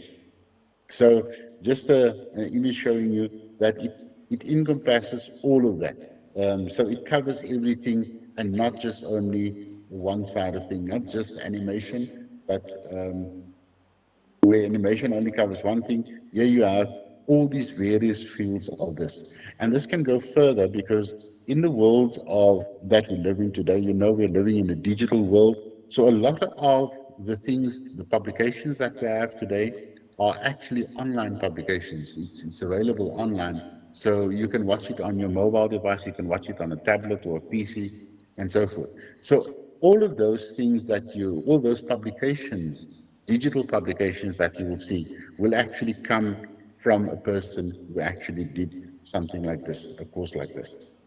Now coming to the short courses that we have, and this is what we wish to, in the new financial year starting April, we actually wish to roll out this now. It is nearly, let's say, 80%, 80 to 89% complete. Hopefully everything will be done by the beginning of April, so we can also roll out this. But this is also unfortunately done by the NAMISA in-house team, and the in-house team actually already plan out the projects through for the whole year. But the intention here is to also have this available online, and therefore why I mention it here, because this is an option that we most probably will have. I know that the e-learning team is working hard in terms of getting this actually on our e-learning platform, and when it is available, then obviously we will also avail that to you. But the digital photography is the first one that I wish to focus on. Digital photography is all about taking photos with a digital camera. Now, your digital camera, it can be an elaborate camera like the ones you see there, or it can also be your phone. But why do you need to do a course about digital photography, you may ask? But digital photography is so much more than just taking a photo, just um, picking up your camera and snapping a photo. You know, I know that I'm used to, if I take a photo, I just take the camera and I just snap and then the photo is there. But it is about so much more. If you look at the one image here at the bottom, for instance, this one, for instance, uses perspective. So the person is capturing a railroad, but as it disappears into the distance, so capturing that perspective. So you'll learn tricks like this, for instance. How do you take a photo? You learn how to focus on what light to use, how to use the light beam, where you should stand, should the light be from the back, from the front, from the side, whatever the case may be. But all those kind of things, those are the things that you will learn in this short course in terms of digital photography. The other short course that we have is a short course in digital media production using a vlogging kit. Now, vlogging, I don't know, you might have heard of the word blogging, but blogging is basically where people have a space on the internet and basically they type their stories, they tell their stories, whatever they wish to share with the rest of the world, they will actually do that. Some people also use it for products, for instance. So they will have products that they sell online, and then in the blog they will describe the product, say the functionality of it, and so forth. In this case, vlogging is just a different term, and because different things are being used. Whereas in blogging, you are writing and typing text. In vlogging, you are actually creating and sharing video content online.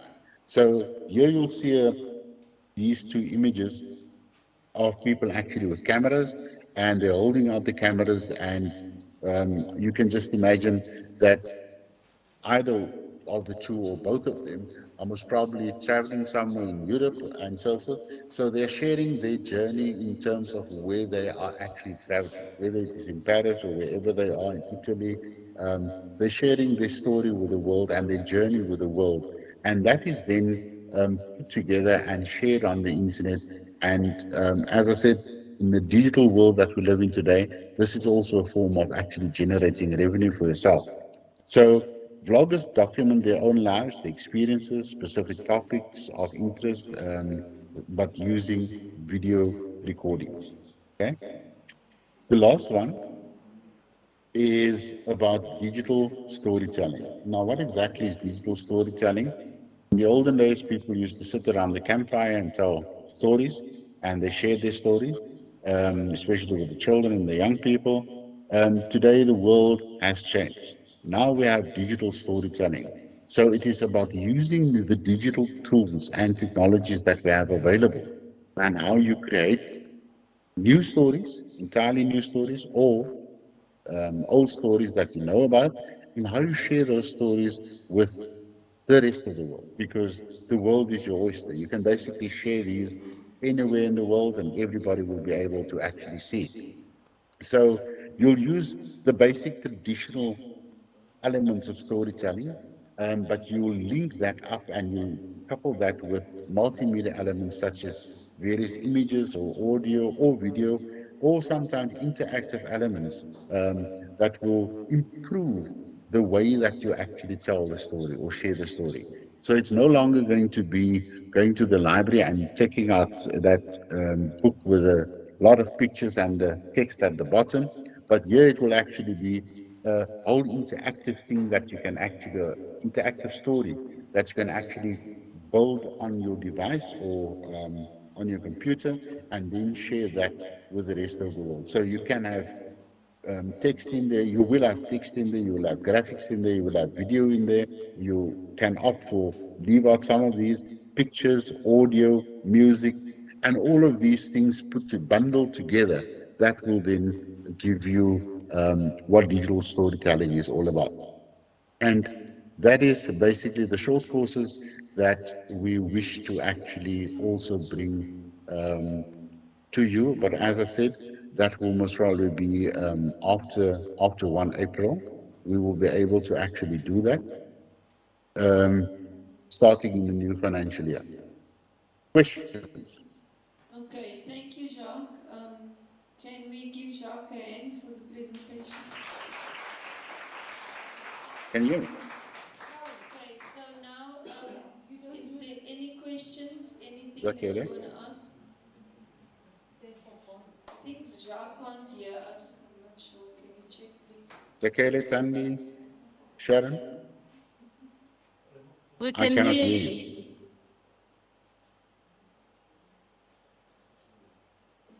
Can you hear us?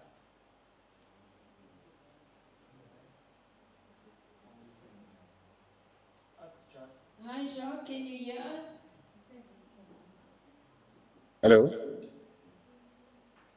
Are you able to hear me? Ah, there, I hear you now. Okay, we can Still the hear echo. you. There's an echo now, but we can hear you. Yeah. Okay, I'm asking them if there's any questions. Are there any questions to Jacques?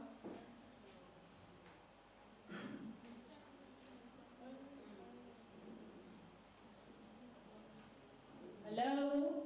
Are there any questions to Jacques? There's no questions, ma'am. Okay, there's one here. Any more questions so that we can take the... Okay. And... Okay, we'll take those two questions for now. You can go ahead. I just want to ask about number 4. I think I'm interested in that program of 1 year, that one of graphic design. I just want to know about the requirement if I want to do the graphic design, because I'm so interested in it. Okay, thank you. Jacques, did you hear the question? Did you hear the question? Sorry, Jack, we didn't get you.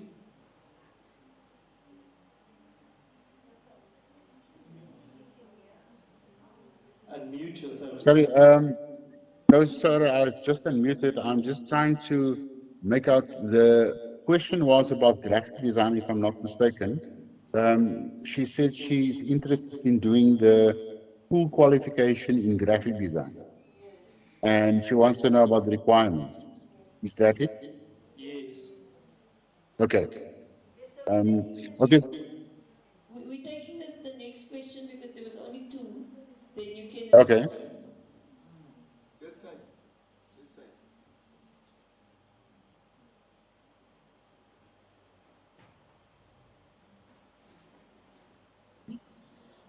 Okay, my question was, I don't know whether it's the last slide that you showed, but I wanted to know the one that you said we can register the course, or is it register, or is, I don't know, it's under NEMISA. So I wanted to know, do we register online, or can we also get information here from Mrs. Sharon? Okay, let me, I couldn't hear which one you were asking about specifically. Um, what course were you referring to? One of the shorter courses. What I did say was, let me just share quickly. I think it's the last slide where you were talking about it starting next year or something like that. Okay, what I did mention was, is that, okay, let me answer the last one first. So what I did mention was that we have these short courses at NEMISA, digital photography, then we have vlogging, and then we have the digital storytelling. Those are the three shorter courses that we have. And as I said, um, we, the e-learning team that we have, are busy actually putting these courses on our online portal. They are still working on one or two of them, but they wish to roll out everything hopefully by the 1st of April, because um, we first need to get these courses are basically done face to face. But as I said, it has been changed in such a way that it can actually be done online, and the e-learning team is busy working on that. So as soon as these courses are available, we will definitely be sending out. We can figure out a way how we can actually contact you. But I know that the department will have your details for and so forth, and then maybe via WhatsApp or via SMSs or via emails, we will actually be able to actually share the courses with you. Let me just see something. Okay. Jacques, Um, yes. is it also possible that you can share your presentation with us? I'll share it with you. I just received that from Tandi. I'll send it to you. Should I send it to you, Zakele, or should I send you who's speaking, Tabiso? Who's You speaking? can send it to me. Okay, fine. I'll do that, Zakele. Then the last question. I mean, the first question was in terms of the um, the full qualifications. The full qualification in terms of the graphic design.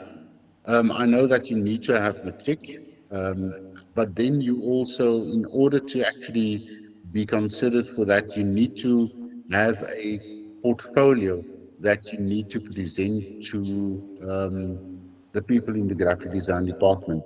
Um, that is basically, but if you go online on the NEMISA website, nemisa.co.za, you'll be able to actually find all of those details there. I'm not quite sure as to if the application's closed already, but you'll be able to see all of that there. But you can understand the reason why portfolio is asked is that people can actually know and be aware that you are actually able to actually design or draw or things like that. Um, as I said, although I'm discussing this, it is not really my domain. And like Ms. Linda said, um, I am responsible for the team doing trainings and rolling out the trainings, but the content is actually not mine. It is other people designing the content. I'm just managing the content. Any other questions? I hope I've answered you.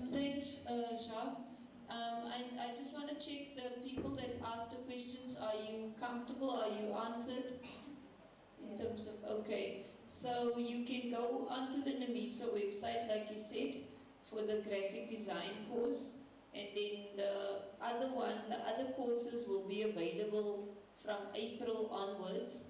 But obviously, you would need to, we will still discuss with NAMISA in terms of how it will be incorporated into this program, maybe, or otherwise, if you individually want to go and do some of the short courses, you will be able to also find it on the learning platform, I think from April onwards. So can I check, is there any other questions? Anyone else that wants to ask a question? Okay, Roxanne, I just wanted to say to you yesterday, I think you mentioned that you want to start something like a blog or something like a page for your boutique. So I think maybe you should also look into the vlogging course that Jacques was talking about, because what you were talking about yesterday sounded similar to something like that in terms of marketing. If you want to market your boutique, the business that you were referring to yesterday, just as a note to you, because I thought you would ask more questions around that, but maybe, yeah, anyway, I just wanted to note that to you. So anyone else that has any questions or comments? Okay, it doesn't look like it. Okay. There is one more hand, Jacques. Okay.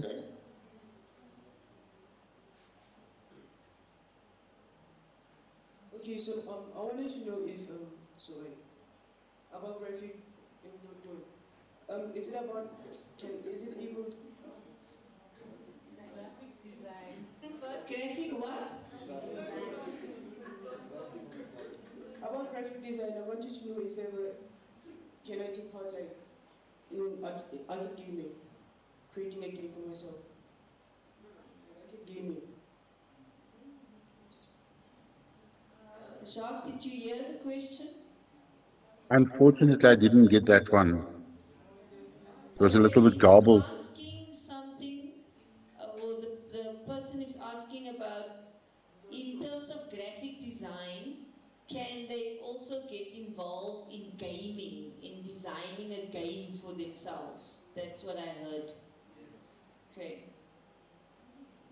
Gaming is a completely different field than, but obviously, one thing that you have to remember is that when you talk about, um, a lot of people think that when a game is designed, it is just the person doing everything, one person doing everything, but it's actually a whole team doing all of that. You have, for instance, graphic designers, and the graphic designers, for instance, will be designing the background and what the figures look like and all these kind of things. Whereas the coders, for instance, will design all the code that goes into the game. And then you have other people who's writing the script and so forth. So there's a whole team involved in terms of this. But in short, yes, as a graphic designer, for instance, you can also get involved in gaming, in the gaming world, but it also depends on where exactly you fall. The same thing with animation, for instance. An animator, for instance, might also be able to get into the gaming world depending on the game that is actually designed. I hope that answers you. But I think you can also go and do some research in terms of gaming, because gaming is a completely different area, and how maybe look in terms of getting courses on gaming, because it's not the same as graphic design. Graphic design is around, it's about designing certain certain things through drawings and so on. Gaming is obviously more when you are um, designing a game that can be played either, and there's also sports where you can participate in gaming as a sport. So it's completely different areas, but it can interface with each other like Jacques has explained. So can I check, was that the last question? Yes, it was. Okay, so thank you, Jacques, for the presentation, and thank you for the questions. We can release Jacques. Can we give Jacques a digital hand clap, please? That's not digital, that's very analog. Okay, unfortunately, I can't see you, so I won't be able to see the digital hand clap, but thank you very much. Enjoy the training. They're not done yet. Just listen. Okay, go.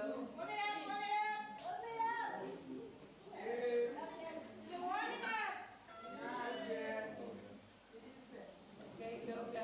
In 3, 2, 1. He's a champion. I hope you heard that, Jacques. I heard that. That must be Sharon. Thank you, Sharon. Thank you.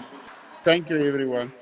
Okay, you I are really appreciate it. champion, they say. Thank you, Jacques. Have a blessed Uh, afternoon further.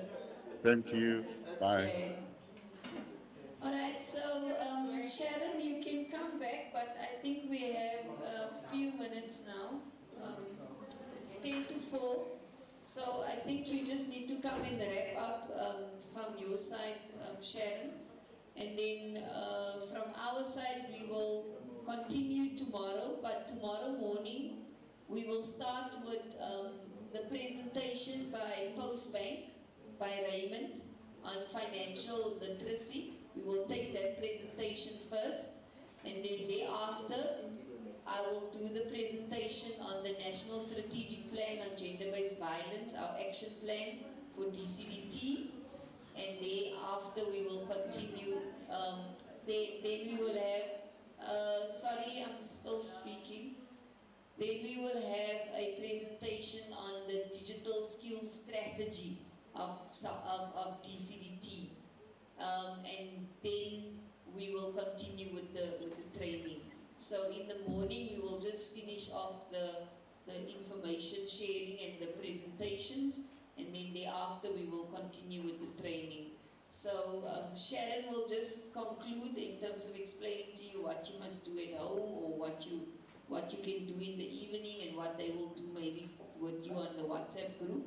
And then from our side, I just want to say thank you to everyone for today, and then just remind you of the thought of the day, which was that you should not regret what you've not done, that you should rather regret what you should not regret what you've done, but you should rather regret what you've not done. So take that opportunity, try to do it by yourself in the evening so that you don't regret not having completed the course. Okay, thank you. Sharon? Thank you, moms. Thank you so much, Mr. Jacques. Okay, so moving forward, it's time for us to go home, right? So as we mentioned, as we were singing it the whole day, please try all by means to go through the course when you get home, especially to those who didn't manage to go through the system. Please make sure that when you get home you do the right thing. If you see that you are stuck, you can either tell us on the group, or you can message me or Amos, who will be gladly there to assist you with creating an account. Only the ones that didn't manage, okay? And then, as we also mentioned earlier, if you do have internet connection, which is e-data, please make sure that you go through the course on your own as well, if you only can. If you can't, we'll continue tomorrow, but everyone must be done by tomorrow. So we will continue with the videos and everything else tomorrow. Thank you so much.